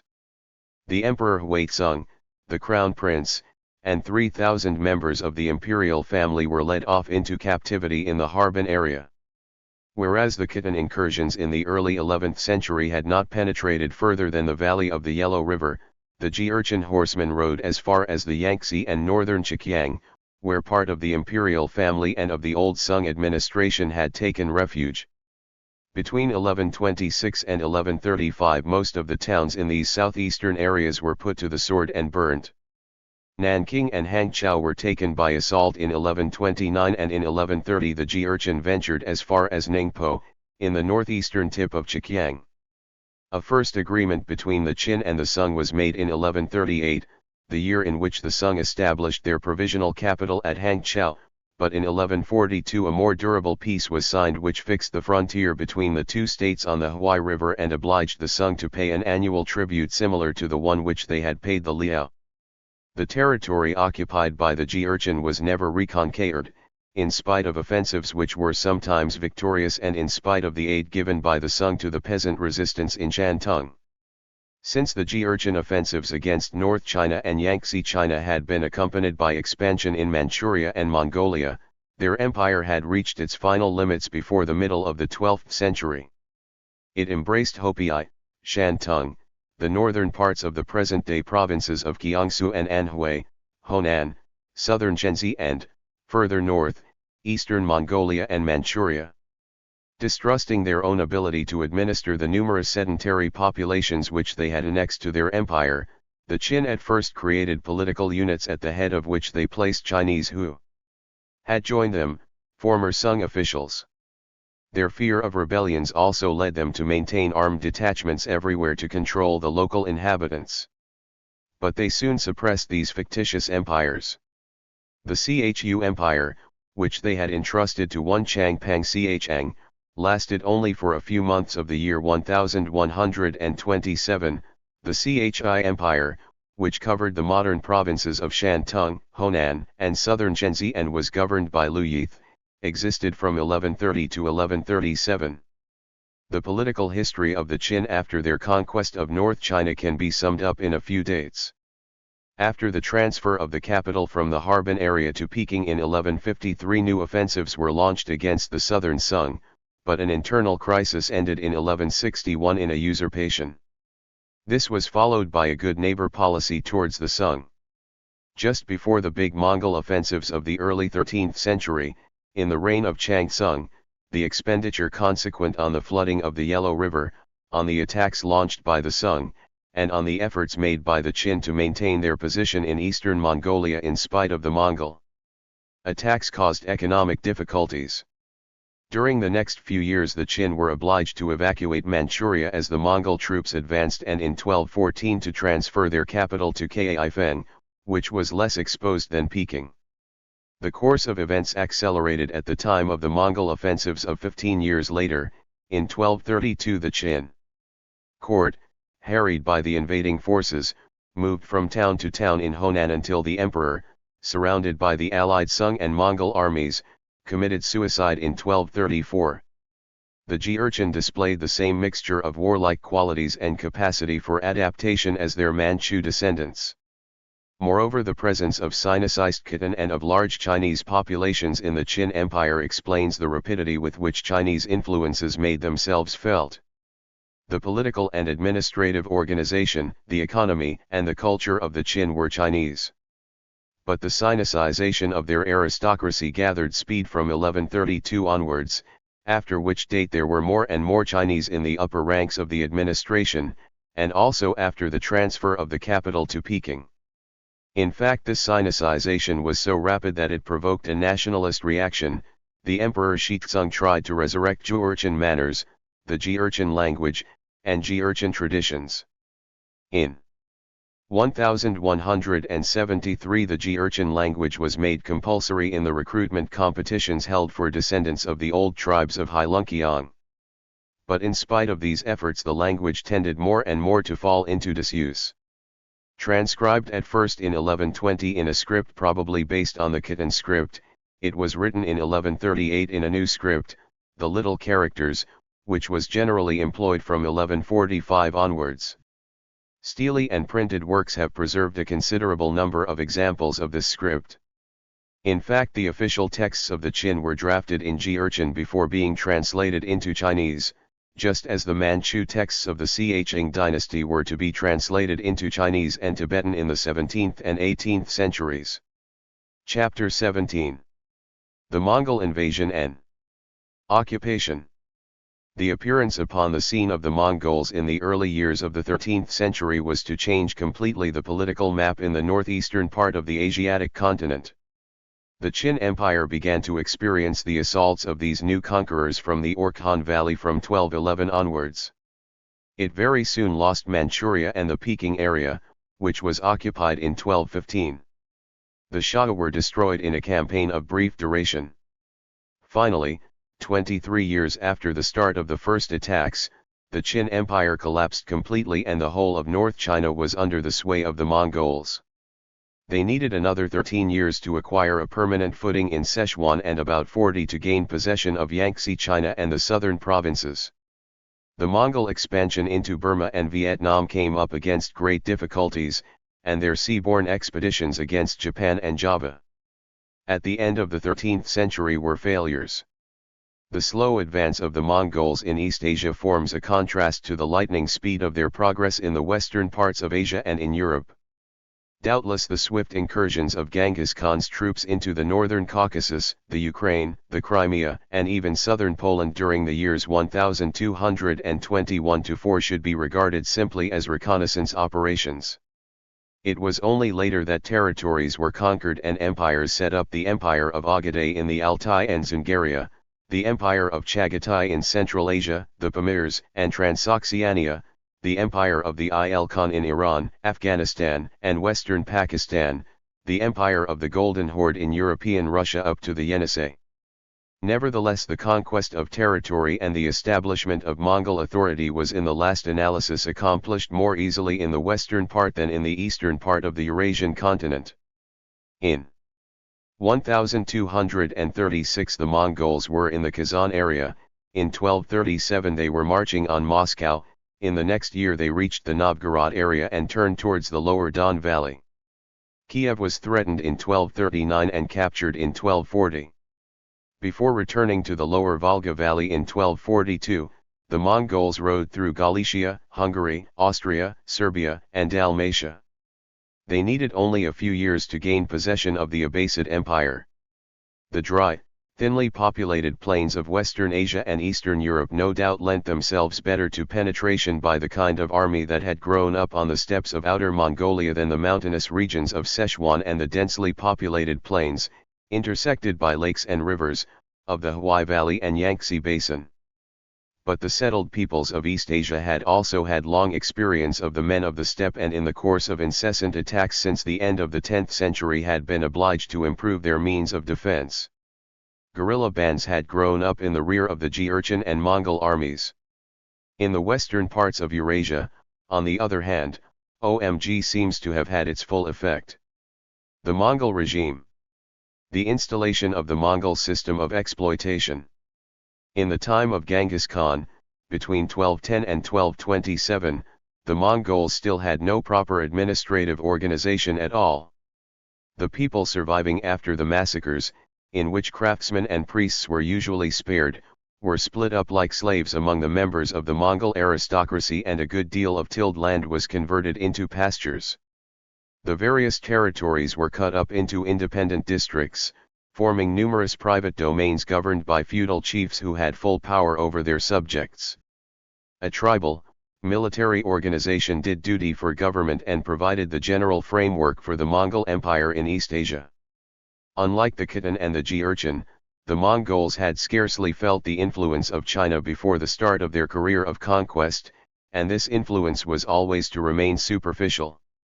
Down to the death of Genghis Khan their contacts with the peoples of North China were very limited, and it was only in the reign of Ogaday that, with the occupation completed, the wealth of North China began to be exploited methodically. In order to form durable political units and to continue their expansion, the Mongols had first to associate with themselves and employ in their service the peoples whom they had conquered, for they themselves were only a small minority in the midst of the very numerous and very different peoples which they united under their yoke. The conquest of South China, the expeditions against Japan, Burma, Vietnam, and Java were organized by the Mongols with troops raised in China itself and with Korean and Chinese fleets. In order to exploit the peoples and wealth of China, These conquerors with little aptitude for peacetime activities and little trust in the sedentary inhabitants were obliged both to copy Chinese institutions and to call preferably on the former Khitan and Jurchen subjects of the Qin Empire and also on foreigners from Central Asia, the Middle East or Europe. The need to turn to these intermediaries made itself felt as the conquest of North China progressed. The main architect of the Mongols' conversion to the administrative methods of the Chinese was Yeli Chu Tsai, a descendant of the Khitan aristocracy and former official of the Qin Empire who had moved over to the service of Genghis Khan when Peking was captured in 1215. On the accession of Ogedei in 1229, Yeli Chu Tsai demonstrated to the new sovereign the usefulness of a regular fiscal system and he was appointed general administrator of North China. Under the influence of the conquered peoples, the policy of the Mongols became less harsh and certain institutions of Chinese origin were gradually adopted. In 1229 postal relays were established for the first time, a system of property taxes was set up, and public granaries were built. In 1236 the first issue of paper money was made. In the same year translation offices were opened, with a view to the production of Mongol versions of the Chinese classics and official histories. The first competitions for the recruitment of civil servants were organized in 1237 and an imperial library was created in Peking in the following year. In the reign of Kublai a history of the Liao and Qin was compiled at the Academy of History, founded in 1261.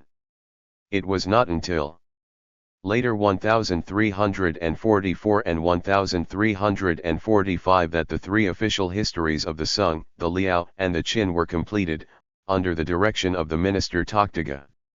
Another advisor whose influence was preponderant after the death of Yeli Chu Tsai was Lu Pingcheng, an unfrocked monk of the Buddhist Chen sect with a good classical education.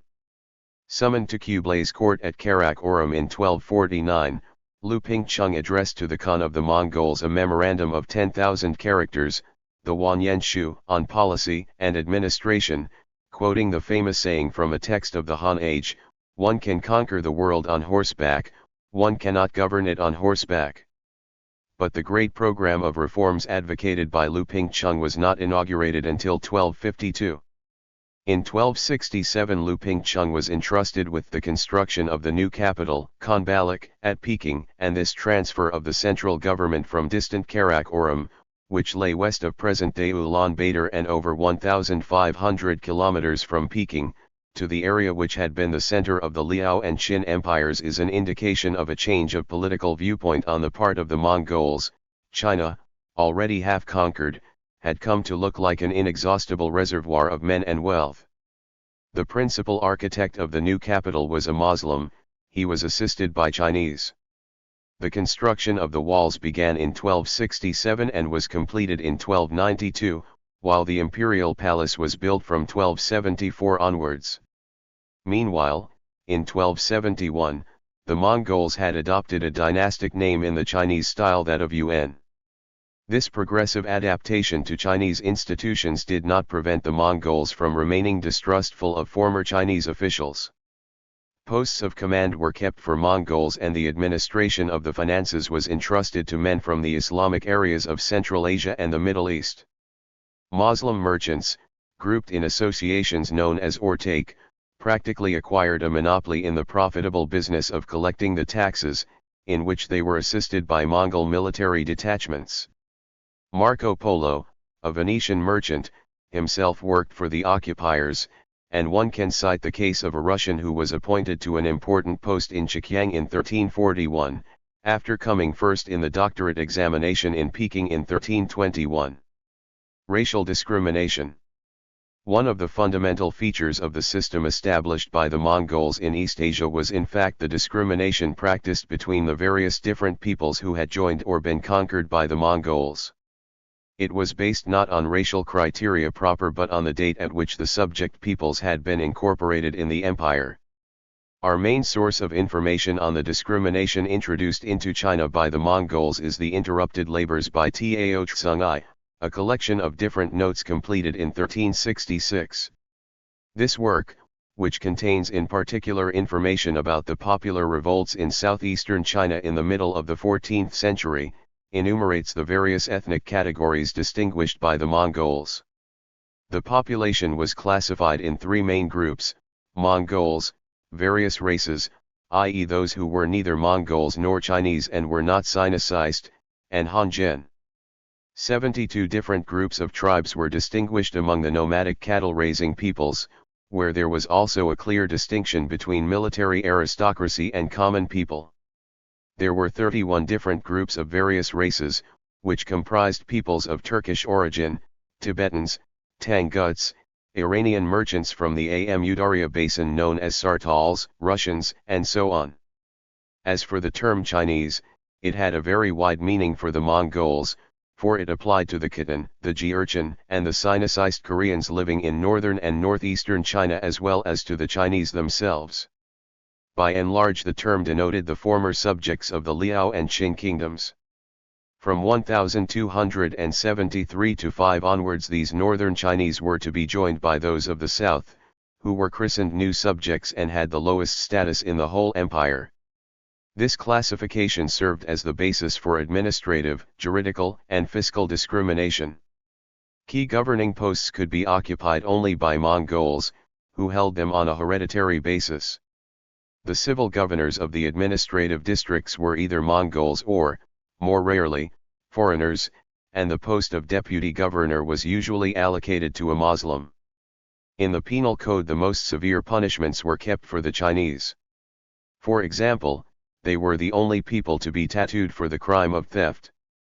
Any murder of a Mongol by a Chinese involved the death penalty and the obligatory payment of a contribution to the funeral expenses, while the murder of a Chinese by a Mongol was punished by a mere fine. The Mongols were allowed to possess arms, the Chinese were not. It was the Mongols who introduced into Chinese law, which they changed to make it comply with their need to dominate and with the authoritarian character of their empire, the sentence of slow death for hardened criminals. When the first doctoral examinations were organized in the Chinese style in 1315, quotas were reserved for different nationalities. Of a total of 300 appointments, a quarter were reserved for Mongols, a quarter for foreigners, a quarter for candidates from North China and a quarter for Southern Chinese. The operation was a parody of the Chinese competitions, for the Mongols and various foreigners were uneducated and most of the families of literati lived in the lower Yangtze towns, in South China. The Mongols thus instituted a strict social barrier in China, forbidding any intermarriage between the groups which they had defined. But these barriers were general, they apply just as much to the Mongol aristocracy, whose posts of command were hereditary, as to the lower classes, who were kept where they were by force. The state craftsmen, those who had been taken prisoner at the time of the conquest, could not change their profession, either themselves or their children. The Mongol authorities gave them everything necessary for subsistence and for their trade, but kept them well guarded in special buildings. The situation was the same for the laborers in the salt works, whose conditions were so intolerable that there were mass escapes and a number of rebellions. In 1342 their numbers declined rapidly in southern Jiangsu and northern Zhejiang from 17,000 to 7,000. These salt workers, from the Huai to Zhejiang, were to be among the most valiant fighters in the insurrections which swept away the dynasty between 1357 and 1368. Taxation and exploitation of the wealth of China.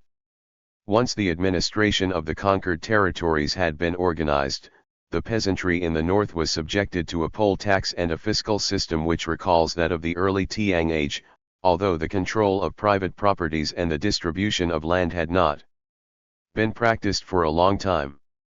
Besides forced labor, those liable to tax had to provide every year a certain amount of grain and a certain amount of cloth. The quantities were fixed according to the number of men of working age. In the south, on the other hand, the system was that of the two annual taxes in force at the end of the Tang period. There was a summer tax paid in cloth and an autumn tax paid in grain. The amounts were fixed according to the area of land cultivated and the taxation class of the family. On top of these obligations came the heavy and barely tolerated burden, both in the north and in the south, of the unpaid periods of service required by the government.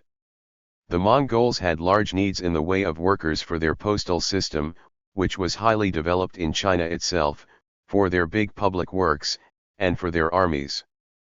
But the fiscal pressure seems to have been stronger in South China, whence the Mongols drew nearly half their revenues.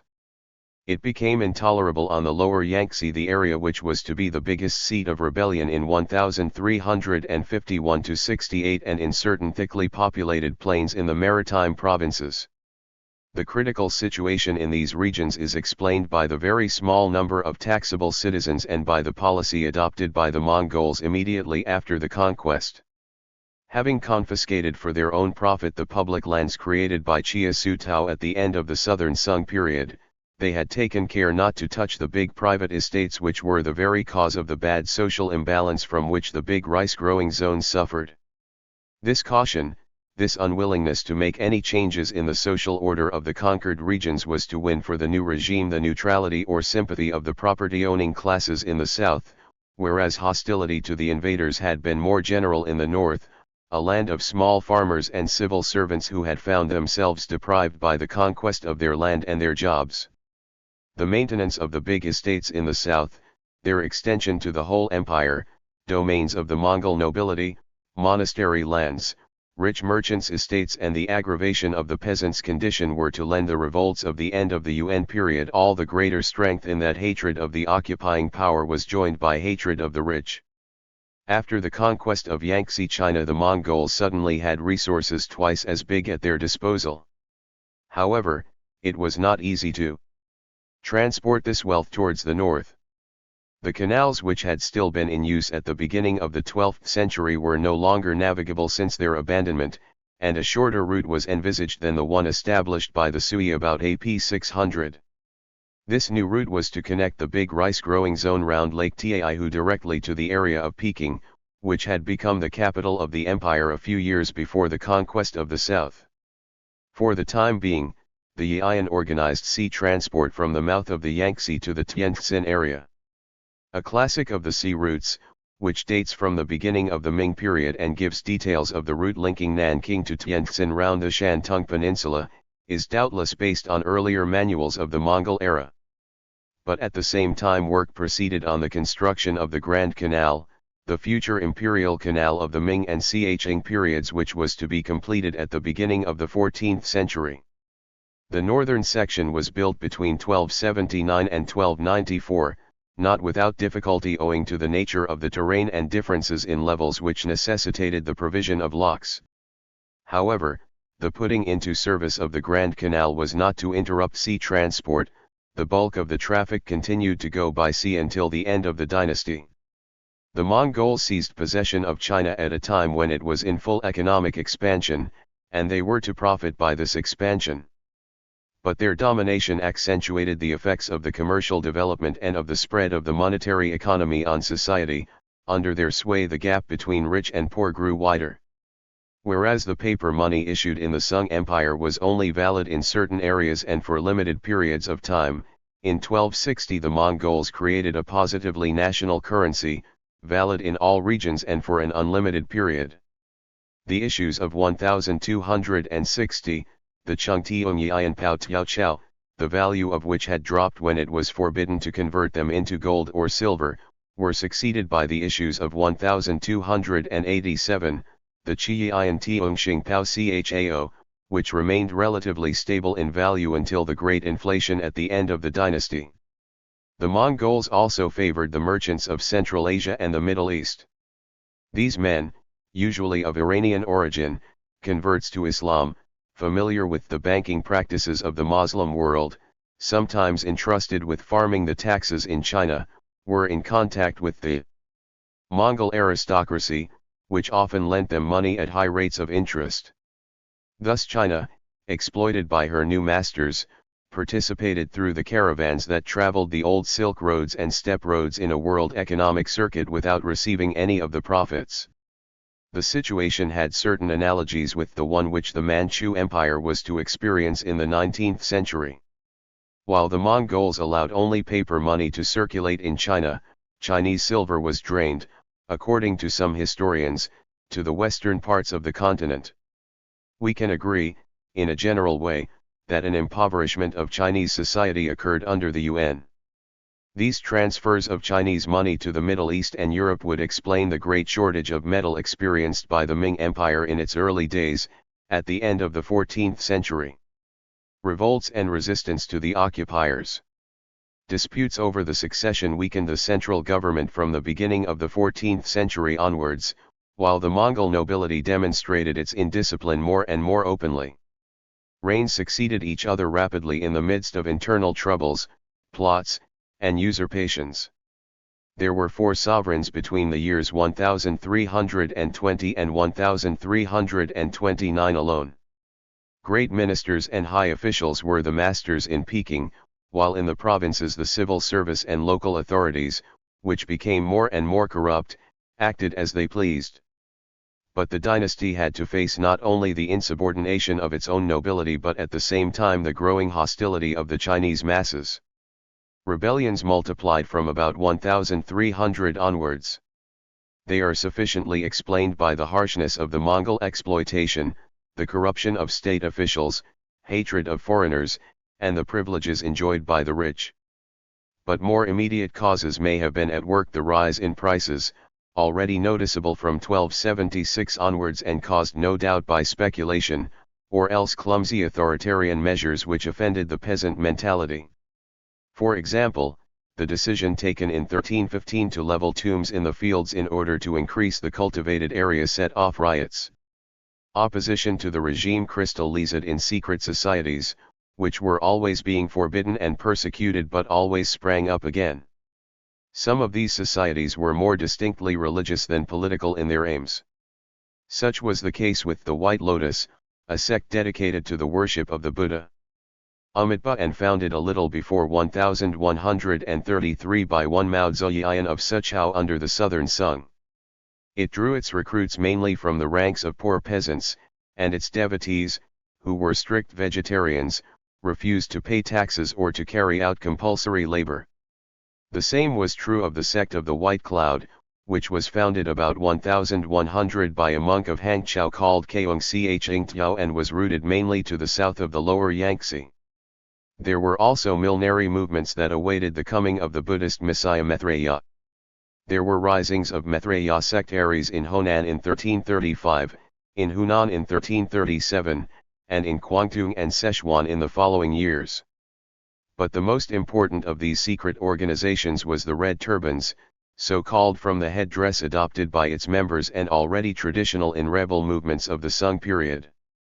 The Red Turbans played the main part in the big insurrections which began in 1351 on the lower Yellow River as a result of floods, spread in the next few years to Anhui and ended in the collapse of the dynasty.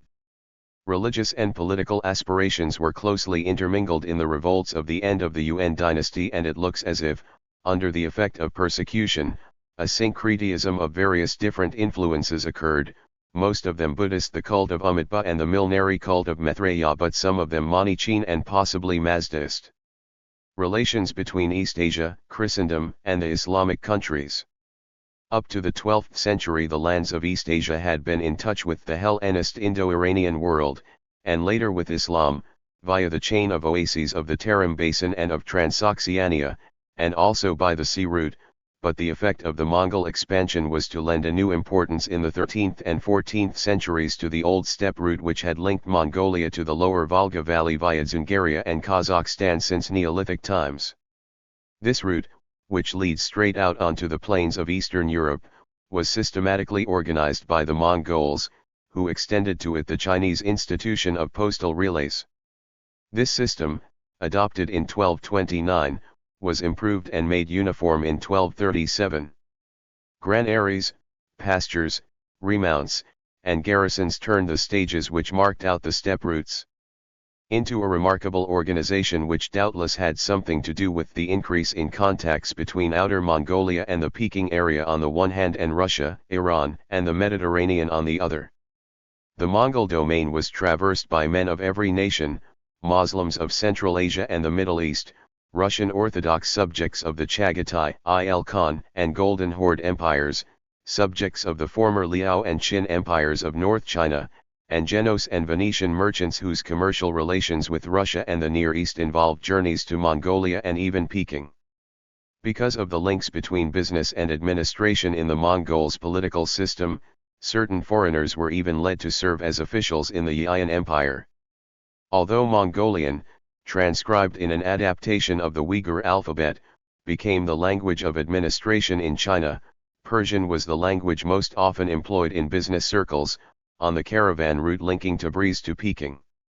However, Russian seems to have made a certain amount of progress on the steppe route, and the unification of Asia by the Mongols seems to have encouraged quite a few Russians to venture into Mongolia and even into China.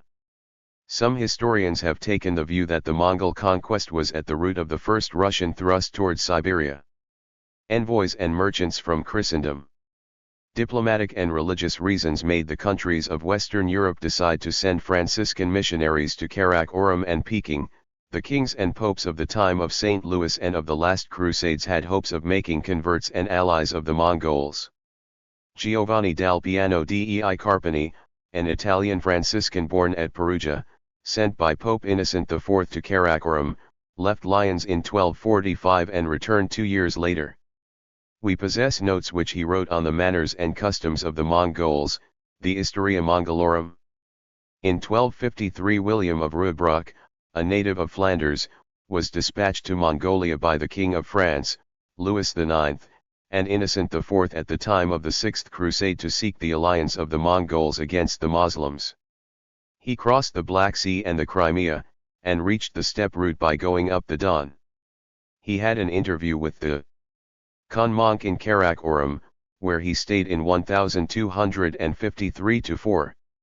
After reaching Iran, the Italian Franciscan Giovanni de Montecervino took ship in 1291 at Ormuz, which was then the point of departure of the sea routes to East Asia, and landed at Tianzhou in Fujian. He was appointed Archbishop of Peking by Pope Clement V in 1307 as a result of the success of his mission. A coadjutor was sent to him a few years later.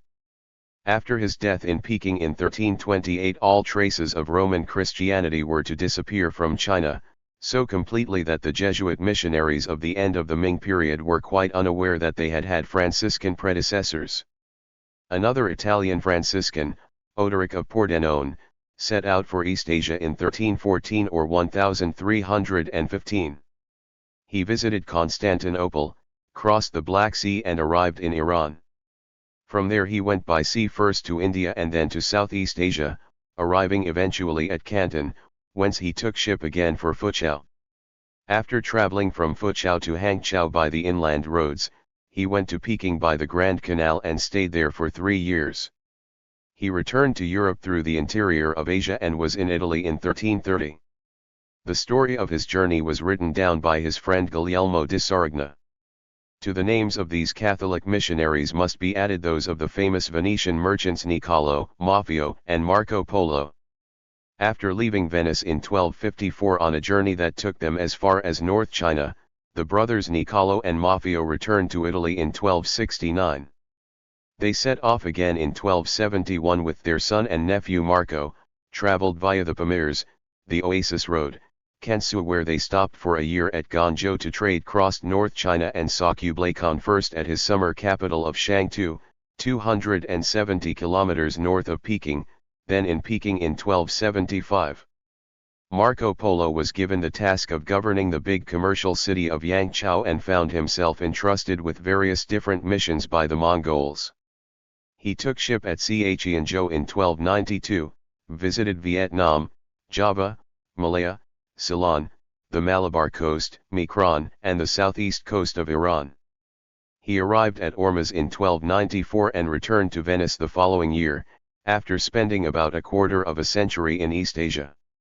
Taken prisoner by the Genoese, he dictated his memoirs in French to rustic Hello de Pisa. These memoirs are the famous travels. These Europeans brushed shoulders in the Mongol Empire of East Asia with numerous merchants, administrators, and envoys from the various parts of Asia. For example, at the time when William of Rudbruck was in Karakorum, an Armenian prince by the name of Hayton was also residing at Monk's court. Most of these foreign travelers did not leave any memoirs, but one exception was Ibn Battuta.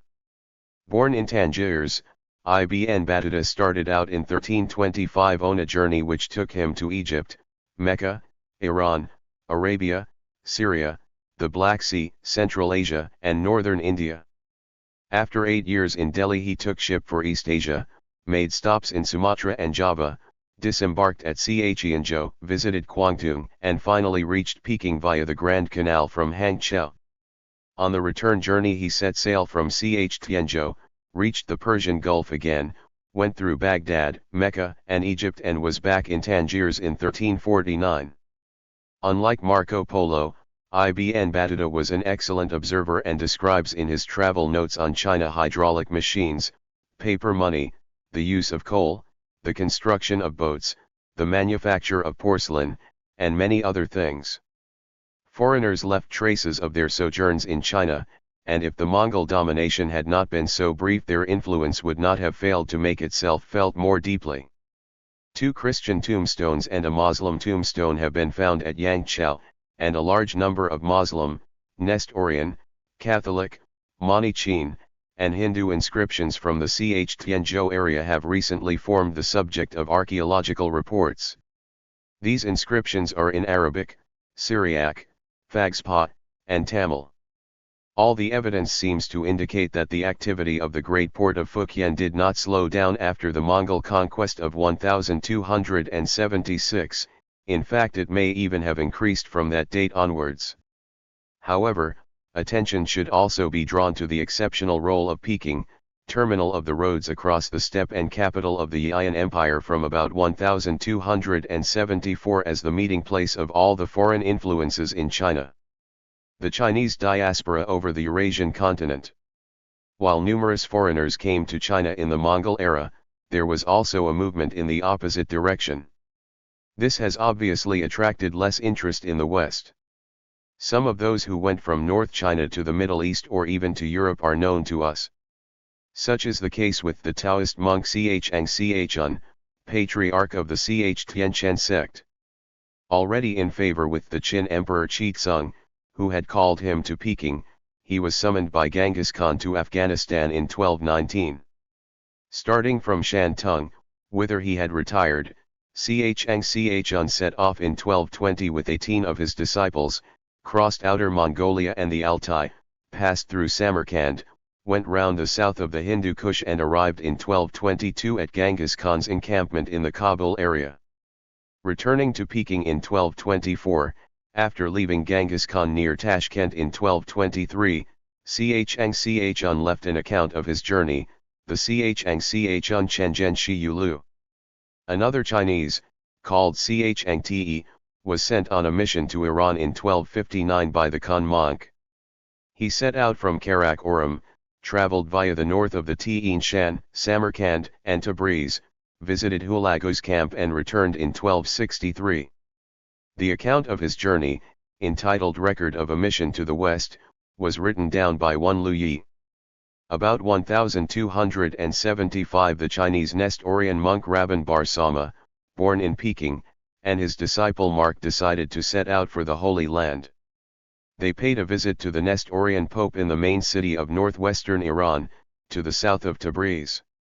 From there Sama was sent on a mission to Rome and the kings of France and England by the Khan Argun. After visiting Constantinople and Rome in 1287-8 he saw the King of England in Gascony and Philip the Fair in Paris.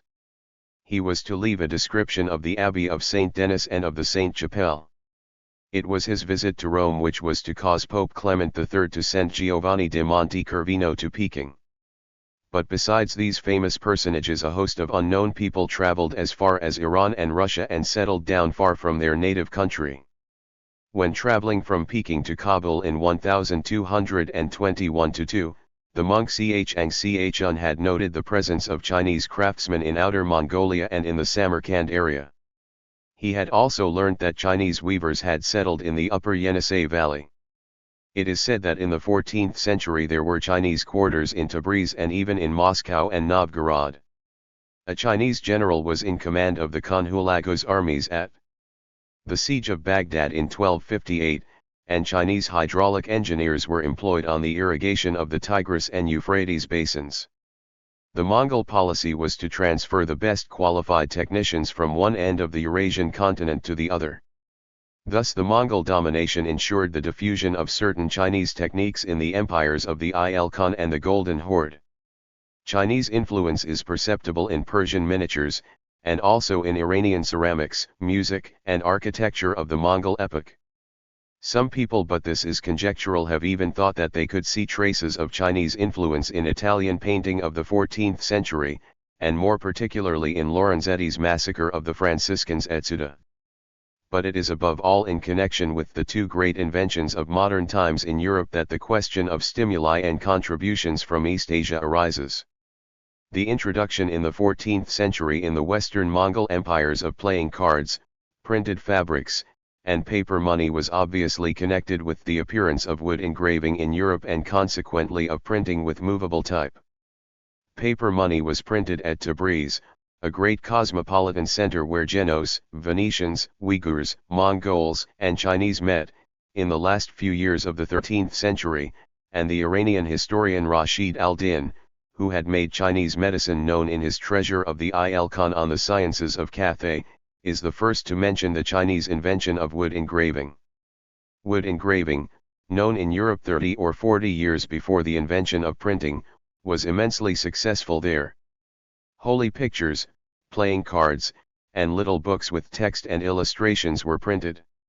As for the idea of using movable type, it is to be supposed that it was a quite natural one, since the Chinese, whose script did not lend itself very well to this invention, had thought of it by the beginning of the 11th century.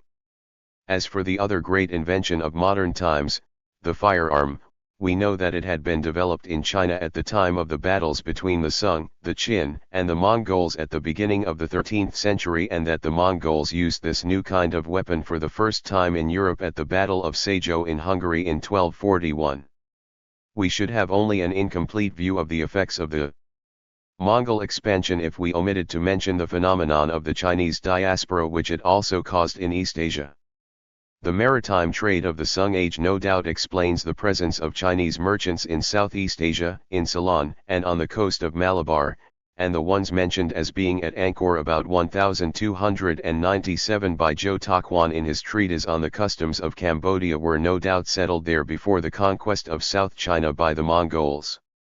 However, there is nothing to suggest that the commercial relations of the big ports of Fukien and of Canton with the countries of Southeast Asia and the Indian Ocean suffered from the occupation. Evidence dating from 1349 mentions the existence of a Chinese colony at Temasek, on the very spot where the great Chinese city of Singapore was to develop in the 20th century. The conquest of the southern Sung Empire in 1273-9 even seems to have accelerated Chinese colonization in Southeast Asia by causing the emigration of Chinese to Vietnam at the same time as to Japan. The Mongol expeditions of the end of the 13th century to Vietnam, Cambodia, Burma, and Java probably had the same effect, for the expeditionary forces consisted mainly of Chinese recruited in the former southern Sung Empire. The army of new subjects and some of the soldiers must have stayed on the spot. Thus the Mongol enterprises in Southeast Asia probably prepared the way for the big maritime expeditions of the Ming period in the early 15th century. Literature, science, and religion under the Mongol occupation.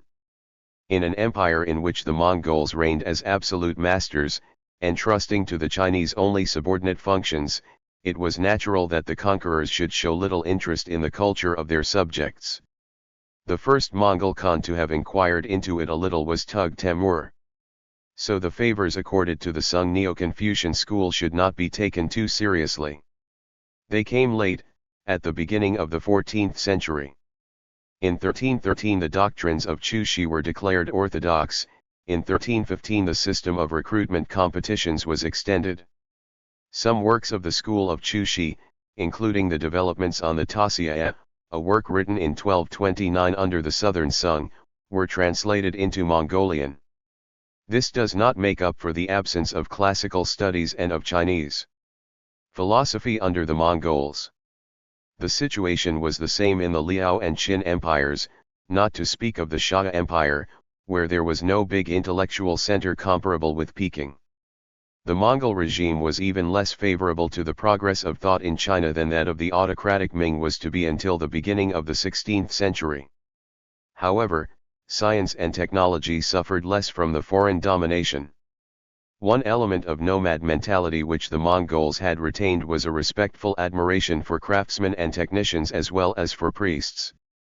This accounts for the honors which they accorded to a man like Kuo Shaoqing, the engineer, hydrographer, mathematician, and astronomer.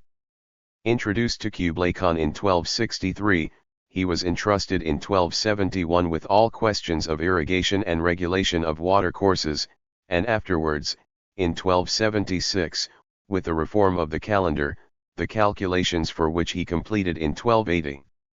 The upsurge which Chinese mathematics had experienced in the Sung Empire continued under the Yian.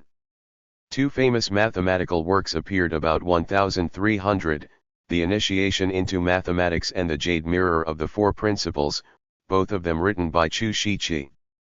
The Taoist monk and geographer Chu Supen published a big atlas, the Yitu, to which he devoted 9 years of work, from 1311 to 1320.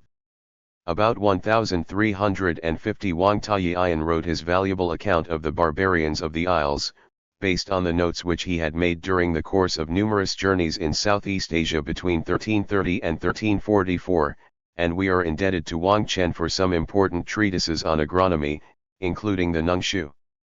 The Great Encyclopedia in 200 chapters by Wang Yinglin, the Yithai, lost at the time of the wars between the Yian and the Sung, was found in and printed between 1341 and 1368. The reign of the Mongols favored the entry of Islam into China.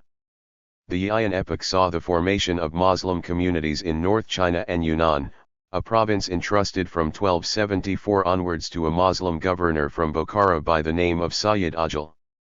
The descendants of these communities, who were to merge completely with the local Chinese, nevertheless sought down to our own day to preserve their own personality and were to show a marked tendency to autonomy. The total number of Chinese converts to Islam, very numerous in eastern Kansu, North China, and Yunnan, when combined with that of the Muslim inhabitants of Xinjiang, was estimated before the Second World War at 50 million. The jealous particularism of these peoples and their marginal situation, together with the clumsiness and exacting attitude of the Chinese government, were to lead to big and bloody rebellions in the 18th and 19th centuries. The influence of Islam, and more particularly that of Muslim Iran, could not fail to make itself felt in the Chinese world during the Mongol epoch. The Mongols had entrusted the construction of their palace in Peking to a Muslim, and there were numerous examples of Muslim architecture in Mongolia and China. Mosques were erected in Yunnan, Sichuan, and Kansu, and at Xi'an, Tianzhou, and Canton. Translations of Arabic texts were undertaken at the Islamic Academy set up in the reign of Kublai Khan at the suggestion of Mu'izz al-Din, a high official in the imperial secretariat. It was doubtless in the domain of mathematics and astronomy that the influence of Muslim Iran was most perceptible. Shortly after the sack of Baghdad in 1258, an astronomical observatory was set up at Maraga, to the south of Tabriz, whither astronomers from every land were summoned. There were obviously Chinese among them. A new calendar was established in 1267 by the Persian astronomer and geographer Jamal al-Din, who in 1286 presented to the Mongol court an illustrated geographical work in Chinese. The Mongols instituted in Peking a Muslim observatory, in imitation of which the first Ming emperor was to create in Nanking, in the very first year of his reign, a Muslim astronomical office. In 1362 an astronomical treatise with lunar tables was written by Atta ibn Ahmad for a Mongol prince of China. In fact, it is very probable that the development of Chinese astronomy and the algebraic bias of Chinese mathematics, whose most illustrious representatives in the Mongol age were Kuo Shaoqing and Chu Shiqi, were encouraged by the contributions of Muslim Iran. Even if the Mongol domination was not very favorable to the learned and serious literature which in China was the prerogative of the literati and politicians, it seems to have stimulated, by way of compensation, as it were, all forms of popular expression, First of all, the realistic and satirical song, often inspired by hatred of the Mongols and of the groups favored by the occupying power, but also the short story, the novel, and above all the theater, in a word, a whole literature in vernacular dialects, most of which has not been preserved. This literature that arose in the popular quarters of the big cities was centered on the one hand on the commercial agglomerations of southeastern China and on the other on the cosmopolitan city of Peking.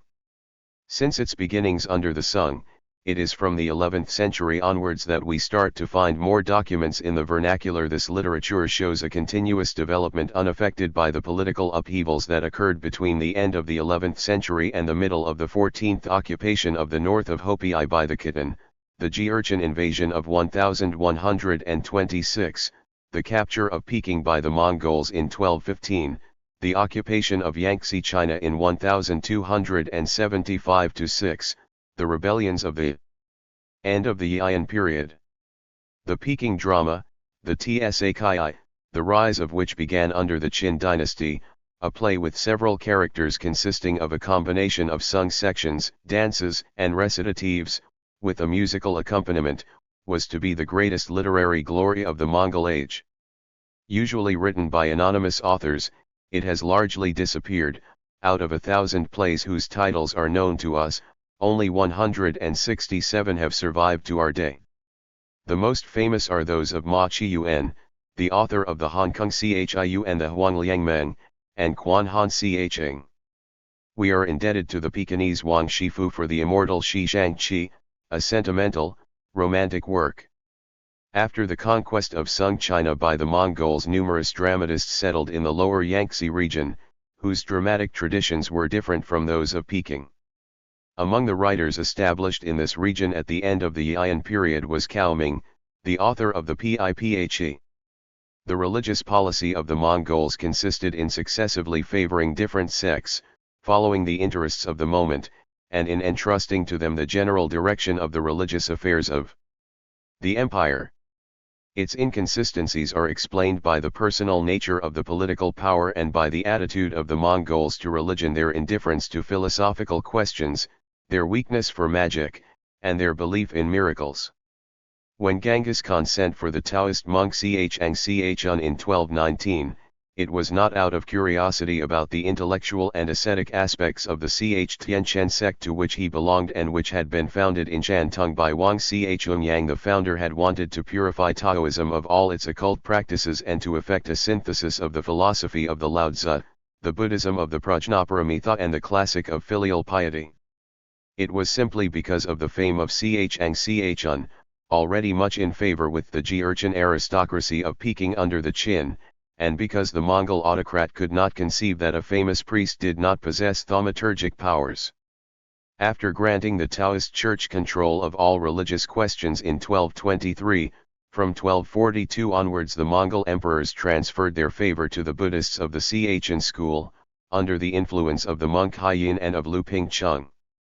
Buddhism had in fact enjoyed a dominant position in the Khitan, Tangut, and Jurchen empires, and it was natural that its influence should make itself felt in the Mongol Empire. The Chinese Buddhist canon had been printed by the Liao, at Pyongyang, in southern Shanxi, between 1148 and 1173, and it had been printed again by the Qin. Under the Mongols a general history of Buddhism was to appear, from the origins to the year 1333. This was the Fotsu Li Tai Tiong Tsai, an imitation of the Fotsu Tiong Chi of 1269.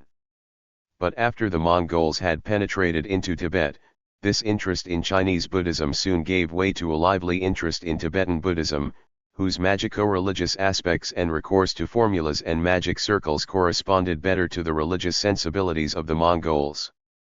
From the accession of Kublai onwards, all the government's favors went to the Church of the Lamas. The Tibetan Lama Phagpa, who arrived in Peking in 1253, found the general direction of all the religious communities in the empire entrusted to him in 1260. After him it was a polyglot Uyghur Lama called Senj who became Kublai's all-powerful favorite.